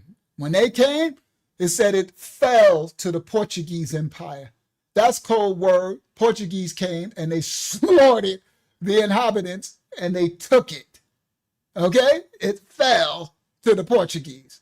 All right. So now we're in the 1500s and Greenland is owned by the Portuguese. Political gains meant that Greenland lost its political empire. But the harsh climate and the race for economic and political gains meant that Greenland lost its importance to the colonialists. In the 17th century, the island was once again ripe for the picking. So the cold climate, the harsh weather, the Portuguese, they call them colonials, enslavers, they bounced. Everybody who captures it, nobody wants to live here, right? So the Portuguese owned it in the 1500s, and by the 1600s, it was up for anybody's picking again. You know, if the Vikings left, Vikings are they're some of those wildest, toughest people in history. If they couldn't take it, ain't nobody could take it, right? Now, let's continue. So the Portuguese, they bounced. Now we in the 1600s. Ripe for the picking. So by the 1600s, it was ripe for the picking for anybody who wants to come along. The colonialists. In the 17th century, the island was once again ripe for the picking. So Christian IV of Denmark, the longest reigning Scandinavian monarch in history. Here comes Denmark. Christian IV, longest reigning Scandinavian monarch in history. He wants to come to Denmark. And Denmark is only 2,000 miles away, right? So remember, it's still ice and all that. It's still, so now he's going to take his shot at it. Approved plans to send expeditions to Greenland. He hoped to locate the Norse settlements, now lost, and assert Scandinavian supremacy over the island. But this was not... He hopes to see some of the Norse settlements that are now lost in this vast expanse and to establish their dominance. You know what that means? That means enslave everything and do all that, right? So what happened to all the peaceful stuff? Where all this peaceful stuff at? Approved plans to send expeditions to Greenland. He hoped to locate the Norse settlements, now lost, and assert Scandinavian supremacy over the island. But this... And the Scandinavian supremacy over the island. Let's continue. This was not possible as most of the expeditions were unsuccessful.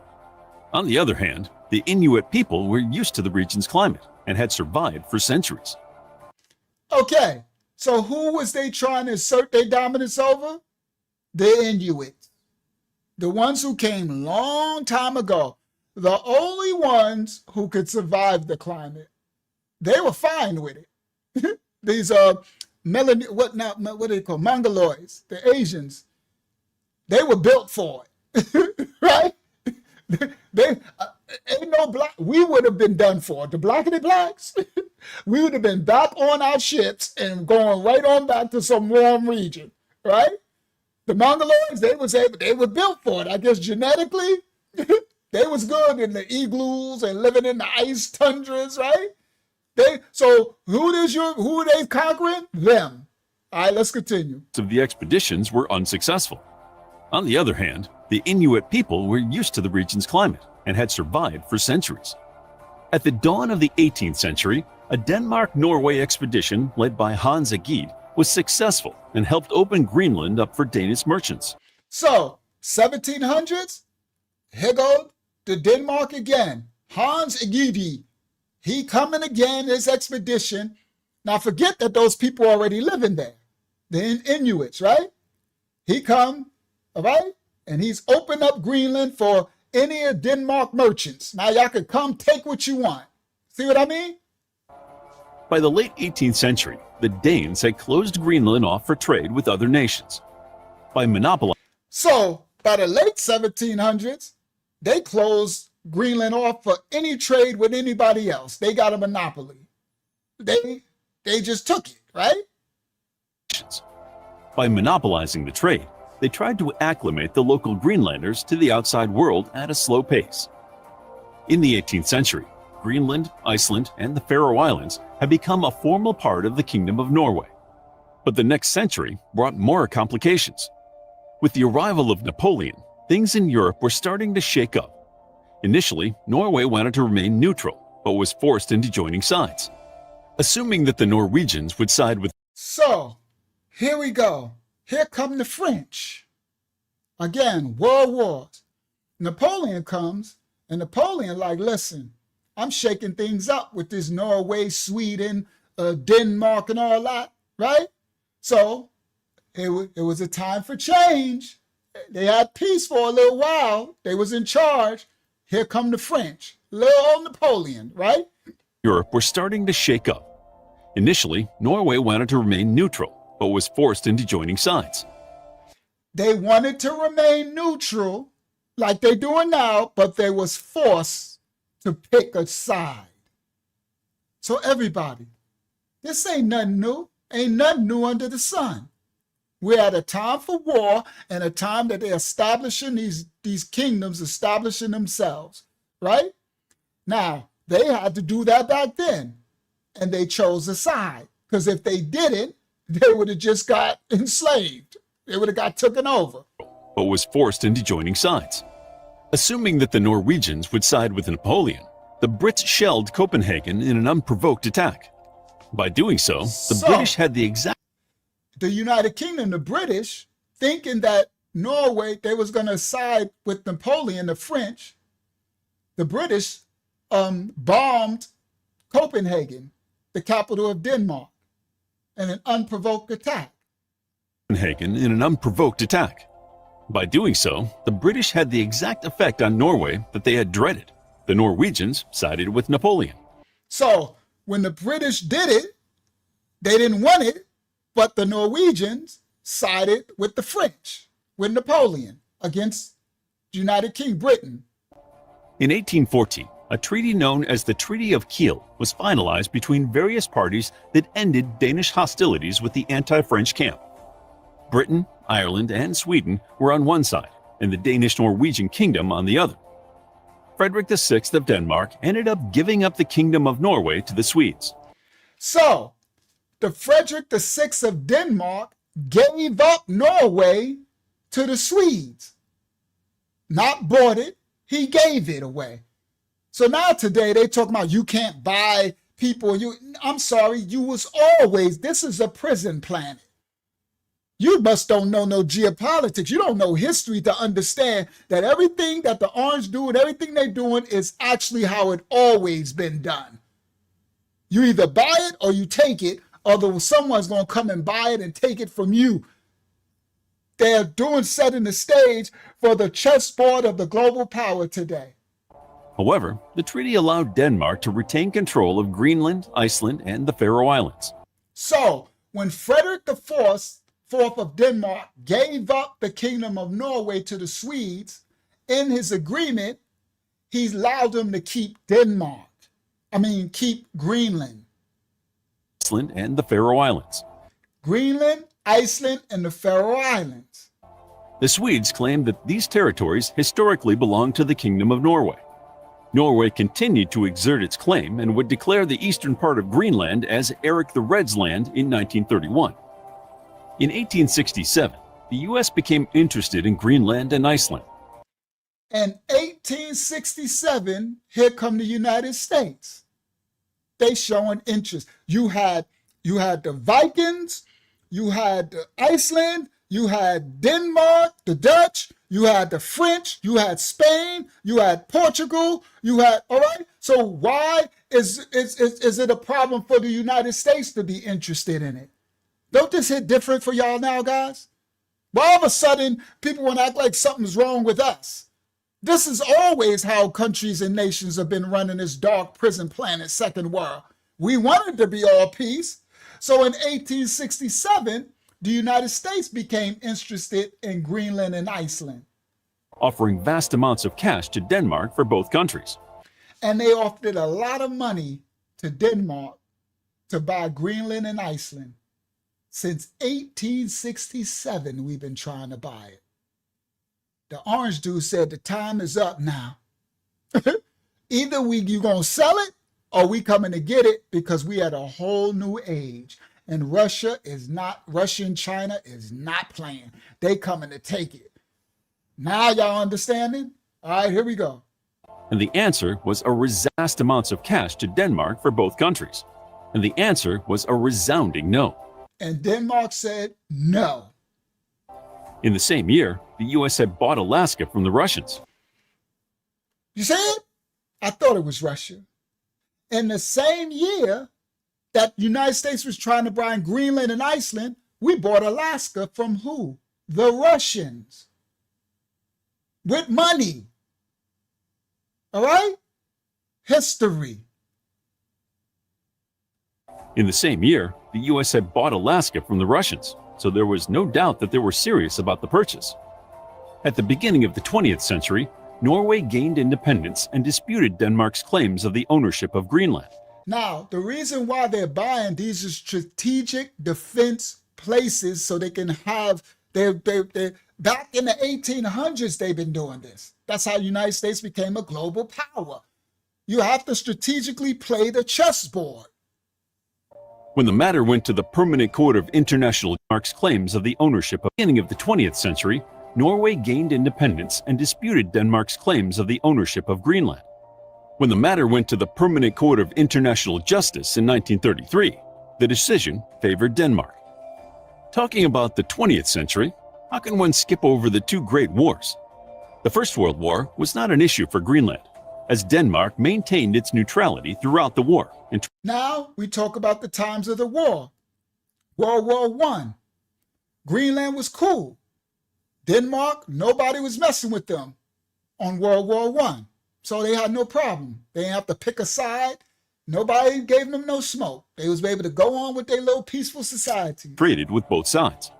This, however, so they made a, what did it say? Made a treaty? Throughout the war and traded with both sides. They traded with both sides. They didn't have to pick a side of the war, World War I. This, however, was not the case the second time. Even though Denmark tried to remain neutral at the beginning of the war, it could not. But World War II, with the little dude with the mustache in Germany, little Hitler, Denmark tried to do the neutral thing. Oh no, we don't want no problem. We don't want nothing. But it was a different time. That worked in World War I. This ain't World War I. To remain neutral at the beginning of the war, it could not manage to uphold that decision. Just as the British had attacked Copenhagen as a preventative measure during the Napoleonic Wars, the Germans invaded Denmark and Norway to prevent their occupation by the French and the British. So, in World War II, when Denmark tried to play neutral, the Germans was like, you could try to play neutral all you want, and they attacked Denmark so that they can gain took it so that the other allies who are against them can't gain a stronghold. This is war tactics. This is what's happening now, the chessboard. The Germans invaded Denmark and Norway to prevent the Napoleonic Wars. The Germans invaded Denmark and Norway to prevent their occupation by the French and the British. The Germans took over Denmark, and since Denmark had not declared war against the Germans, the German military was ordered to stand down. The Danish political and social institutions continued to work rather routinely until the end of the war. Just as the Germans had entered Denmark and Norway to dissuade the Allies, the British occupied the Faroe Islands to avoid a German takeover of the area. And at the same time that the Germans did that, the Britons came and occupied the Faroe Islands, took it, occupied, so that the Germans couldn't grab a hold of that. That's what the orange dude is now. We taking Greenland. So that the Russians, now y'all get it? So the Russians and China don't come and occupy that. Nothing new under the sun. The British had also occupied Iceland, but turned it over to the then neutral Americans. The Britons also took Iceland, but they gave over ownership, turned it over to the neutral Americans. American was neutral. They didn't have this before they got in to the World War II. So America got Iceland because the UK turned it over to them because they were neutral. Iceland became an independent republic in 1944. As far as Greenland was concerned, the Danish asked the neutral US to defend the territory in... Y'all hear that? In 1941, Denmark came to the US, neutral, and asked them to defend them. Asked them for help. All right? Be careful what you ask for. You just might get it. You go to the mafia and take out a loan, you better know what it comes with, okay? Independent republic in 1944. As far as Greenland was concerned, the Danish asked the neutral US to defend the territory in 1941. So the Dutch came and asked the US, can you defend Greenland for us? We can't defend it. Can you defend it for us? I think that's under Harry Truman. All right? Greenland achieved a greater sense of self-reliance during wartime, which was not allowed during the previous Danish rule. When the war concluded in 1945, Greenland was returned to Denmark. By this time, So, when the World War II was over and everything, Greenland was protected from any invasions and all that, then it was given back to Denmark. Greenlanders had gained some exposure and complained to the Danish authorities about their trade monopoly. But under the American occupied of Greenland protection during the war, Greenland experienced, the people, population experienced a different kind of freedom, everybody, under America. So when the war was over, when they was given back, when it was returned to Denmark, the Greenlanders had a problem the way Denmark was running them. You get it? All right? Now. Was returned to Denmark. By this time, the Greenlanders had gained some exposure and complained to the Danish authorities about their trade monopoly. Sitting on the sidelines, the US was watching this situation very closely. So, in 1946, they offered to buy Greenland from the Danes. So, because America was defending them and running, and they put bases on it, they got a Thule Air Force base instead, they got a space station, right? And because under America, the Greenlanders felt a different, like they got a different power governing them. So yeah, you could get spoiled. That's what they say about don't send your woman from other countries that might live out in the farmland. Don't send them to America. They're gonna get Americanized, they're gonna get spoiled. You understand? So the Greenlanders found this freedom. So when it was given back, or when the war was over, when it was given back to Denmark, they had to go back under Denmark's rules. And they was like, man, listen, we not trying to do all that. We got our freedom. We's free, right? So the Greenlanders like, we's free. So America was watching in the wings because, America is like they supposed to. America is over there like, They probably knew it. America know once you get a taste of this American life, you ain't going to want to go back to go under their rule, right? So America's sitting there watching in the wings, right? Remember, we've been trying to buy it since the 1800s, right? So America, so under Truman, they was like, okay, So Denmark, Greenland's giving you a problem. They don't want to be under your rule. We'll buy it from you. So they offered to buy Greenland from the Danes again, 1946. Once again, Denmark refused the offer. In 1953, Greenland became an equal part of the Danish kingdom as the Danish constitution ended the island's colonial status. The island was termed an amt, or administrative division. The island was granted home rule as a part of a Self-Governance Act in 1979. Now, Greenland has assumed primary political and social responsibilities. However, foreign, defense, and security policies remain under the purview of the Danish government. Today, Greenland relies on Denmark for financial support, even though they handle their domestic matters internally. Some experts think that Greenland is not yet capable of ruling itself effectively without a helping hand from the Danes. America has maintained its presence in Greenland in the form of military air bases, and U.S. interest in the island has persisted. The United States has remained interested in buying Greenland. The latest offer came in 2019, when President Donald Trump publicly offered to buy Greenland from Denmark. In response to this, the Danish Prime Minister Mette Frederiksen said, "Greenland is not for sale. Greenland is not Danish. Greenland belongs to Greenland. I strongly hope this proposal is not meant seriously." The statement of the U.S. president also... Now, back then, he was just trying again. Orange Juice, like they've been trying to buy Green because we need it strategically, right? Fast forward, 2026, it's over now. Either you sell it or we take it because the game's changed, the chessboard play changed. Russia and them, they making moves for our queen. We're going to be checkmated. And we can't allow, because y'all want to do the can we all get along stuff. Y'all are weak and y'all going to be conquered, as you always did. So either you play ball now, get down or lay down. Drew the ire of Greenland's prime minister, who said, Greenland.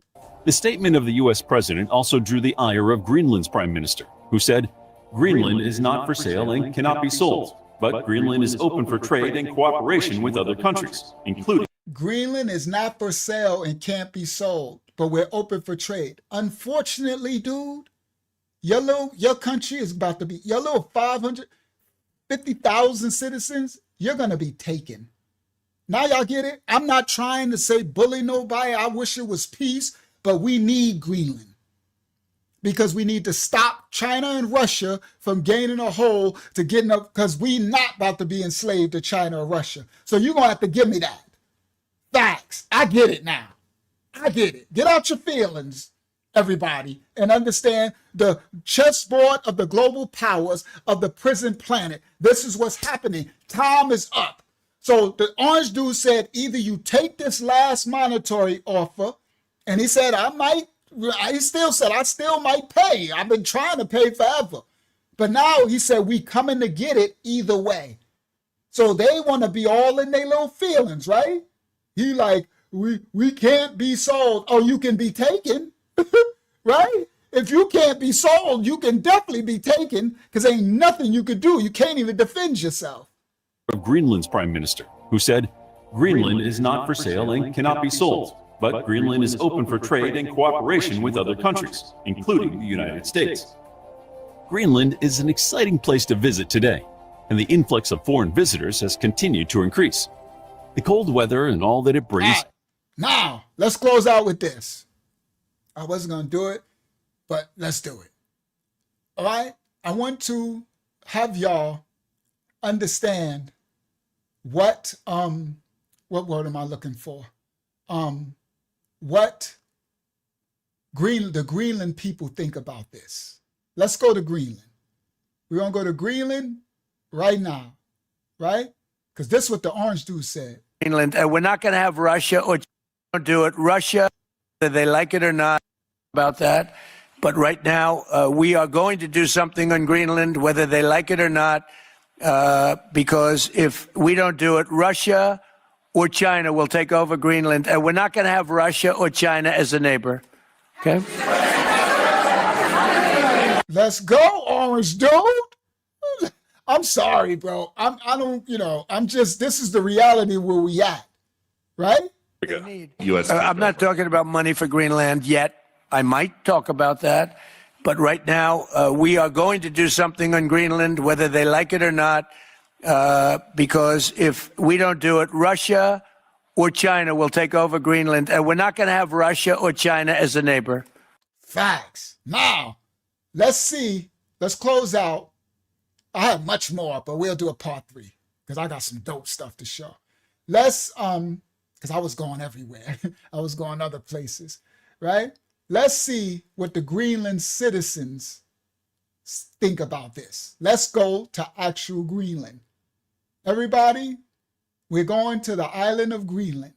Y'all know this ministry. We bring you all the truth, the facts. So you have the full understanding. We're going to the capital of Greenland, Nuuk, right? And this little dude is an American content creator. And you know, Americans, we A-ware. Because we got the freedom. We could take our little cell phone, our camera crew, get on a plane and go to Greenland and make a video. Right? You can't do that in China and Russia, right? You can't do it. We don't got that freedom. But America, we A-ware. So this little American, what we call a little American little white boy, he got his little camera crew and they over in Greenland. Copyright disclaimers are in effect. And thank you to our little white brother, American brother, for going over there and bringing us the real footage of what's happening in Greenland and seeing what the Greenland people want, what they think, what they got to say about this. Copyright disclaimers are in effect. We don't own rights to the video for educational purposes only. Let's go. Everybody, let's go to Greenland. Today I'm here in Nuuk, Greenland. I will be asking the Greenlanders here how they feel about potentially becoming part of the United States. Donald Trump recently has been very persistent about the idea of making Greenland part of the United States. Trump said we're going to make Greenland great again. Trump is like, we already own Greenland. They just don't know it yet. That's that type of thing. He's like, yeah, look at the neighbor. It's cold as crap. I'm like, no wonder nobody want to live here. It is cold and they got space. It's just, it's a beautiful place if you like the frozen tundra. But anyway, let's continue. Orange dude's like, we about to make Greenland great again. He like, it's already owned. Y'all just don't know it yet, right? All right. So y'all say, I'm cold just looking at it. I know, right? All right, here we go. We're asking the Greenlanders here how they feel about potentially becoming part of the United States. Donald Trump recently has been very persistent about the idea of making Greenland part of the United States, saying that the United States needs Greenland for national security purposes. Currently, Greenland is an autonomous territory of the Denmark Kingdom. However, most recently, the Prime Minister of Greenland has said that he wants to seek independence from Denmark, making this situation even more interesting. So now, Greenland's a specific place where they don't want to be under Denmark anymore. They don't like whatever Denmark rules, they don't like it. They want more freedom. So they're in a weird space. They don't got no covering. So Greenland actually don't want to be under Denmark and they don't want to be under the United States. They just want to be free. Poor little Tink Tink. I'll say that honestly, because I would love for it to be a peaceful planet where they can be free to just be little Greenland and have nobody preying on them. But unfortunately, the world is a prison planet. Do y'all get it? So it's like, I'm sorry, but y'all need protection, right? Come on, Yashali, I didn't know you were still here. I was thinking of you when I said that too. Poor little Tink Tink, right? That they just want to get along. They don't want Denmark be ruling them, and they don't want to be Russia. They just, could everybody just leave us alone? They're not going to leave you alone. It's a prison planet, and these bullies are coming for you. Unfortunately, you're situated in between two superpowers. Your house is in between the Bloods and the Crips, right? It's like you're in the crossfire. I'm sorry, it's nothing you can do. They're not, either the Crips are going on you or the Bloods are going on you, but somebody's coming. Okay, all right. You working at the hospital tonight? All right. So here we go. Now, Greenland don't want to be owned by Denmark anymore, but they don't want to be owned by nobody. They just want to be independent. All right, let's continue. Poor little Tink Tink. making this situation even more interesting. Greenland has key trading routes in the Arctic Circle for countries like Russia, China, Canada, the United States, making Greenland a pivotal spot in the talks of geopolitics. And this is not the first time the United States has tried to buy or acquire Greenland. In 1946, spot in the talks of geopolitics. China. See, that's the map. So unfortunately for them, they're too close to the United States. We need that. That's why we have Sweden and all that NATO, Iceland, to protect us from China and Russia. We need that. They can't have that. They can't grab that. All right? Let's continue. Canada, the United States, making Greenland a pivotal spot in the talks of geopolitics. And this is not the first time the United States has tried to buy prison politics or acquire Greenland. In 1946, after World War II, the president at the time tried to buy Greenland for $100 million. So it's going to be... So Harry Truman tried to buy for $100 million. I think Trump is trying to give them a certain amount of billions. Super interesting to hear the opinions of the people here in Greenland about becoming part of the United States. How do you guys feel about becoming part of the United States? It's good. Would you rather be a part of the... Now, he's talking to the actual Greenland citizens. This is going to be interesting. It's pretty funny. We're going to close out with this, right? I guess these are some of the Inuit. Part of the United States. How do you guys feel about becoming part of the United States? It's good. Would you rather be a part of the United States or Denmark? United States. And you? United States or Denmark? United States. What makes you guys excited about potentially becoming a part of the United States?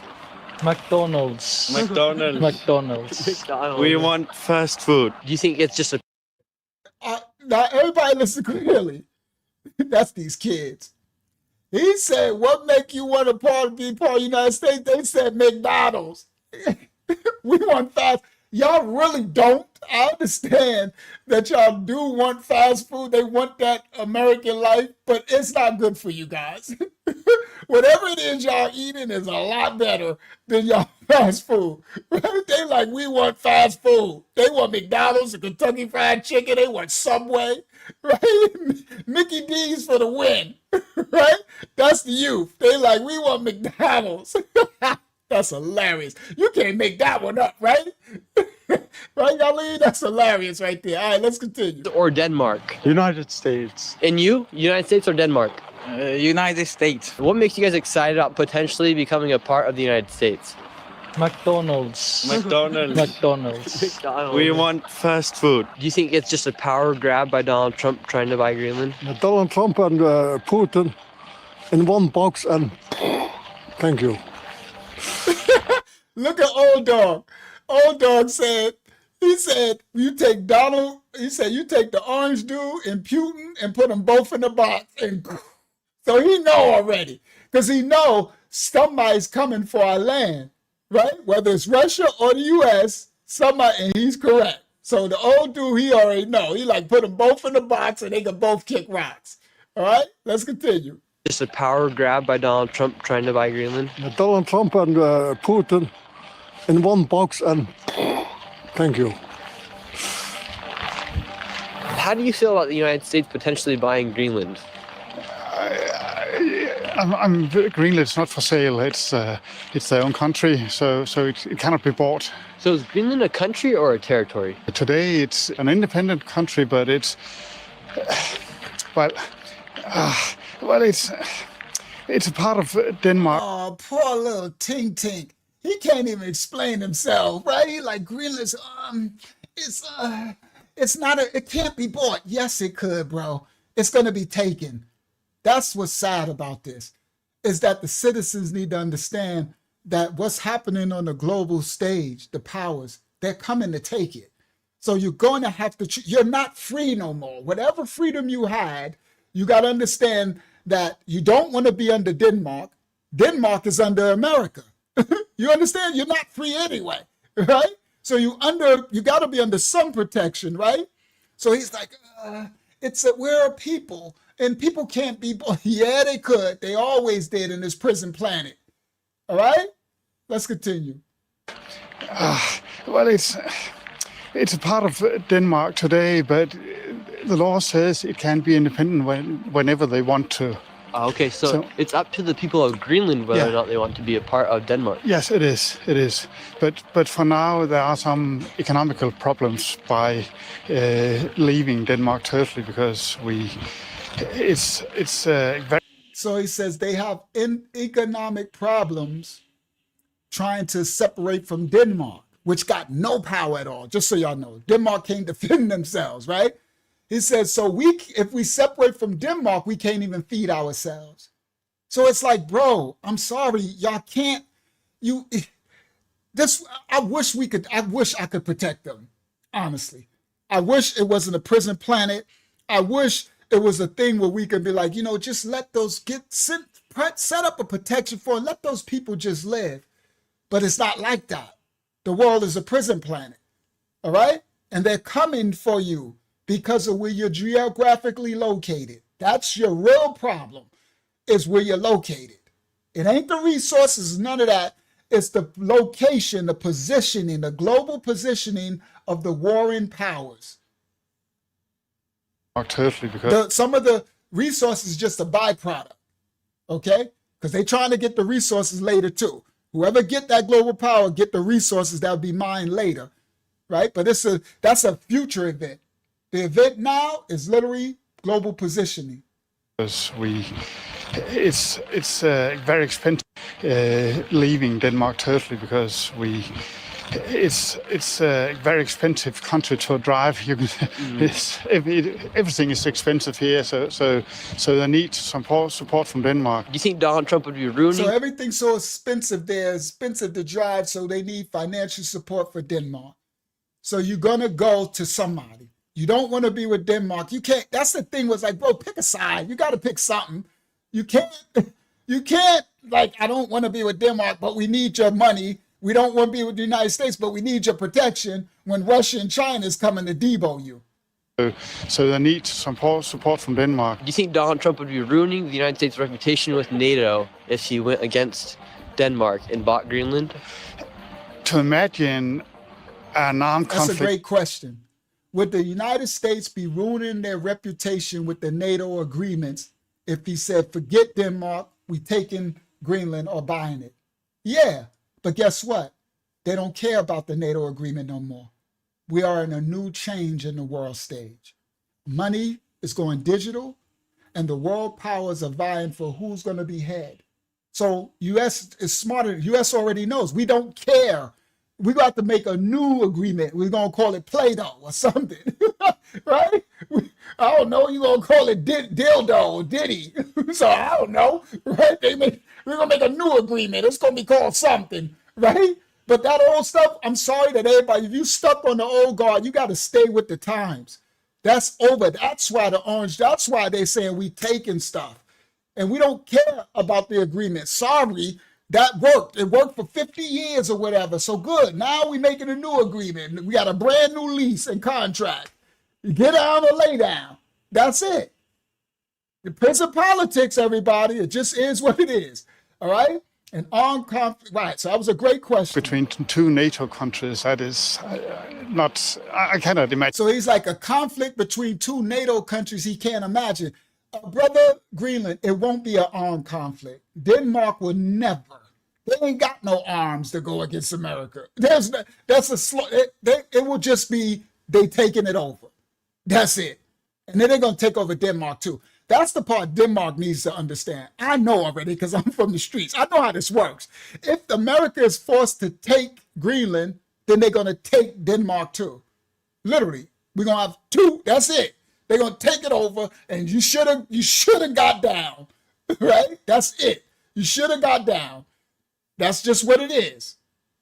All right, so anyway, so they can't wrap their head around it because they're living in a peaceful bubble, and I wish they could stay in that bubble. But unfortunately, Greenland's positioned in a place where their freedom is, that's it.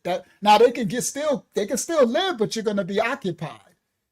America what America wants right now is to own it so they can make mad strategic bases and patrol the ocean, the Arctic Ocean, and run Russia's and China's submarines and stuff out of there. They need to secure it, everybody. America needs to secure the Arctic because Russia and China is trying to take a stronghold on it. Countries, that is not, I cannot imagine that. That's totally crazy. Is Greenland for sale? No, we don't want McDonald's here. He will take all our resources from our nature and just use it for money. Greenland is only for Greenland. But you guys are controlled by Denmark. In some part. Are you guys worried about being... Ew, her spirit is ugly. I don't like people like that. Greenland is owned by Greenland. He just said, but you're controlled by Denmark. Duh. Some part. We don't want McDonald's. Well, those other dudes beg to differ. they wanted McDonald's, right? But I could see the people not wanting to be owned, but just her spirit. Her spirit is okay. See her face? We don't want, she one of them that don't like America. We don't like you either. We don't like you. I don't mind the Iceland, Greenland people, but I don't like you. So good.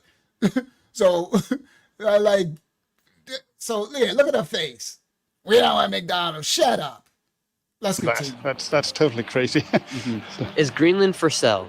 No, we don't want McDonald's here. He will take all our resources from our nature and just use it for money. Greenland is only for Greenland. I'm sorry, little girl, but they're not coming for your resources. Yes, you have. If we wanted your resources, we'd have been took that a long time ago. All right? It's geopolitical. We're trying to protect our nation, and you will be protected too.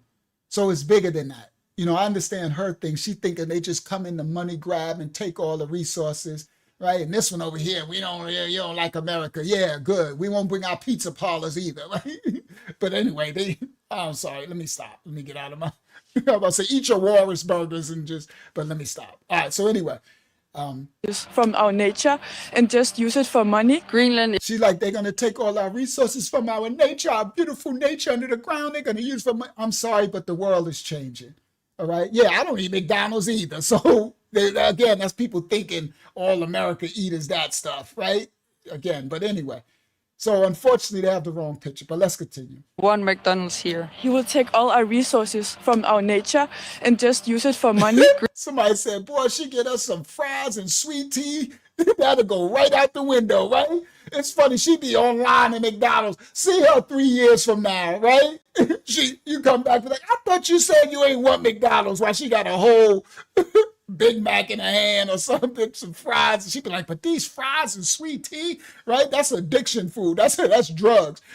You come back, she be wired on French fries and sweet tea. She be like, she had that McDonald's lean. You be like, I thought you ain't want McDonald's. That's that. But the funny thing is, when the McDonald's and these other fast foods go to the other countries, they don't put the same thing in the ingredients like they poison us in America. It's actually a lot better over there in those countries. It doesn't taste as bad. All right? All right, let's continue. They make it cleaner. From our nature and just use it for money. Greenland is only for Greenland. But you guys are controlled by Denmark. In some part. Are you guys worried about being invaded by the United States? Kind of. Maybe he's just saying it to scare us, to make it easier to buy us. And how much would... Unfortunate little girl, he's not bluffing. He's not trying to scare you to buy it. He actually wants to give you money for your country. But if not, he's going to take it. We are going to take it because we have to. I know now because it's geopolitical. I understand the strategy. We got to take it. So I would tell them, please sell it. At least get some money for it. Because each of their citizens, well, I think what Trump offered, each of their citizens would get $100,000 apiece. That's better than nothing because we're going to take it and you're going to get nothing. And it's not going to be a bad thing because you're still going to be able to function and stuff. But you could have been better off for having 100 G's. You sell your... And you say you're financially strapped because you can't even secure, you can't get under Denmark. You need Denmark for your economy. Your citizenship of Greenland for... Easier to buy us. And how much... To scare us, to make it easier to... The United States? Kind of. Maybe he's just saying it to scare us, to make it easier to buy us. And how much would you sell your citizenship of Greenland for? No, I don't think you can put money. You can't put money on it. So say you could have dual citizenship, so you could be a citizen of Greenland and the United States. How much money would you need from the United States to give up your country, essentially? No, because We are not for sale. and if we get the money, he will get like the ruling of our country, and then he'll ruin our country. How do you feel about Donald Trump in the United States buying Greenland? Well, I didn't know you could buy a country. You know, it's everyone talks about it. It fills a lot of the media here, and Do you think it'd be good for Greenland to leave Denmark and become part of the United States? I don't know. I don't know. What does Denmark do for Greenland? I think they do support it quite a lot financially, and there's a lot of opportunities. You know, education. Young people get the opportunity to come to Denmark and get free education, which is crazy, right? For an American, that must sound mental. Yeah, I don't know if we're gonna be able to beat that, but No. You're freezing, huh? yeah, I am freezing. You need a hat. You can just borrow this. So they can go to Denmark and get free education. That's those Western name countries, right? They like that. Yeah, it does sound crazy for us America. I wish that was a thing. But it's -2 degrees outside. Homie said, you freezing, ain't you? He out there freezing. He need to put his hoodie on, a hat or something. He tripping. No. You're freezing, huh? Yeah, I am freezing. You need a hat. You can just borrow this. Here, take this and You I'll sure? Look at this guy. Look, dude, we should become citizens. Become residents. So become you're staying friends. here, Look at you're this guy. staying- Good or bad idea for Greenland to become a part of the United States? USA and Greenland, I think it's okay. It's good. It's Greenland for sale. No, definitely not. And it will never be. What if Donald Trump does buy Greenland somehow, some way? He won't. Greenland is for the Greenlanders. And we don't want. I'm so sorry for those citizens.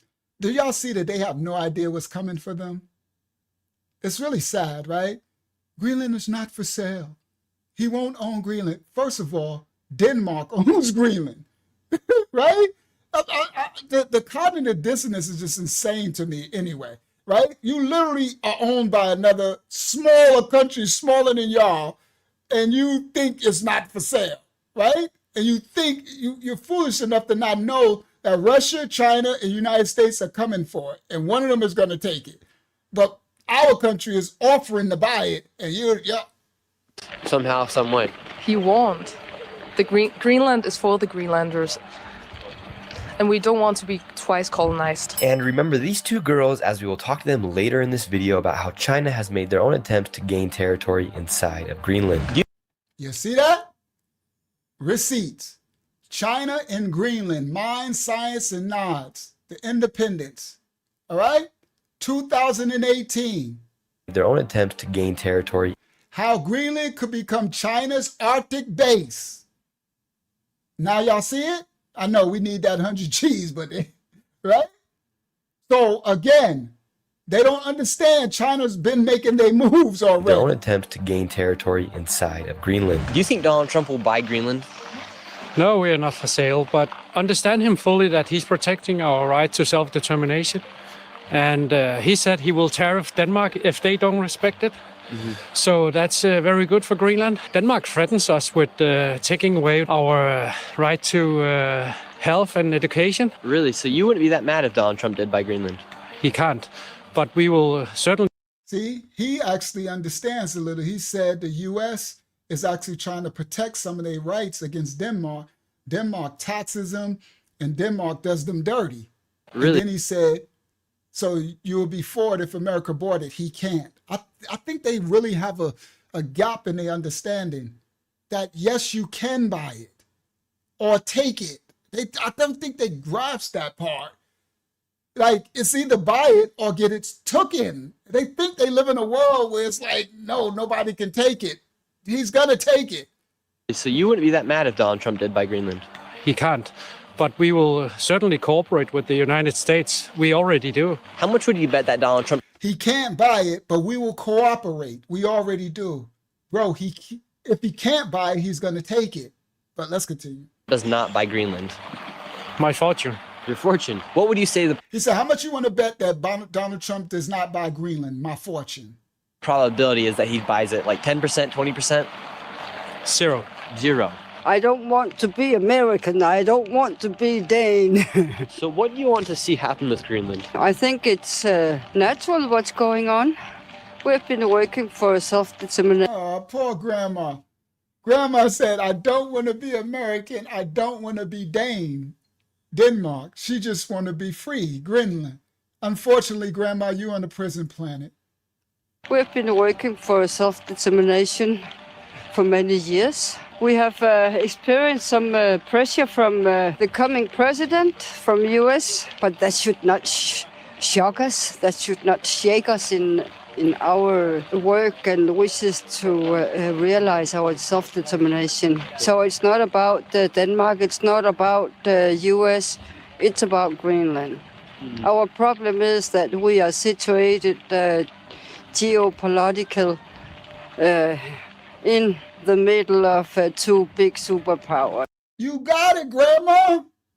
So if you understand that your problem is that you're situated geopolitically in the middle of two big superpowers, you just can't say we just want to be Greenland.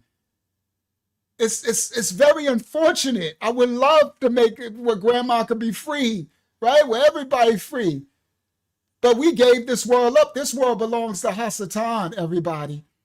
The world belongs to the devil. That's why he's supposed to be in it, but not of it. So ain't nothing free. Everything got a cost. We gave up our dominion, Radayah, with our ancestors. All right? So the second world was developed, and this world belongs to the adversary. So, and it's a debt. All right? So it's a prison planet. In the middle of two big superpowers. Greenland could be looked at as a very vulnerable country, as there's only 57,000 citizens here. But it doesn't matter how few or how many we are. This is our country, and it has been, we have taken care of this long before any people could live here. Yeah. That's part of our heritage, and we have our rights. See, that's sad, because you should have a right to be able to live in your land long with your heritage. But unfortunately, you must don't know history, because everybody who lived on the land for a long time got invaded, unalived, genocided, land took, bought, stolen, the prison planet. This is 2026, and you think that you're gonna escape that. You can't. You can't. It's a dark world, and it's prison politics. And the prisoners are making a move. All the gangs in the prison yard, and they're coming for your bunk, your cell, your part of the yard. So that we have a right. You have a right. Some countries don't have the right to bear arms, right? Some people don't have the right to vote in China and stuff, right? Well, you have a right. You better be trying to defend yourself. You better be aligning yourself with the lesser of two evils. Think clearly which country you want to align with, because you need protection. You're not going to be left alone. They're coming. The wolf in the Three Little Pigs is coming.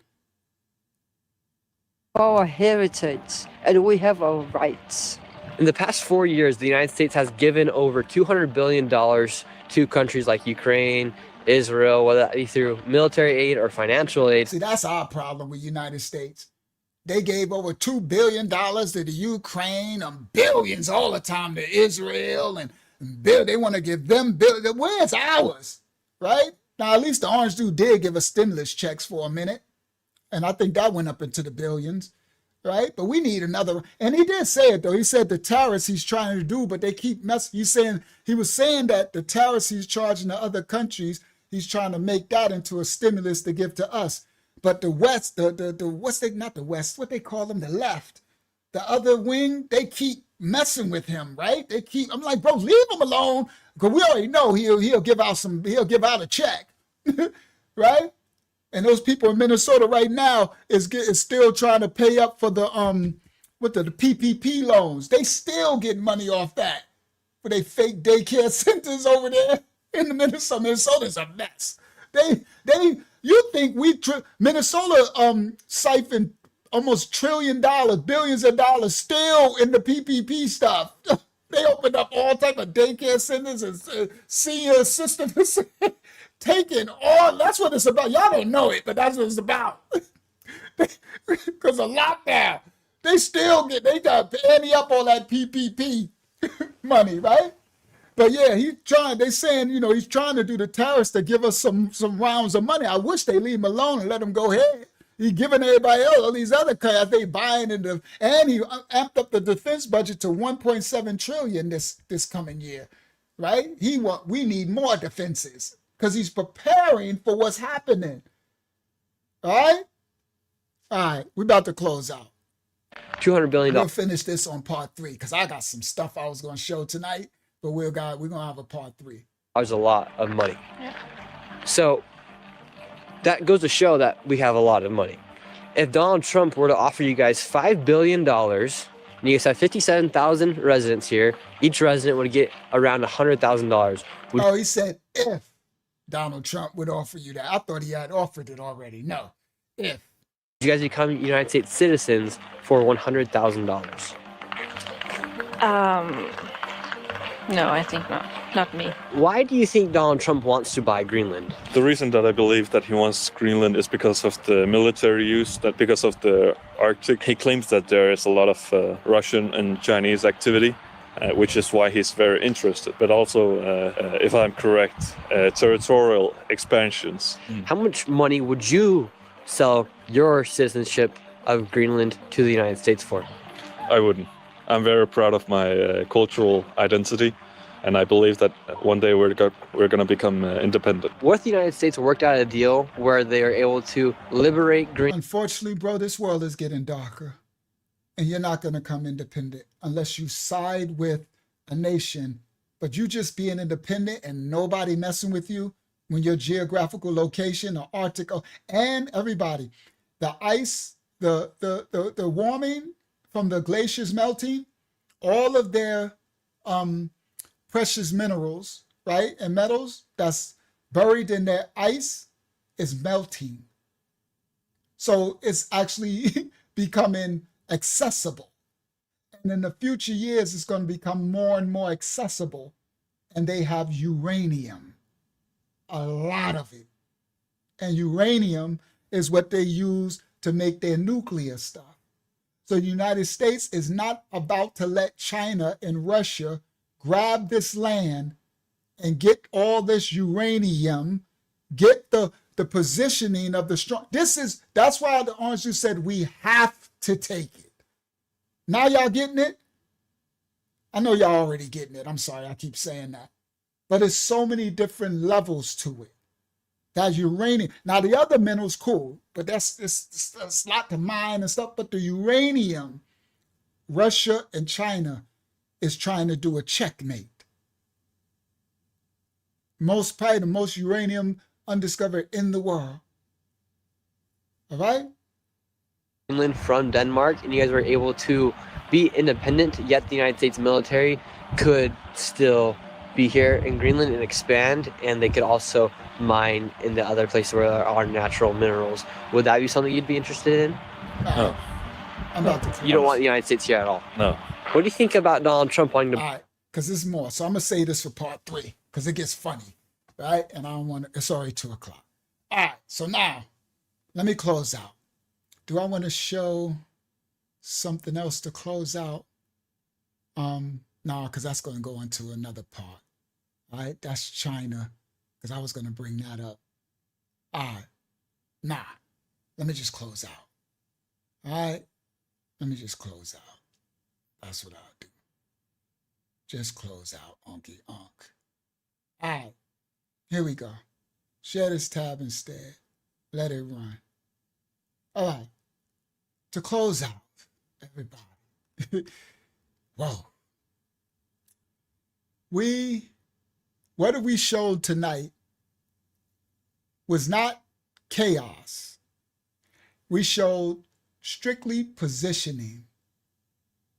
The world has become a chessboard again, not of kings and queens and rooks and pawns, but of currencies, energy, minerals, and trade routes, seafaring routes. And while the public is arguing over presidential personalities, the real game is being played quietly, deliberately, and without care of anyone's sentiment. Ecclesiastes 10:5 says, "There is an evil which I have seen under the sun.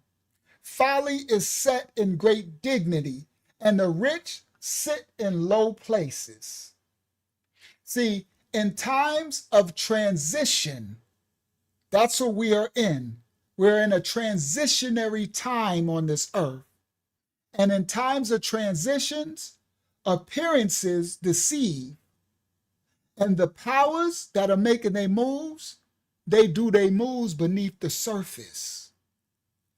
We are at a time of a shift from fiat currency, dollar bills, to digital systems. This is not a technological upgrade. This is a reordering of authority. We are at a reordering phase. Fiat currency depends on the trust that is backed by gold, trust that the value is what you state it is. But digital currency systems don't depend on trust. They depend on control. When money becomes programmable and traceable and centralized, then freedoms become conditional. This is why all the nation powers are racing to define the digital frameworks today. Their reserve assets, they are racing to battle who is going to define the digital currency frameworks, the reserve assets, and the alternative settlement systems. Because whoever controls exchange controls the survival. Proverbs 22:16 says, "He that oppresseth the poor to increase his riches shall surely come to want." Every financial system eventually reveals just who it serves. Now you add energy to this equation and oil pops up. Oil is still king. Not because oil is clean, not because oil is even essential. Not because oil is king, but because oil is essential. It's essential because militaries move on it. Economies breathe through it. And now artificial intelligence that's exploding across the world with the digital payment system, the energy demand of running the AI and mining the crypto and digital currencies, the energy demand is accelerating beyond anything that has ever happened on Earth. So they need the oil. Now, y'all understand why the Russian ghost fleets are running around and they're doing all these barrels of oil. Data centers, AI training models, crypto mining operations need energy. All of it consumes power, massive amounts of constant power. That is why oil fields, rare earth minerals, and critical metals are no longer just commodities today. They have become strategic weapons of warfare. Gold stabilizes trust. Silver is a conductor for technology. Copper is used to move electricity. And cobalt is used to power batteries. When you control the minerals, now you're controlling the future. Habakkuk 2:8 says, because thou hast spoiled many nations, all the remnant of the people shall spoil thee. Extraction of this without righteousness always invites destruction. It always invites retaliation. This is why geography matters again. It's all about geography now. The Arctic is not about ice. The Arctic region where Greenland is situated, it's not about ice, it's about access. New maritime, marine kingdom sea lanes are opening up because the glaciers are melting.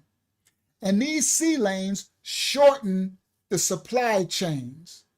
It's making new routes that bypass old choke points where ships couldn't get through. These new positioning changes who can protect and project power quickly. The Greenland, owning of Greenland is not about land, it's about forward positioning on the chessboard of global power. Sea lanes in the marine kingdom, the waters, maritime, are not about the ships. They're about the leverage. The bases, the strategic war bases that the United States are trying to implant in these Russia and China are not about defense, all about defense. They are more about the reach now.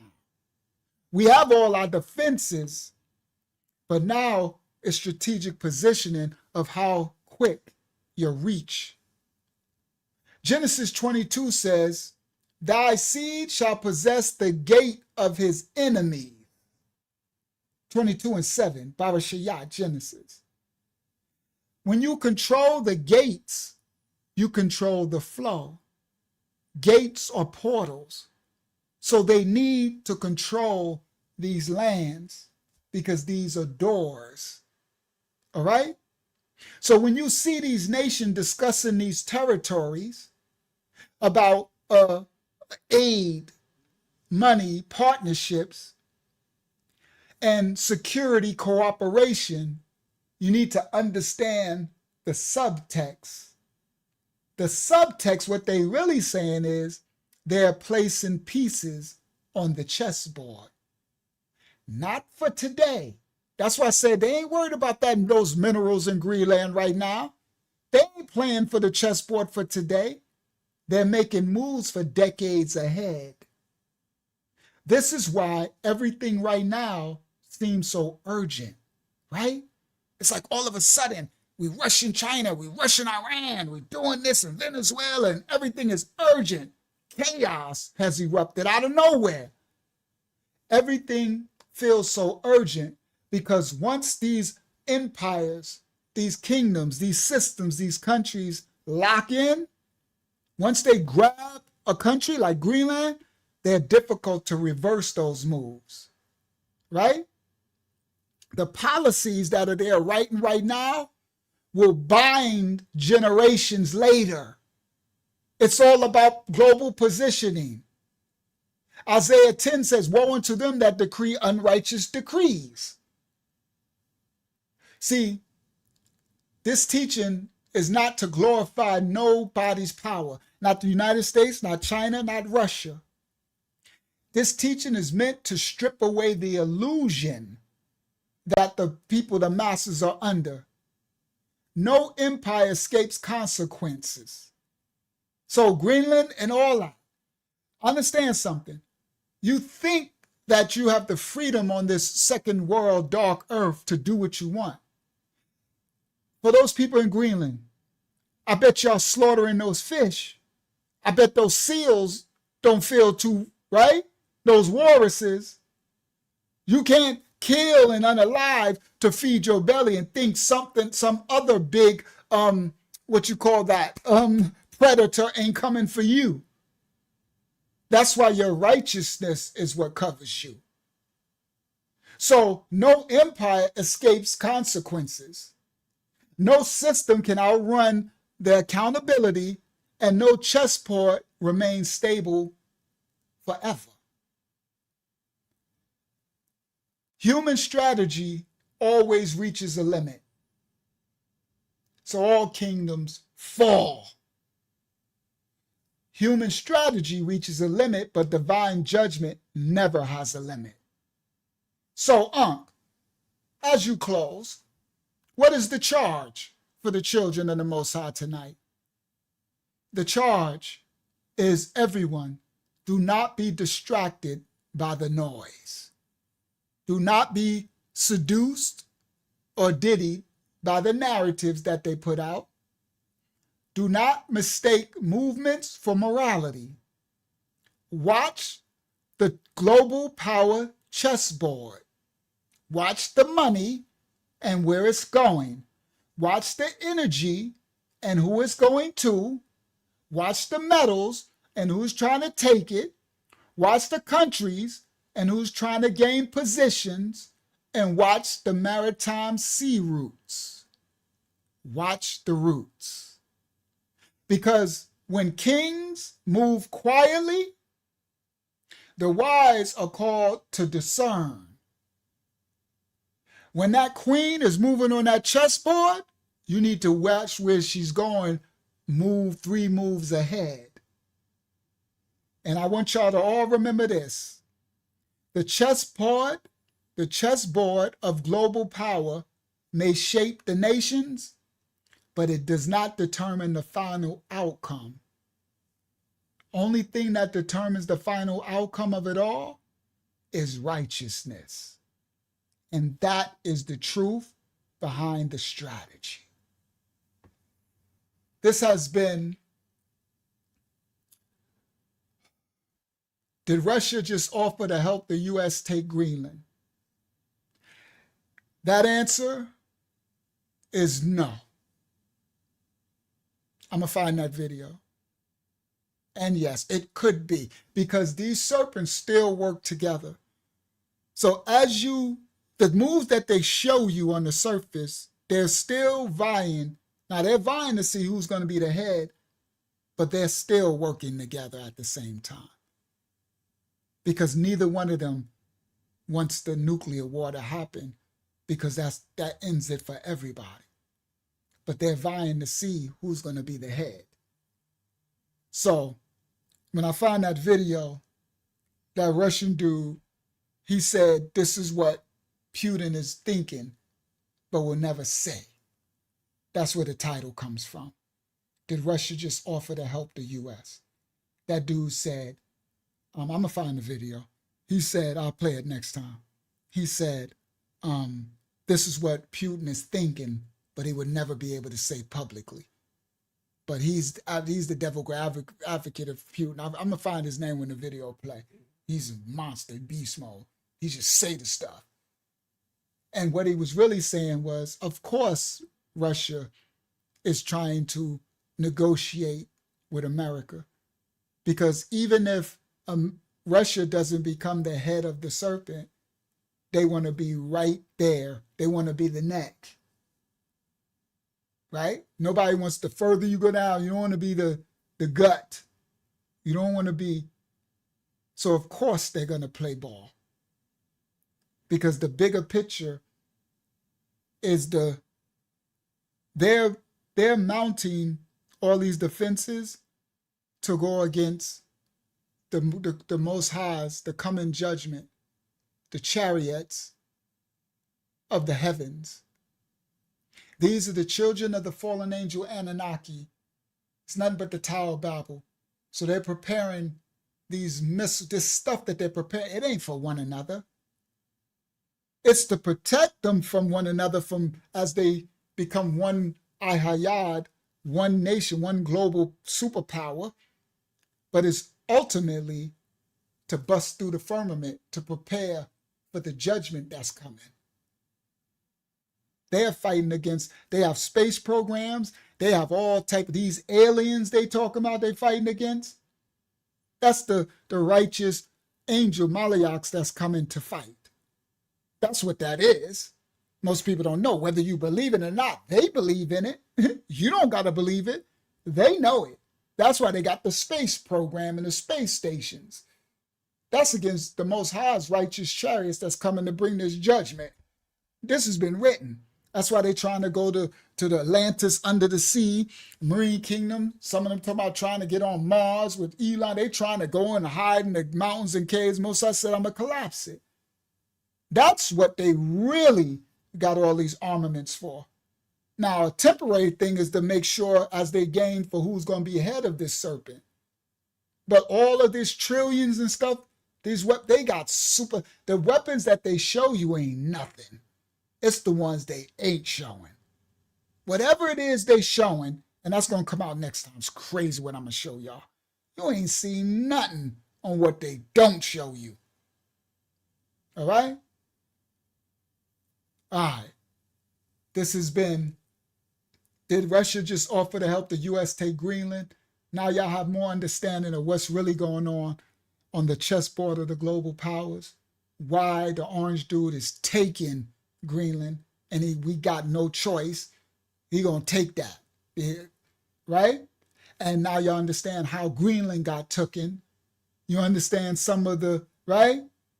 May the Most High cover and bless you all. Hopefully you learned some things tonight, and to be continued. Because half of my study, we only did half of this study tonight, right? We'd be here at 5 or 6 in the morning.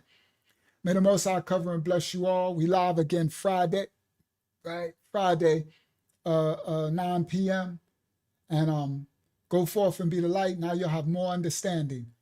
Don't let the emotions fool you. Don't let what the media is doing and what they're portraying out there, because that ain't nothing but Donna Briggs. Hello everyone, it's Donna Briggs. Hello everyone, it's Donna Briggs. Hello everyone, it's Donna Briggs.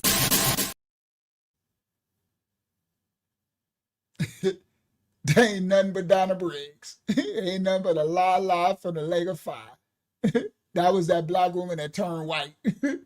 Right? That was a whole black woman. This her. Hello everyone, it's Donna Briggs. Hello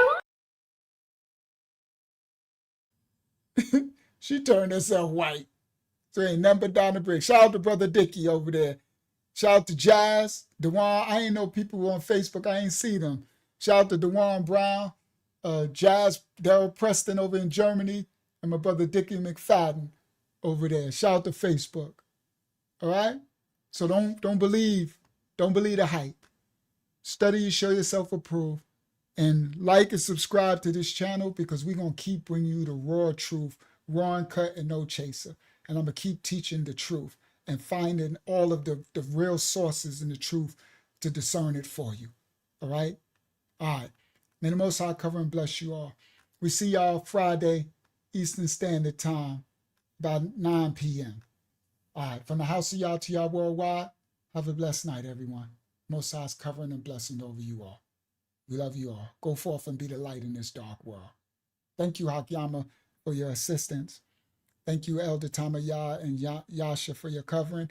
And thank you to the ministry, Mashiach Assembly, for all the covering, the new people who came on the live chat tonight and everything. Hopefully they let us get a little bit through the shadow band, right? Last time we crept a little bit through it, just a little, right? We got 1,000 on the vertical stream, right? Almost 2 G's, but they're going to block this one, I already know, right? But it is what it is, all right? May the Most High cover and bless you all. From the house of Yah, see y'all Friday. Crazy dope lesson. Lessons. Peace and blessings. He at secures and hooks us tight. A gift from Yah, eternal life. He sent his son a sacrifice to show how much he loves us. You are loved, you are loved. You are loved, you are loved. You are loved, oh, you are loved. You are loved by Yahuwah. Praise Praise God. Hallelujah. Hallelujah. Bible study every Tuesday, 8 p.m. We having a Zoom Bible study. I'm gonna put email me for the link. I'm a lion of the tribe of Judah.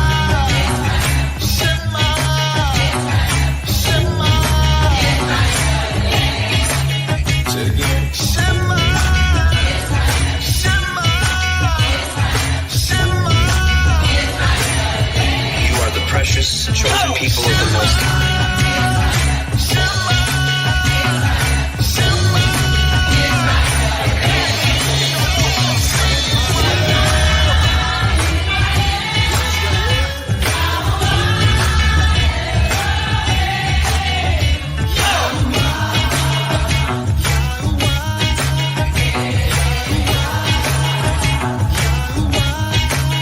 You got that right. We hope you have a good time watching our videos, and we'll see you in the next video. And we'll see you in the next video. So like and subscribe.